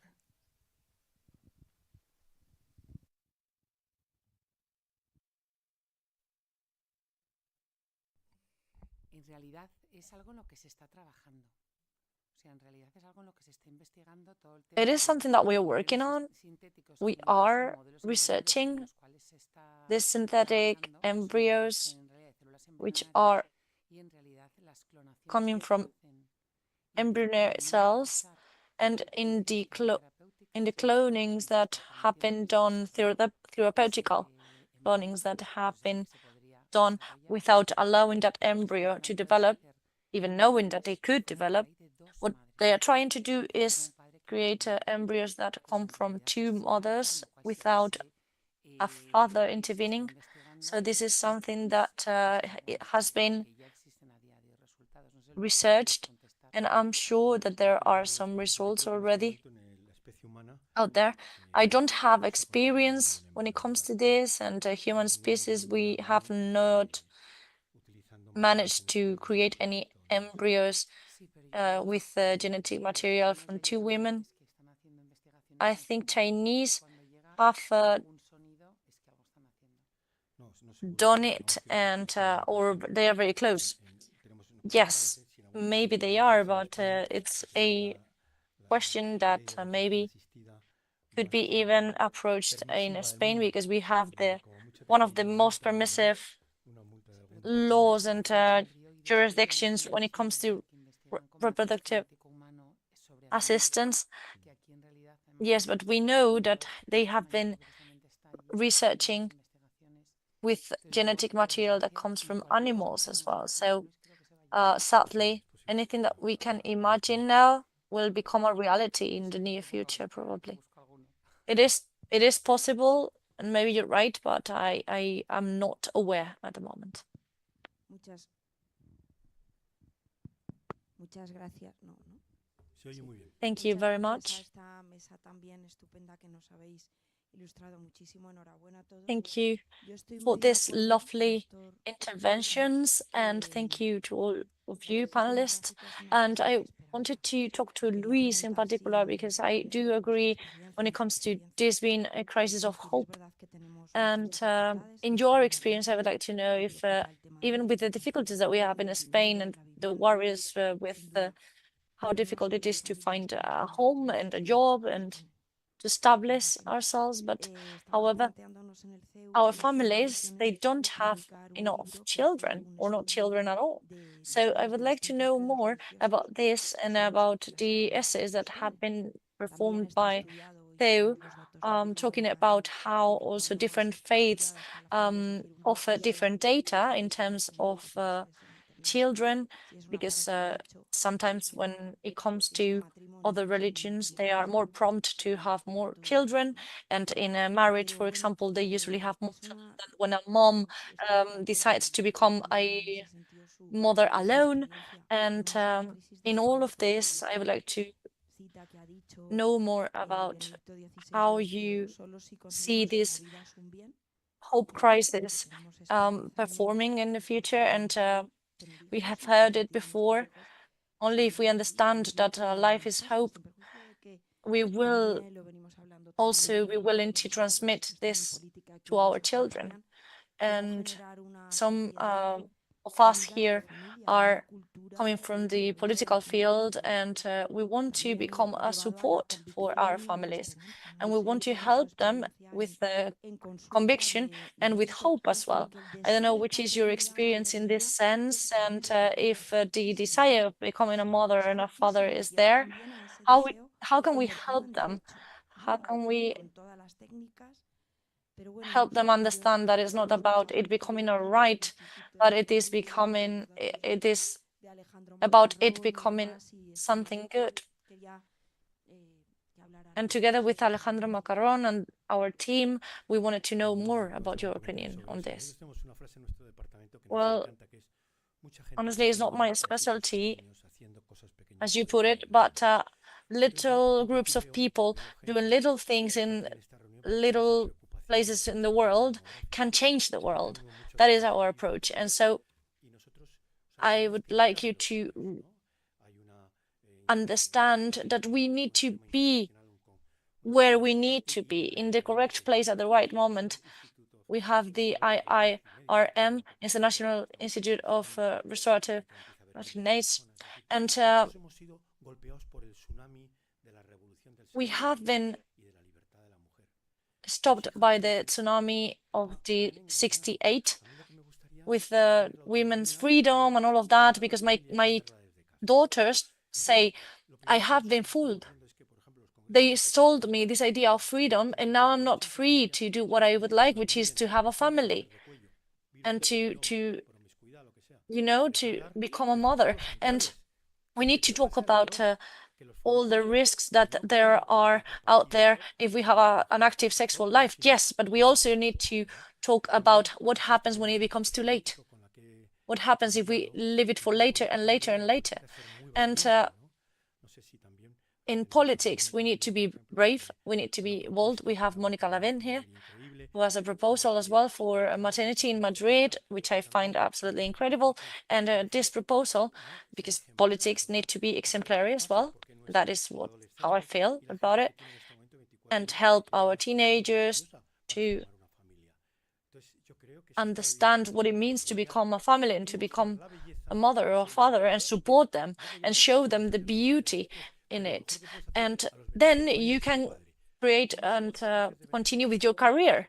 But we need to become fathers or mothers first, because we are losing our chance. And that is something that we need to convey to society as well. Thank you very much. It has been a great debate. Roger, Ondina, Luis, thank you so much. It has been a lovely opportunity, and now we will have a brief break for coffee. But first of all, I would like to just jump to conclusions and say that Uju said that there's this idea of parent number one, parent number two, and Ondina said that there is this more than 1 million of embryos that are frozen in this market that we have waiting there for mothers to come to be. And also Luis was talking about this market for donors. There is a mercantilization. There is this turning everything into a marketed product, and to try and change that culture in society, to try and change things from ground,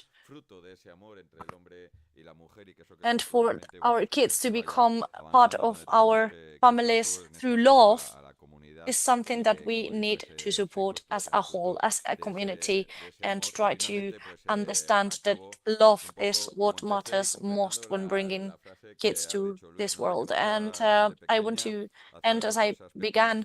Little people doing little things in little places can change the world.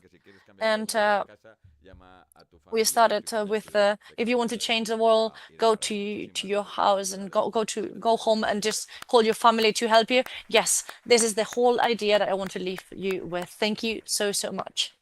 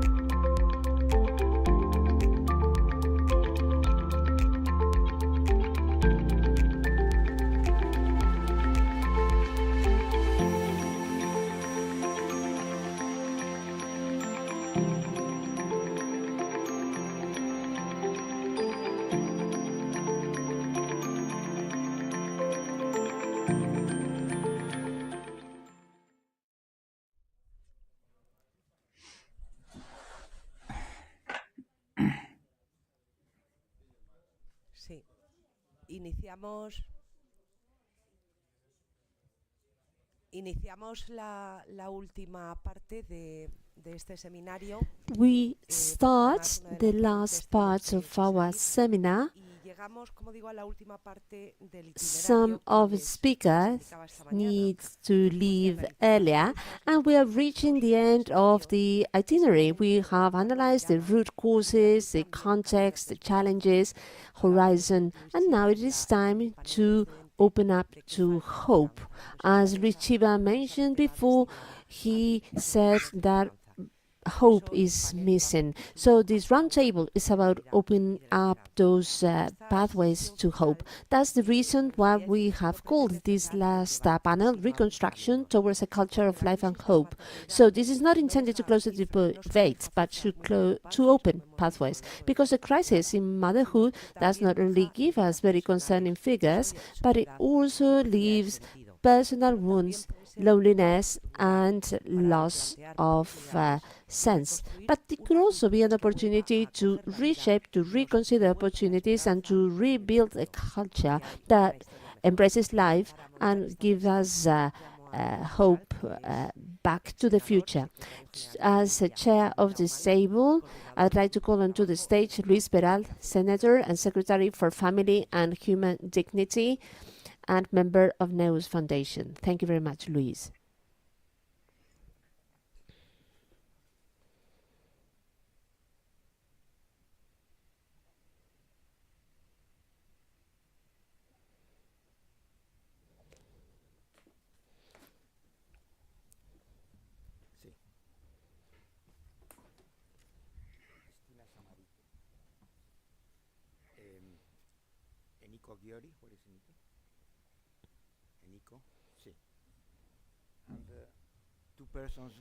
Dos personas van a intervenir online.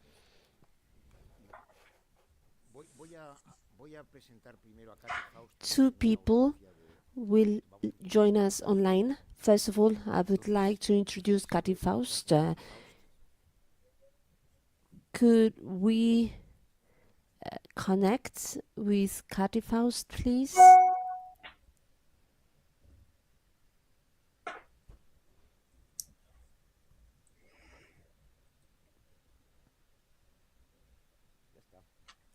Can you hear me? Hello? It's so good that you would take part in our seminar. Thank you very much, indeed. Thank you for allowing me. Katy Faust es fundadora y presidenta de Them Before Us.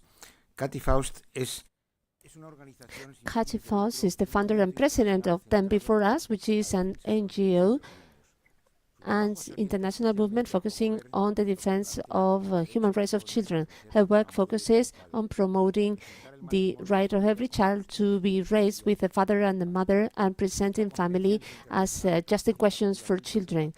She is an international speaker, and she is engaged in public debates.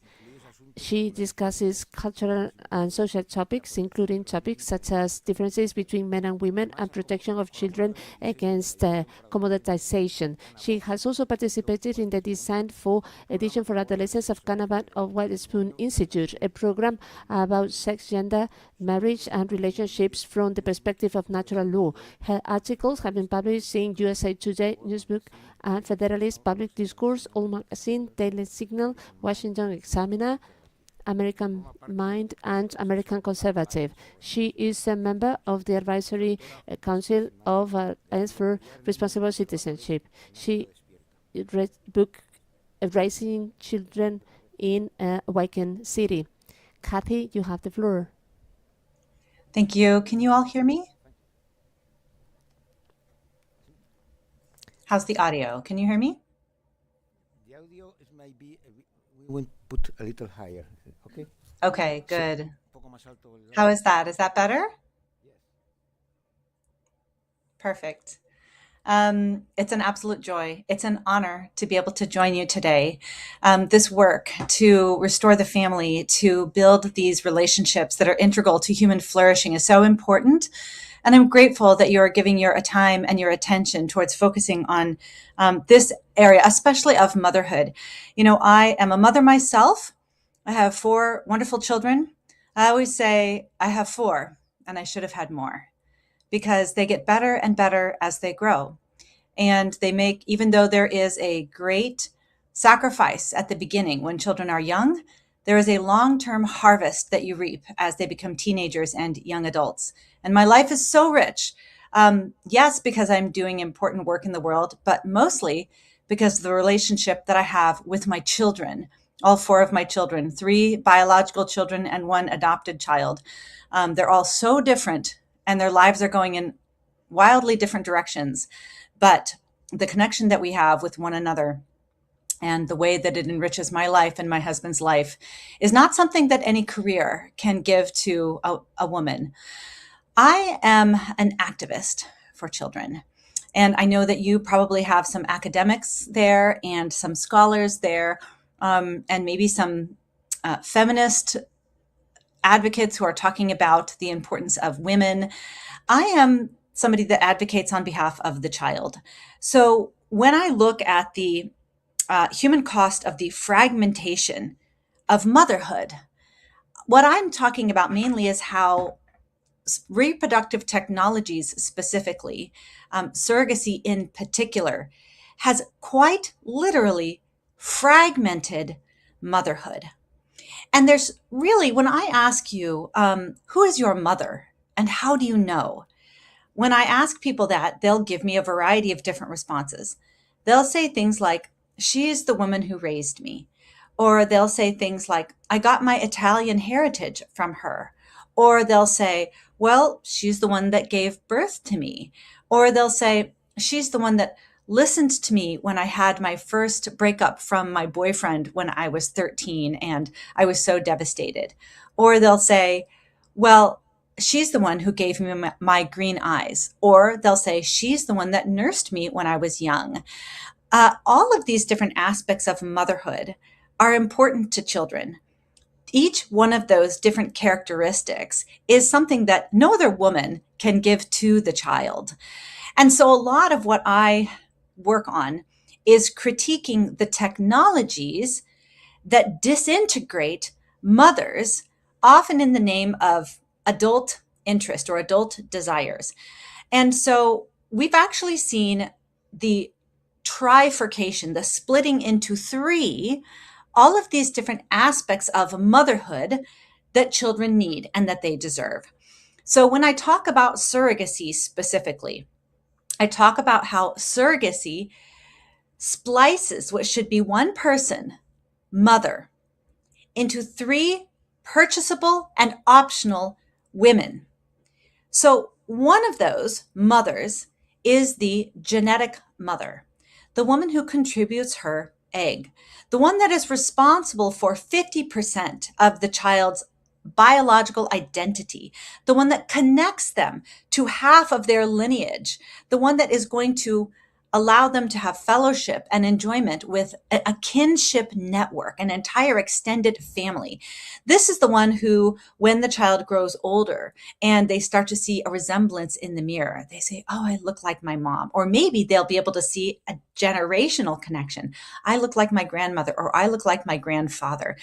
That can be and often is very, very precious to children. I think all of us have, as adults, look at the children that we've given birth to, and we see those resemblances, and we think there's something really special about this. Well, that resemblance and that genetic connection is also important to children. And so what surrogacy does, it allows us to separate that genetic mother and make her a purchasable commodity.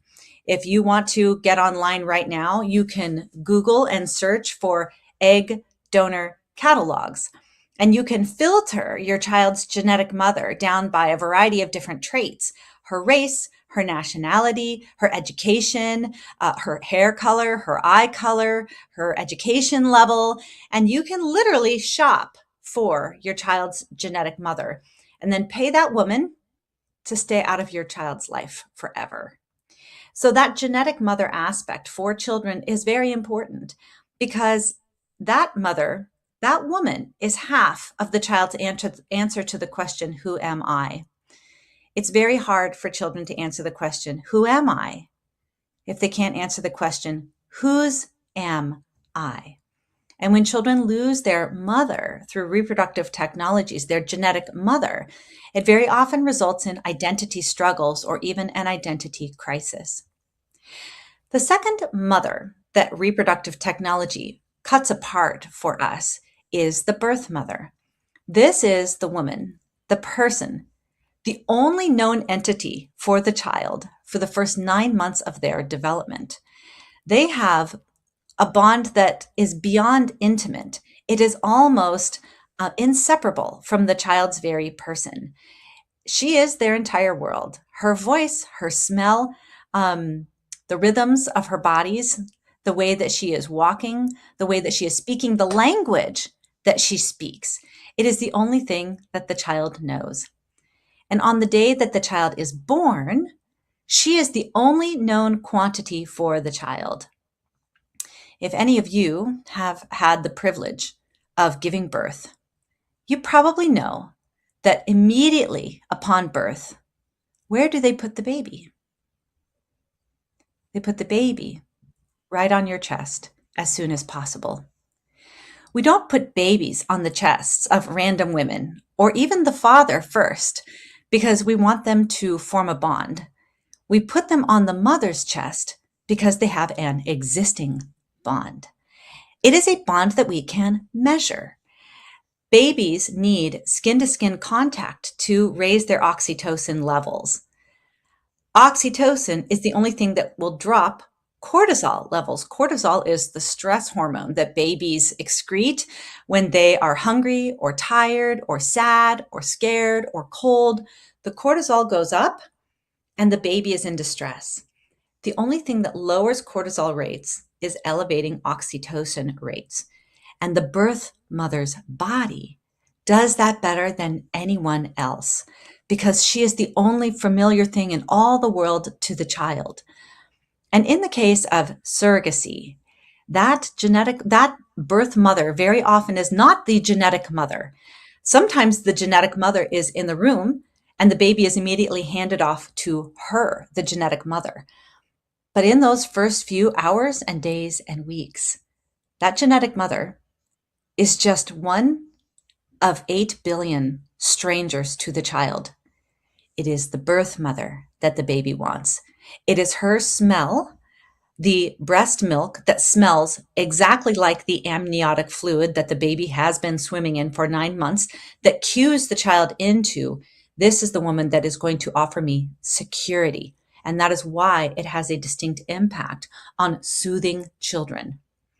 That birth mother bond is critical as it relates to future trust and attachment.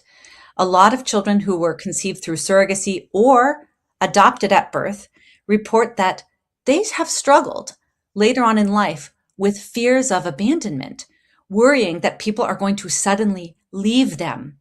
And these children, we are told, have no idea that they're losing their birth mother, right? They don't know any different. The child's not going to remember. And yet it seems like they do.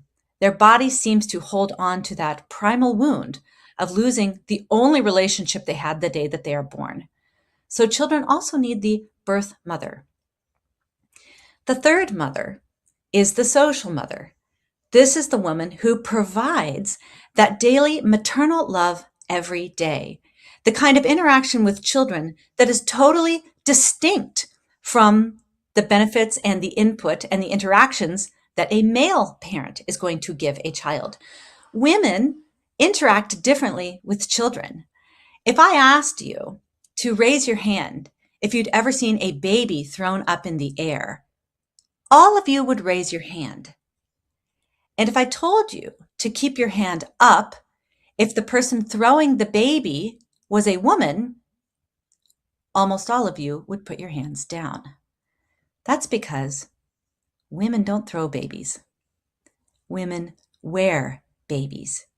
We constantly touch babies. We strap them to our bodies. We wear them around all day, whether we are cooking or on the phone or going for a walk or just cleaning the house. We strap them to our bodies and they need it. Mothers promote attachment in the ways that they interact with children. Fathers promote separation as they encourage risk-taking and they animate their play with kids and help them take on rough and tumble situations, whether it's climbing a tree or swinging an axe or wrestling in the living room. Fathers are going to promote separation in children. Mothers promote attachment. That mother, that female parent, that social mother, she talks to children differently than their fathers talk to children. She simplifies her words right down to the child's language so the baby understands pretty much everything mother is saying.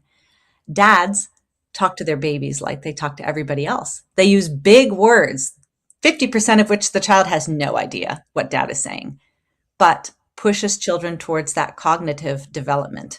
Mothers are much more in tune with the immediate emotional needs of the child. Dads much more say, I don't care how you're feeling. You simply need to take out the garbage because I told you to. These two different ways of interacting with children, mothering and fathering, neither of them are optional in the life of the child. The baby, the toddler, the preschooler, the middle schooler, and the high schooler, they all need female love. They need a social mother, and they all need male love. They need their father. What surrogacy does is it allows you to say, which one of these three mothers do you not need? Do you not need the birth mother? You're going to come to us with the genetic mother, and that mother is going to take the baby home. You just need to rent out the birth mother. Great. Give us a couple tens of thousands of dollars, maybe $100,000, and you can rent out the birth mother. Maybe you are a single man, or maybe you're an infertile couple, and you need to purchase the child's genetic mother and also rent out the birth mother, and then the child will go home to maybe a social mother. Okay, so you only need to do away with two of the mothers. But maybe it's a single man or a same-sex couple or a male throuple, and they don't have an egg, they don't have a womb, and they're going to take the child home to a motherless house completely. Surrogacy says, no problem. We don't care whether or not any of you are biologically related. We won't require any of you to undergo adoption screening. As long as you can pay the money to purchase the genetic mother, rent the birth mother, you can take that child home and starve them of maternal love for the rest of their life. So as a child advocate, when we're talking about the fragmentation of motherhood, that's what I think of. Our modern technologies have allowed us to do what all through the history of our species has been virtually impossible, which is the creation of a motherless baby. And it is time for all of us to understand the very serious risk that reproductive technologies, including surrogacy, pose to children, regardless of whether or not the people taking the baby home are genetically related, whether or not it's a man or a woman, whether or not they are single or married. Surrogacy genuinely fractures motherhood, and it always costs children something that they need. So I'll stop there. I know you have a lot of other wonderful panelists, and I'm really looking forward to hearing what they all have to say.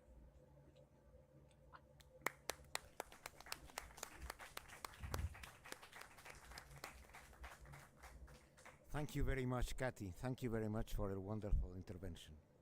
Thank you. Thanks for letting me share with you. ¿Podemos contactar con Valerie Huber?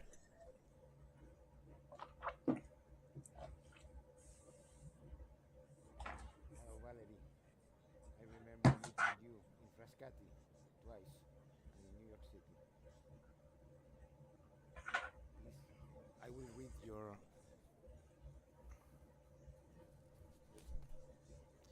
Valerie Huber es la fundadora y presidenta de the Institute for Women's Health.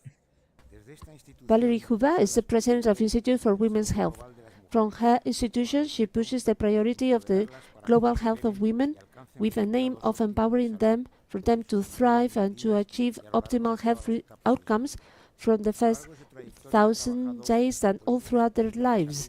Throughout her career, she has worked in public health policies at the Department of Health and Human Services of the United States, where she had different responsibilities, among others, interim assistant secretary for population issues and advisor and head of the cabinet of the health minister, assessing questions related to the health of women and teenagers. During the Trump administration, she was appointed the first special representative of the U.S. for global health of women.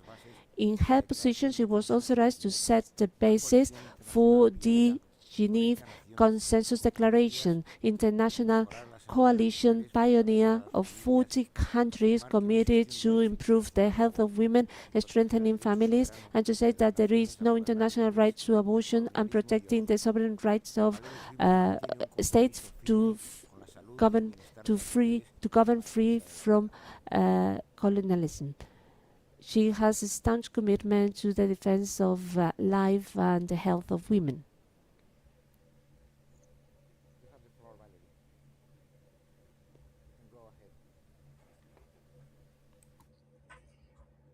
Well, good afternoon. Can everyone hear me okay? Thank you so much for including me in this closing session. And I regret that I couldn't be there in Spain, but I had a last minute conflict that prevented me from coming. But thank you so much for making it possible for me to join remotely to be with all of you. Well, not only when I served as U.S. Special Representative for Global Women's Health, but now as I'm honored to serve as the president of the Institute for Women's Health here in Washington, D.C., we've been working with governments in different parts of the world on policies that strengthen families and improve authentic health outcomes for women. And so today I want to share what we have learned from nations and what we have discovered by talking to nations who are choosing progress over decline.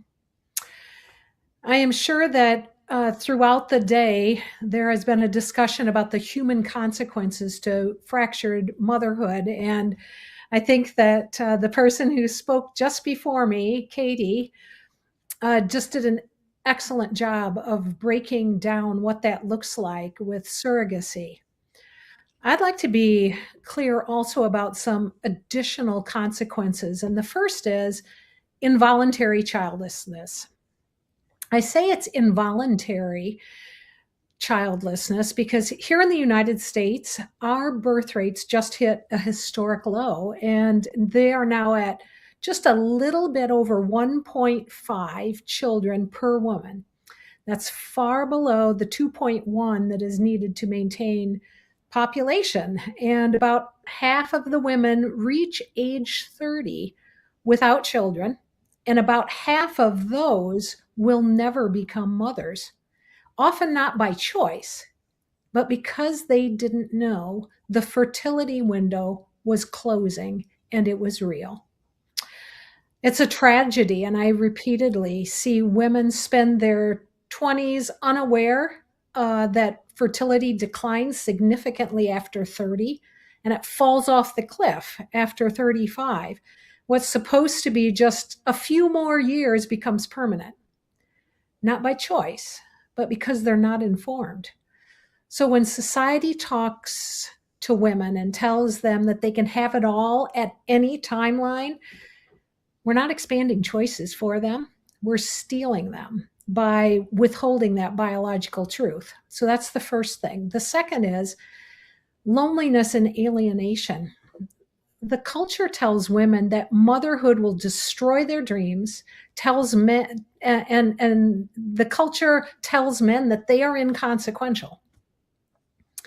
So young people delay partnerships so long that biology makes the choice for them. And the family itself that has continued for generations simply ends.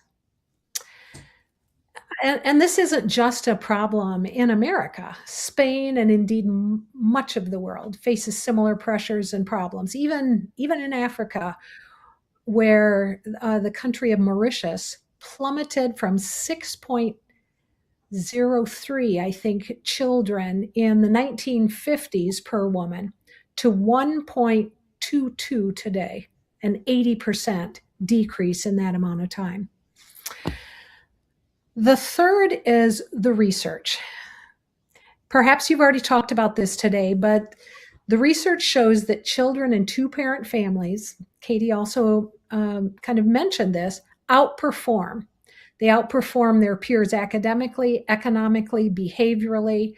Married couples build more wealth, live longer, report higher happiness, and yet we systematically undermine these partnerships through false dichotomies, pitting women against children, career against family, freedom against fertility.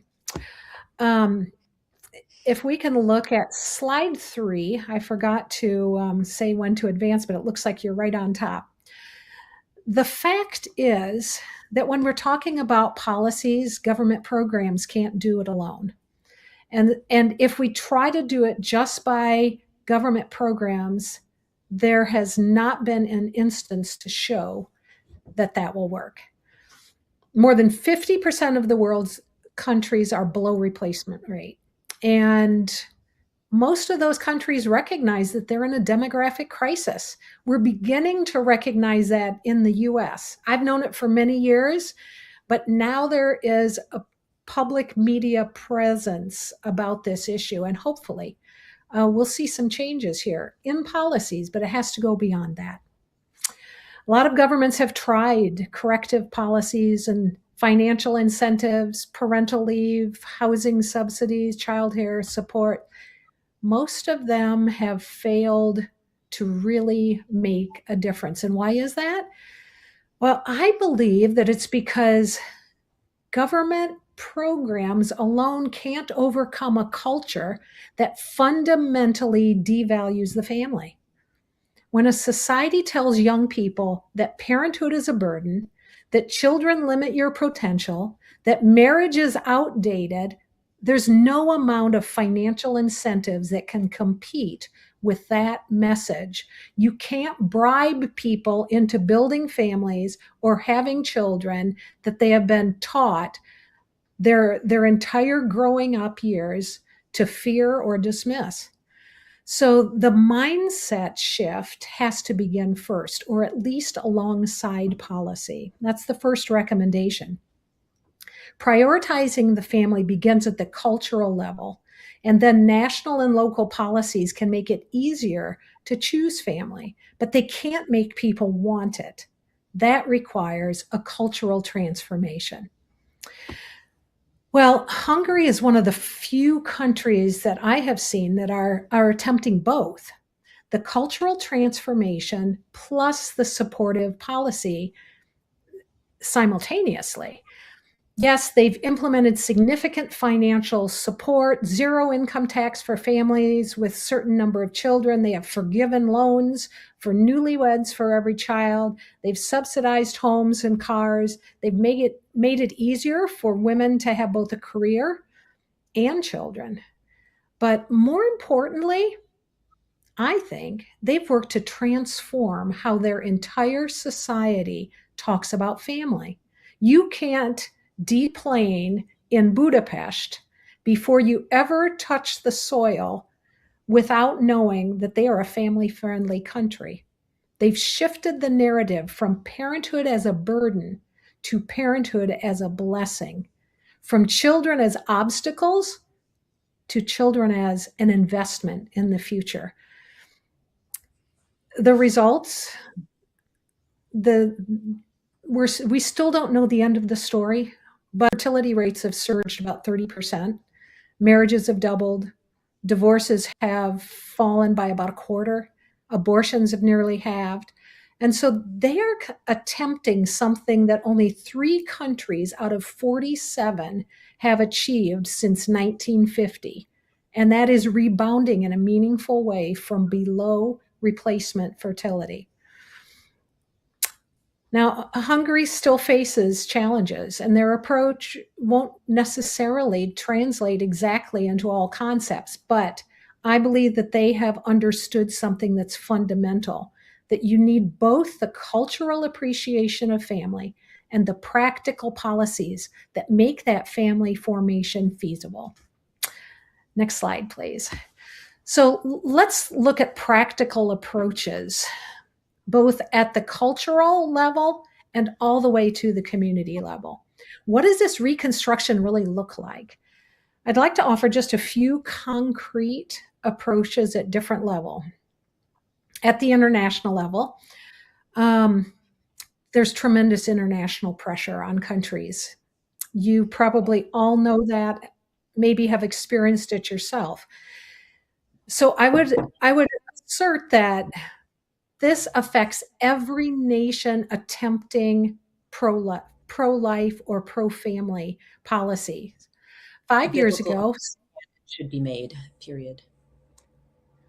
5 years ago, 6 nations created the Geneva Consensus Declaration, committing to promote optimal health for women, strengthening the family, reaffirming there's no international right to abortion, and protecting national sovereignty. Today, there are 40 countries representing 2.5 billion people. Why? Well, because alone, nations face enormous pressure to adopt progressive policies that will be their undoing. And they're conditions to aid or trade. Together, they can resist. Well, in 2025, the United States just rejoined under President Trump in the first 100 hours. And last October, 50 nations gathered in Washington for the coalition's 5th anniversary. We had keynotes by the U.S. Deputy Secretary of State, the U.S. Deputy Secretary of Health and Human Services, foreign ambassadors, members of Congress, and even a letter from President Trump applauding this effort. I think it shows us that a political declaration can rewrite the global narrative about national priorities and reject false ideologies. And the more member countries, the stronger that voice becomes. Our goal is to increase it from those 40 countries to 80 in the next 3 years. And so if your country isn't yet a member, I think this is the start to beginning something internationally in this 5th year that no one can ignore and can change the cultural narrative. The next slide takes it a little bit broader in a way, and that's talking about the cultural level. This priority has to begin with a narrative that's translated to the community level, to the family level, to the faith-based level, to the individual level. And it is that cultural messaging. And the first thing we have to do is tell young people the truth about fertility. This is a fundamental. As part of Protego model where we work with countries, we're partnering to create educational frameworks that provide biological facts about fertility alongside building skills for healthy relationships and marriage and the importance of committed parents. Faith leaders then can come alongside and amplify this reach through sympathetic messaging. Business leaders can do the same. Parents and families have to be empowered and given the tools to talk about difficult topics and things that they may not even be aware of, with confidence, without drama. And so for that purpose, that's why we created Protego Thrive that's adaptable. I'll never forget that in one country, government officials told us something really striking and very discouraging in a way. They told us that there had never been an NGO that had wanted partnership with them without pushing abortion or other ideological priorities that were foreign to their values.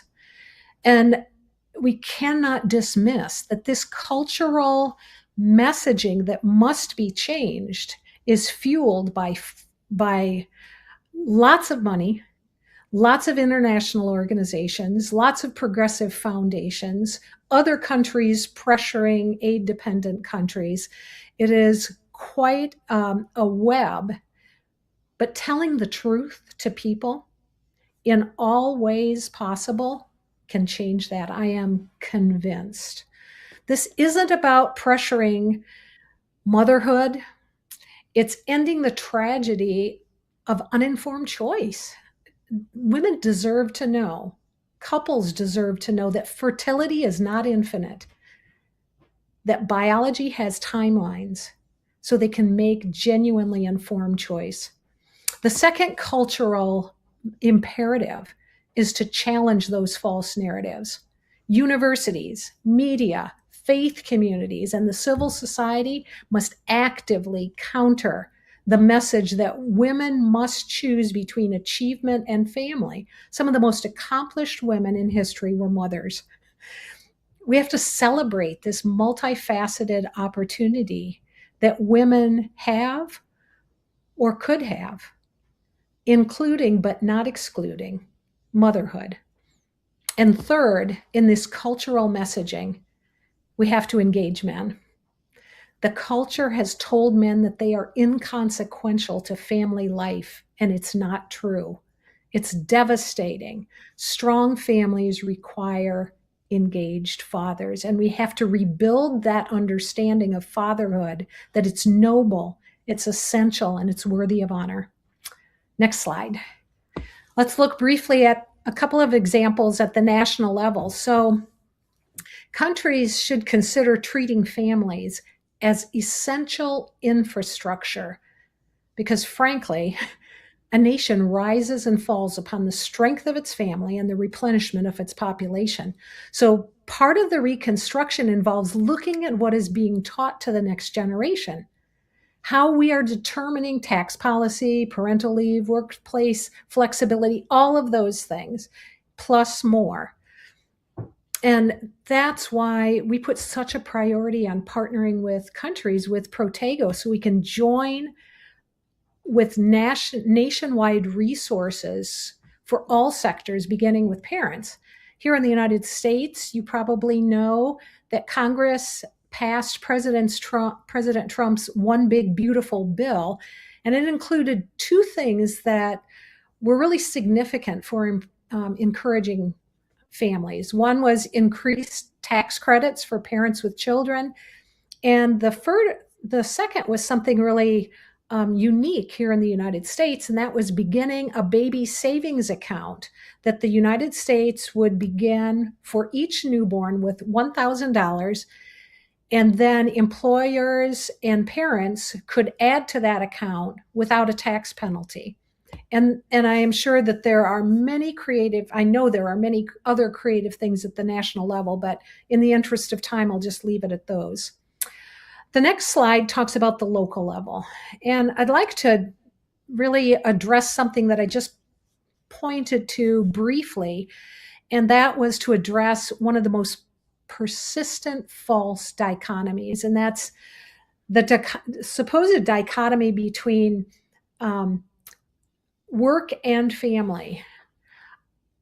I can't tell you how many young women often believe that they have to choose between career success or family, becoming a mother, getting married. And it's a lie. But it's a lie that feels true because oftentimes policies can make that integration nearly impossible. So rebuilding a culture that welcomes life requires some really intentional things that can make family integration not just theoretically possible, but actually practically achievable. And I'll just give just a handful of ideas for this. One, require fertility education as a part of health curriculum so that young people understand biological realities, even before they are thinking about having children themselves. It's just a part of health knowledge. Second, mobilize universities and civil societies to shift the cultural narratives around motherhood and family. We have an uphill battle there, but we have to do it. Next, create support systems that make choosing family practically feasible, not just celebrated in theory. Next, we have to challenge the ideal worker myth that the best employees don't have any family responsibilities. And there are many, many more examples, but in the interest of time, I'll stop there. Next slide. I I finally want to address the crisis of hopelessness that prevents family formation, even when those practical barriers are eliminated. You know, I think it's important to say that young people are hungry for meaning, for purpose, authentic relationships. They are discovering that this radical autonomy leads to loneliness, and we have to offer them something better, a vision where freedom includes freedom to form families and begin legacies that last. Second, many young people fundamentally doubt whether bringing children into the world is a responsible choice. And we have to restore hope, and that requires intentionality. That includes several things. And again, this is not a full list, but I wanted to be sensitive to the time. First, we have to have those honest but hopeful framing.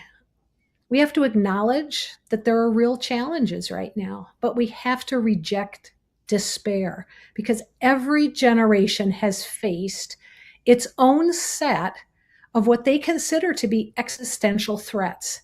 The current generation is the current generation is no exception to that, but we have to infuse hope in that conversation. Next, we have to demonstrate societal commitment. When governments invest in pro-family policies, they're signaling confidence in the future, perhaps even more than the specific policies themselves. Next, we have to celebrate generativity. We have to shift priorities toward establishing and building the next generation, and having children is the ultimate act of that hope, I believe. Next, we have to provide purpose beyond self. Any of us who are parents know that parenthood offers profound meaning. Raising the next generation, passing on values, and then passing the baton. Finally, we have to counter apocalyptic narratives. Children are not burdens. It's not easy, but they are the reason we solve challenges. When we rebuild a culture that welcomes life, restores hope, reconciles work and family, fosters selflessness rather than selfishness, we can't think of these as separate goals. They are interconnected. Workplace solutions mean nothing if the culture devalues family. Cultural celebration means nothing if achieving professional success requires abandoning children. The best policies mean nothing if we undervalue mothers, discard fathers, and we abandon the intrinsic worth of every human life. So reconstruction really requires all of it, and it requires courage, because building a culture of life in an age of death, it's countercultural work, but it's essential. But here's what I've learned in this. When nations commit to this work, change can happen. Not overnight, not easily, but it can happen. Demographic collapse is not inevitable. But I have to say, we all know that this requires more than good intentions.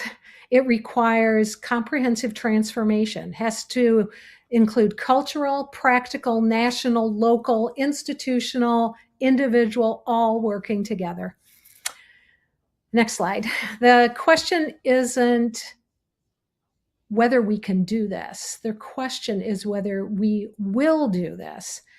And we have to choose quickly because biology doesn't wait for politics. 40 nations have already chosen to stand together in the International Geneva Consensus Declaration. More needs to join. Young people are hungry for a better vision. I believe there in Spain at that conference and in conversations around the world, the momentum is building. The question for every nation, every institution, every community, every individual here today is simply this: how will you participate in this reconstruction? We at the Institute for Women's Health are ready to partner with any nation, any leader committed to this work, because ultimately this isn't about reversing demographic trends or implementing better policies. It's really about whether our civilization is going to flourish or fade. It's whether the next generation will inherit a culture that welcomes them, supports them, and gives them reason to hope. I think the choice is ours, and I'm so glad that you called this conference and so pleased to be a part. Thanks.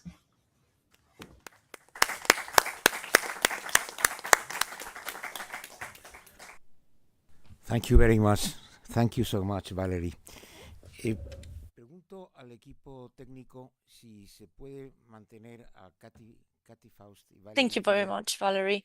And now I would like to know if we could have Katy and Valerie with us. I don't know if that's possible. Thank you. So now let's continue with the rest of panelists. Cristina Samaite Sakavitiene, Vice Minister of Justice in Lit. Con una cartera centrada en derecho civil, with procesal y administrativo, así como en mediación, specialty in law, mediation, and forensic. Her trajectory combines administrative functions as well as counseling functions, and she has also worked as counselor for the same as in 2 different stages until 2025.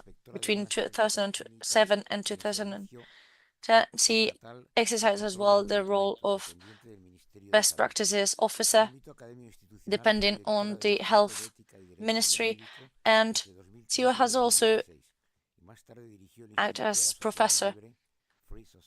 Then she became the director for the Free Society Institute between 2016 to 2020, and she has also become part of an organization based on Catholic values. In 2025, she participated as well at the Justice Leaders Forum of the OECD. Thank you, Luis, for introduction. I wanted to ask, could you please my slides on? Put my slides on.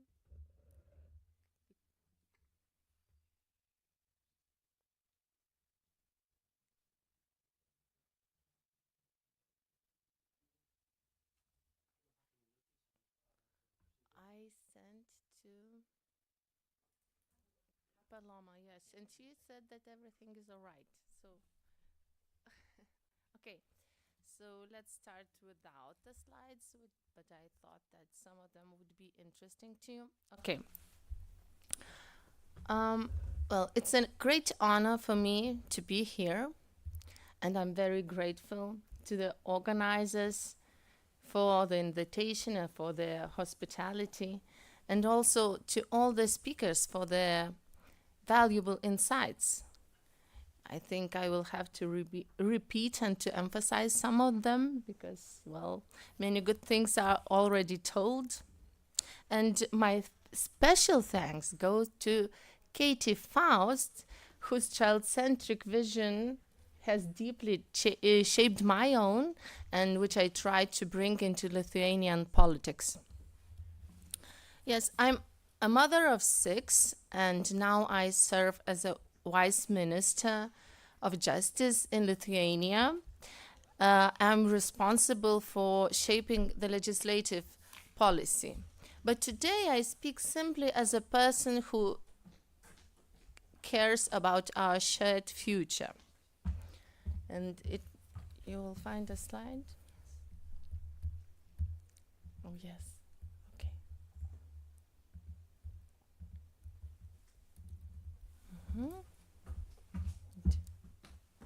Will you?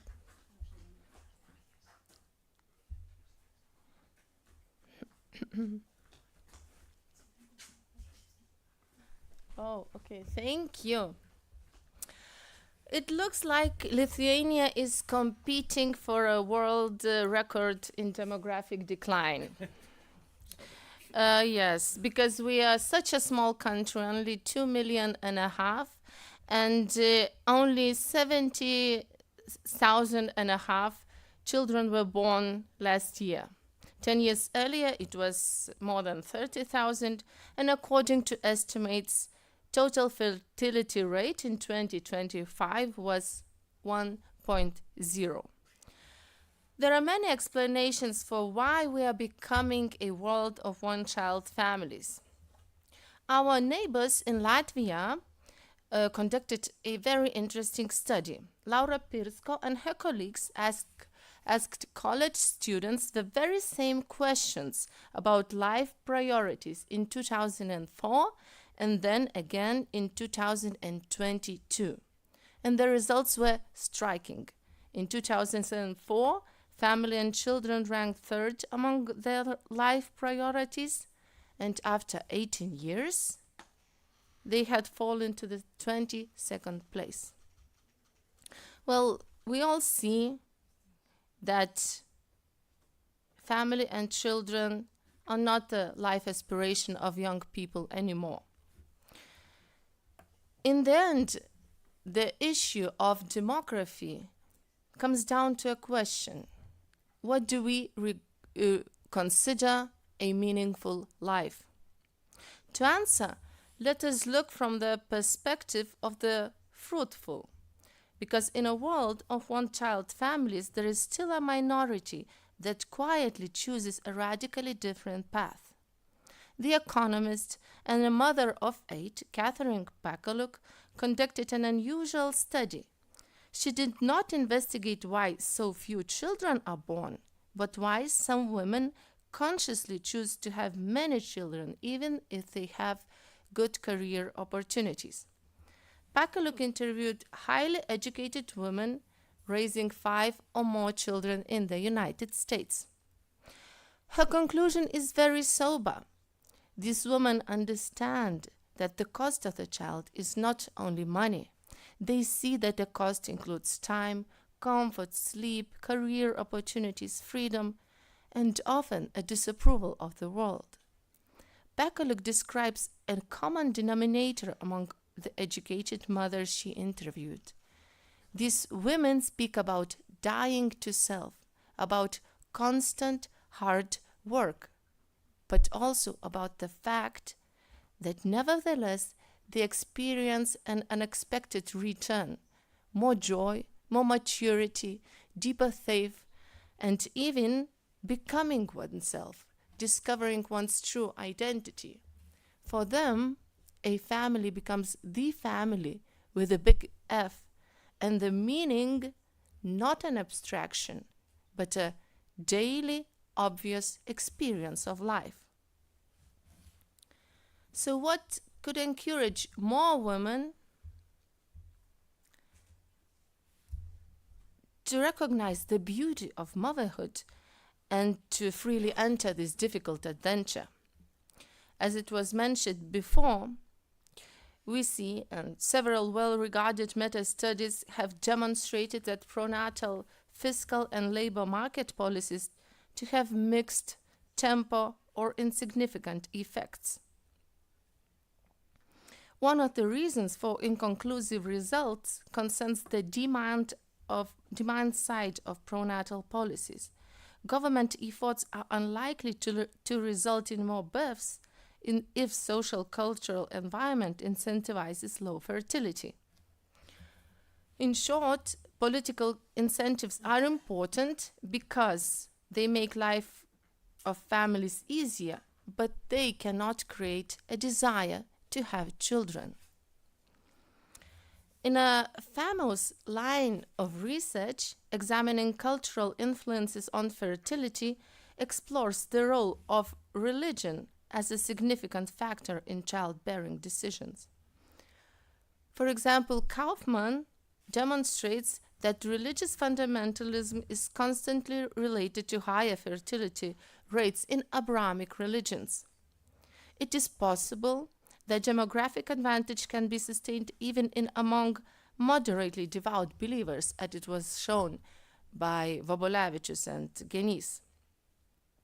It is not surprising that also in Pakaluk's study, almost all the mothers raising 5 or more children were believers, even though she tried to select her population that would represent the whole American population. What does it mean in the context of this conference? Not that the state should produce believers or impose a state religion. Rather, it shows that a sense of meaning is a precondition for demographic courage. In other words, when your whole life is at stake, no temporal incentive can tip the balance. Only what you love more than you love yourself can do that. God, your spouse, and your children. State policy cannot create meaning, but it can create the conditions of dignity and freedom that can help to discover that meaning. At this point, I would like to mention several key directions, not as a list of technical measures, but as a value-based and legal framework for renewing hope. First, respect of religion. Governments must recognize that religions as communities that reveal the meaning of life and teach people to live for something beyond themselves help families endure the sacrifices that having children requires. States must respect freedom of religion as a fundamental right that belongs to every person. In the West, freedom of religion is protected in national constitutions. However, in practice, application of anti-discrimination frameworks sometimes leaves insufficient room for freedom of religion. Another crucial right is parents' rights to educate children according to their moral convictions. Parents have a primary duty to care for, to raise, and to educate their children. But some contemporary approaches risk treating education of children as a matter of state policy, as if state had ultimate authority. And who wants to consider themselves as producers of children for the state? In short, when religious freedom and parents' rights are secure, families have a moral and civic space to self-gift. Family as a unit. Although we speak today about crisis of motherhood, overcoming it requires moving beyond fragmented family policy that fails to treat family as a unit. Children's rights and well-being, women's rights and well-being cannot be treated in isolation. Marriage should not be quietly downgraded to the level of alternative living arrangements. These goods reinforce one another, and most reliably, mothers and children thrive when there is a committed father who is both a husband and a parent. Differentiation. A worrying trend is that under the principle of equality, boundaries between the natural married family and other forms of cohabitation are being erased. Of course, it is a basic principle that all people are equal in their dignity and their human rights, but justice requires that we treat equal situations equally and different situations differently. States facing demographic decline should give distinctive recognition to married families of a man and woman, especially those raising many children, and strengthening their stability, economic security, and autonomy. Favorable culture is very important, as we mentioned today. Public policy should use its levers, education system, state-funded cultural projects, and public broadcasters to help restore social prestige of motherhood and strengthen family stability. We need to renew respect for marital commitment. We should show young adults that marriage is not the opposite of freedom. It's freedom's mature form, a freely chosen, stable relationship that helps its members to flourish. And research shows that stable marriages are also a condition for larger families. Our culture already understands something important, that we cannot grow without sacrifice or pain. People climb mountains, endure icy water, or follow demanding diets to seek challenges that transform them. We need to speak out loud that motherhood is the most powerful and most meaningful way of transformation, a school of love, strength, and self-gift. We should publicly honor mothers no less than we honor politicians, business leaders, or academics. And when society truly values those who give life, and when women can take pride in motherhood without apology, then more women will feel free to welcome the children they desire. One important note is that we must seek these cultural changes wisely and with sensitivity, so that our well-intentioned efforts do not take the tone of propaganda. And we should never cross the line where demography becomes a pretext to turn a family into a tool, a woman into an instrument, and a child into a product. No to initiatives that undermine meaning. Law is the teacher of culture. Laws form what we consider normal and valuable. We need to think what message we send with our legislative initiatives. In my own country, as happened in many Western states, we feel strong pressure to redefine family by erasing sexual differences. When the state treats the differences between man and woman, husband and wife, mother and father as irrelevant, it quietly suggests that a family is primarily about the desires of adults, but not about children. Legislative initiatives in demographic crisis should lead in the opposite direction, to cherish natural family of man and woman, to encourage marriage, to protect human life from the beginning, and to guarantee quality help for women experiencing crisis pregnancies. We don't have the time for this important OSCE report. Oh, there had to be a picture. Okay. And the last personal note. My family has visited Spain about 5 times, and this is a picture of a few Lithuanian families near Ciudad. And every time we noticed one concrete difference, nuanced one. In Lithuania, society is less friendly to children, and families and parents feel uneasy in public spaces, and they do not receive support or help they need. So when I see a young mother with a small child, I try to approach her and tell her a few nice words, and also I tell her that I almost envy her because I miss having a small baby at home.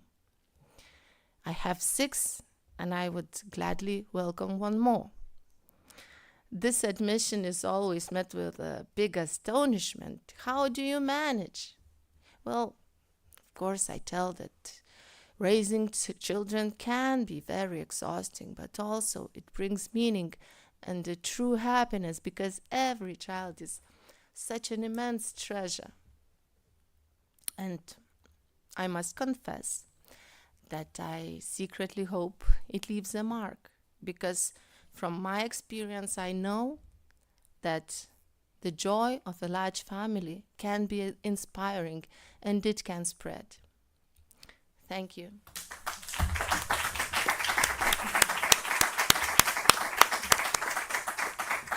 Thank you very much, Cristina. Thank you very much indeed. Eniko Giori es doctora en Relaciones Internacionales, con especialidad en Asuntos Europeos por la Universidad de Economía de Budapest. Ha desarrollado su labor académica como investigadora en el Departamento de Estudios Europeos de la Universidad Nacional de Administración. Developed her work at the university, the International University as Public Administration, and has also a very vast experience as ambassador in Hungary from 1999 to 2003, and later ambassador in Madrid in 2014 to 2019. I do remember her from that time, and she was an incredible ambassador, I must say. And she has also been MP at the European Parliament until 2024, and between 2010 and 2024, she was also the Secretary of State for the European Union for European Affairs, and she is also experienced when it comes to coordination, and she was the coordinator for the Centro Europa Libre and the Sabat and the working group for Fidesz in the European Parliament. She has been a member since 2021, and she has also developed her functions in the civil administration. She has also been a member of the Civic Association in Hungary, and since 2022, she is also part of the Congress for Hungarian Foreign Affairs, and she is also part of ICOR. She has been recognized by different condecorations internationally, between them and among them.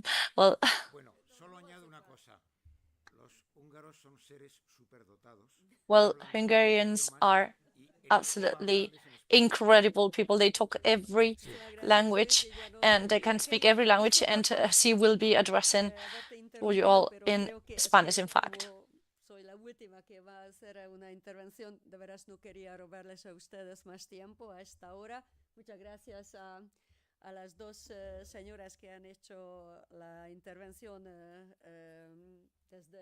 desde su despacho, desde su casa. Un placer.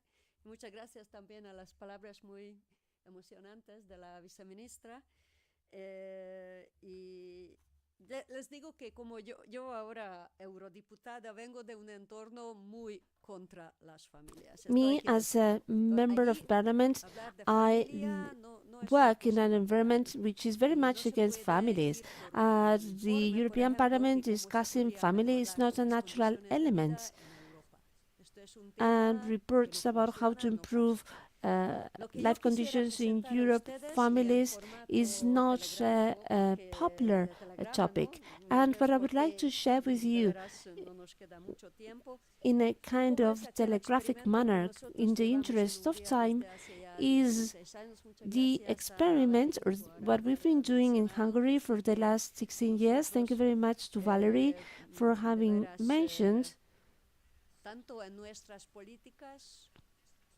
that we, in our cultural and economic policies, families are at the center of this policy, because the motherhood in crisis, this is not a biological question, but a combination of life conditions, perceived risk, vital decisions and cultural decisions, as it has been mentioned here before.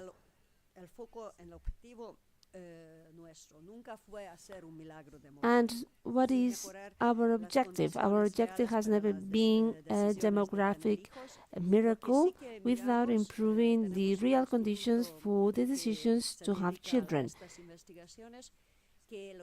We don't have an institute researching on this topic. It has been seen that young people in general want to have children, at least 2 children. When these young people are asked, I'm referring to people between 20 or 30 years of age, they answer that they want to have children. And for some reason, a part of those desired children are never born.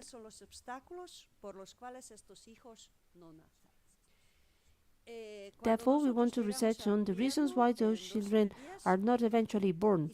When we reached government back in 2010, we changed the philosophy, we changed social policies, and actually, we wanted to build a society based on work.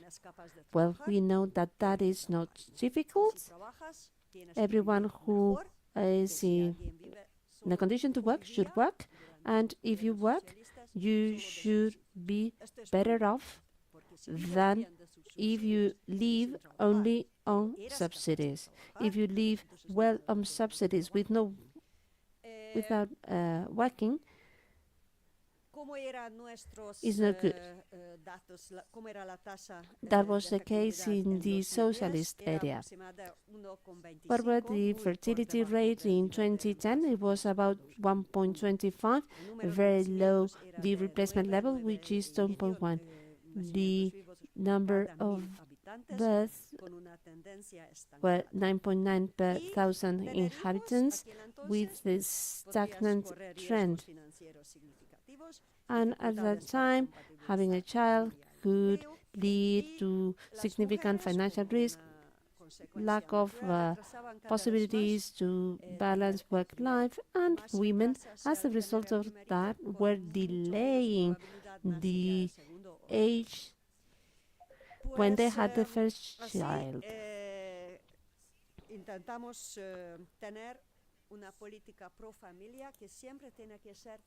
That's the reason why we put together a pro-family policy. When you put together your policy, you need to take into consideration the impact that your policy may have. This is a horizontal approach. Which are the main principles? Subsidies are tied to work. We need to do long-term forecasts.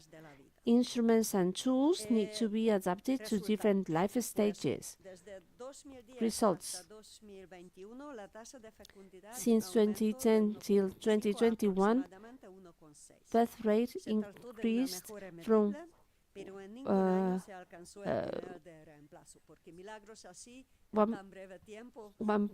increased by 1.6 points, but replacement rate was not achieved. Had it been achieved, it would have been a miracle. The expense, that was expensive, yet this is an investment in the future. Pro-family policies are a future investment.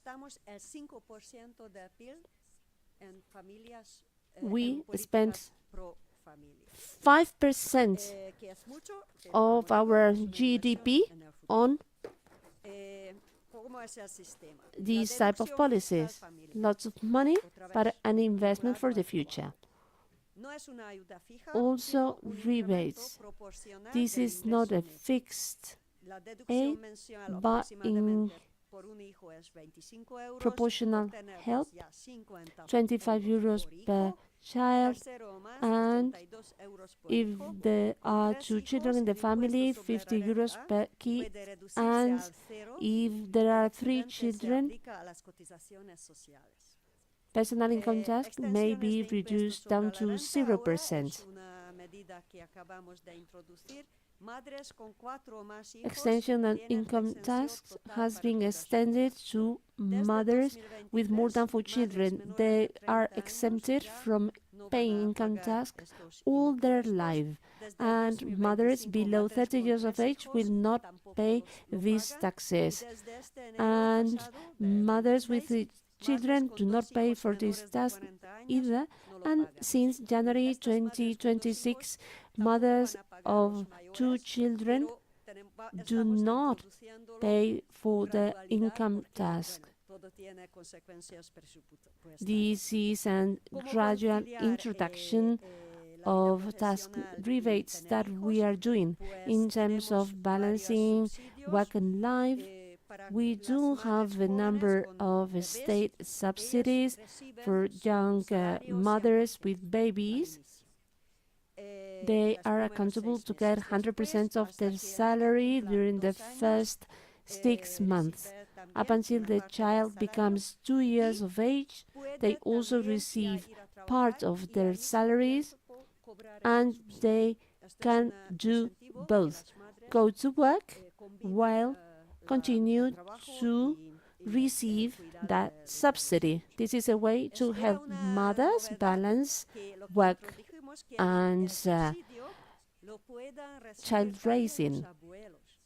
The novelty was for grandparents to receive the subsidies. If the mother decides to go back to work 100%, the grandmother or the grandfather can stay at home and receive the subsidy that I've just mentioned. Another important element in Hungary, and I guess in many countries of the world, including Spain, is help to accommodation. Aid to accommodation are main pillar. Since 2012, we've been having programs for that. And here, the loan that we offer is very important. We give that loan to couples that commit to have 1, 2, or 3 children. And those who eventually have 3 children, a significant part of this loan is no longer repayable. And the last measure we have just introduced is a loan at 3% fixed interest rate for couples to buy their first home despite their age. And we have also doubled the number of vacancies at preschool, which is a highly important help for families. Energy costs, the state participates in those energy costs in a manner that families can afford paying for the energy costs.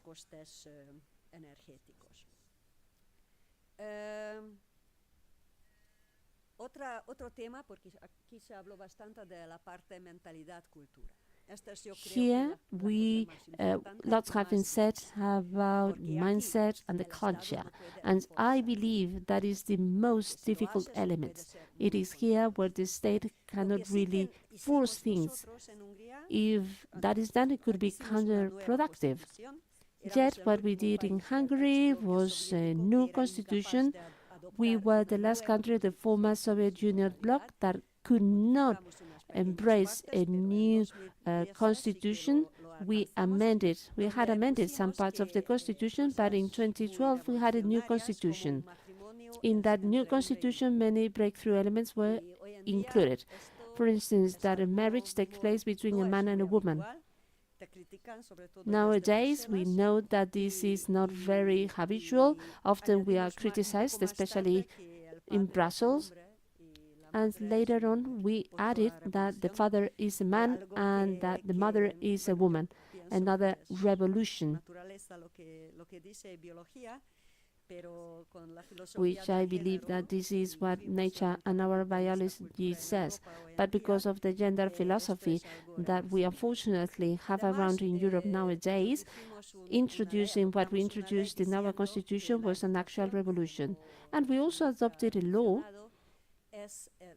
as the Deputy Minister mentioned, established that education is the right as well as the responsibility of parents. No one else can establish that or have a word about the education of children. And organizations are not all the organizations are banned from intervening or engaging in that, because that is the duty and responsibility of parents. So we've been having or seeing trends since COVID. However, some of them are getting worse.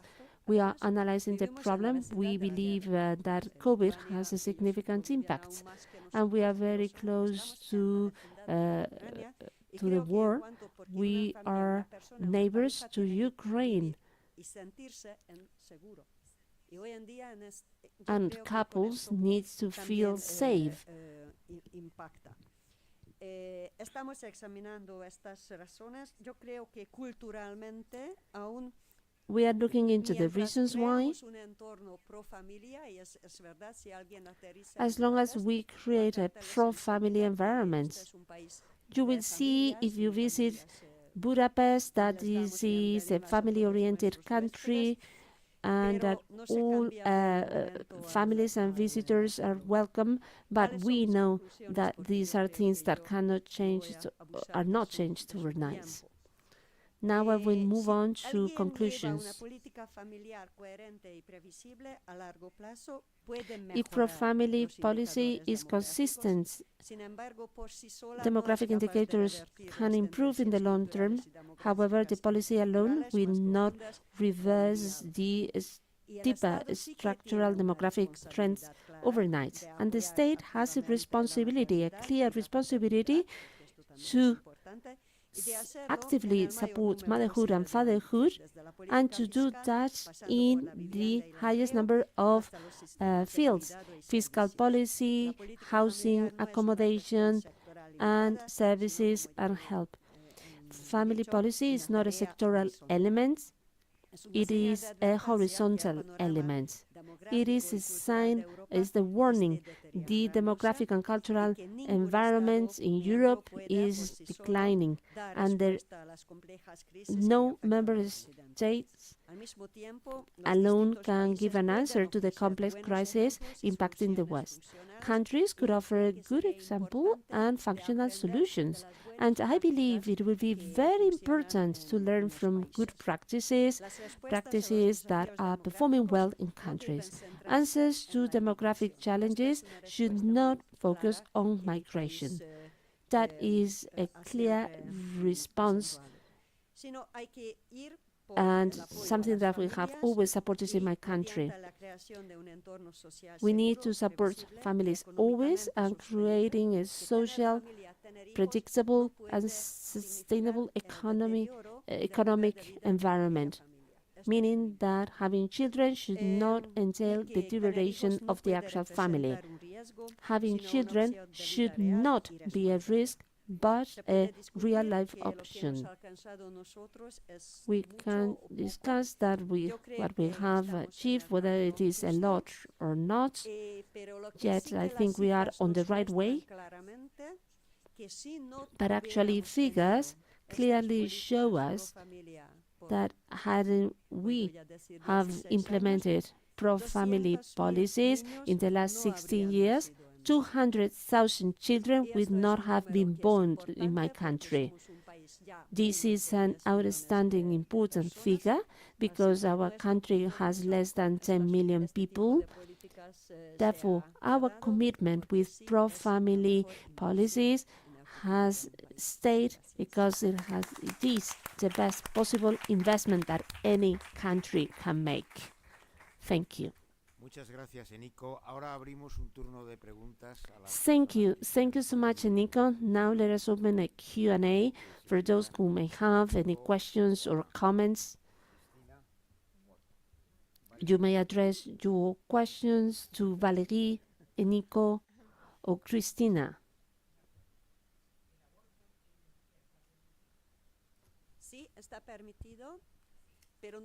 Is abortion allowed in Hungary? Yes, it is allowed, but we do not promote it. Constitution establishes that life is protected since conception. Up until week 12, abortion is legal. Mother is told about the different alternatives. And 2 years ago, we introduced a norm establishing that the mom needs to listen to the heartbeat of the embryo before receiving an abortion. I cannot really tell you about the reduction that we had in abortions, but I can tell you that abortion has been significantly reduced.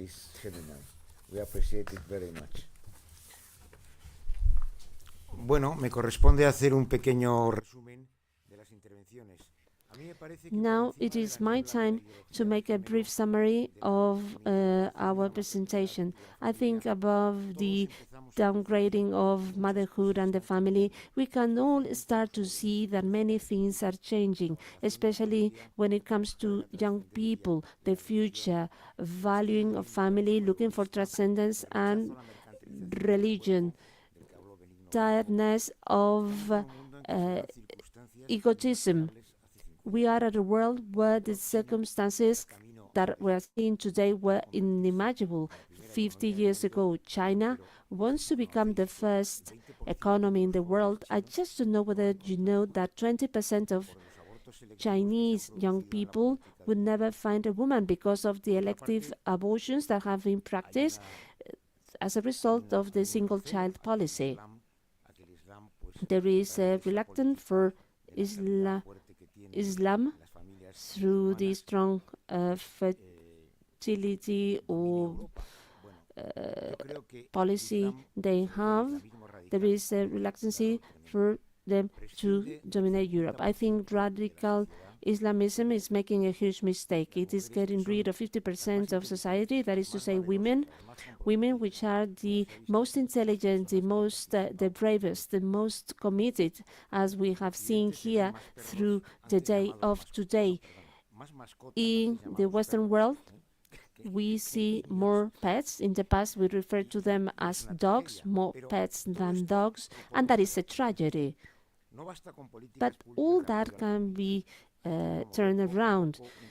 We need to promote pro-family policies and also promoting a cultural change, starting off by telling the truth to young people. We need to move forward with hope. 2.5 years ago, Familia and Dignidad Humana organized in this very same CEU University a seminar known as US United States, the abortion is no longer a right. Here, we had, at that seminar, we had legal experts, politicians, media representatives, and what it stayed with me after that seminar, after a battle of 50 years, what it remained on me was never give up. And that is absolutely valid for the defense and recognition and acknowledgement of motherhood and the family. Thank you, everyone. This seminar is closed. May I say something? Of course.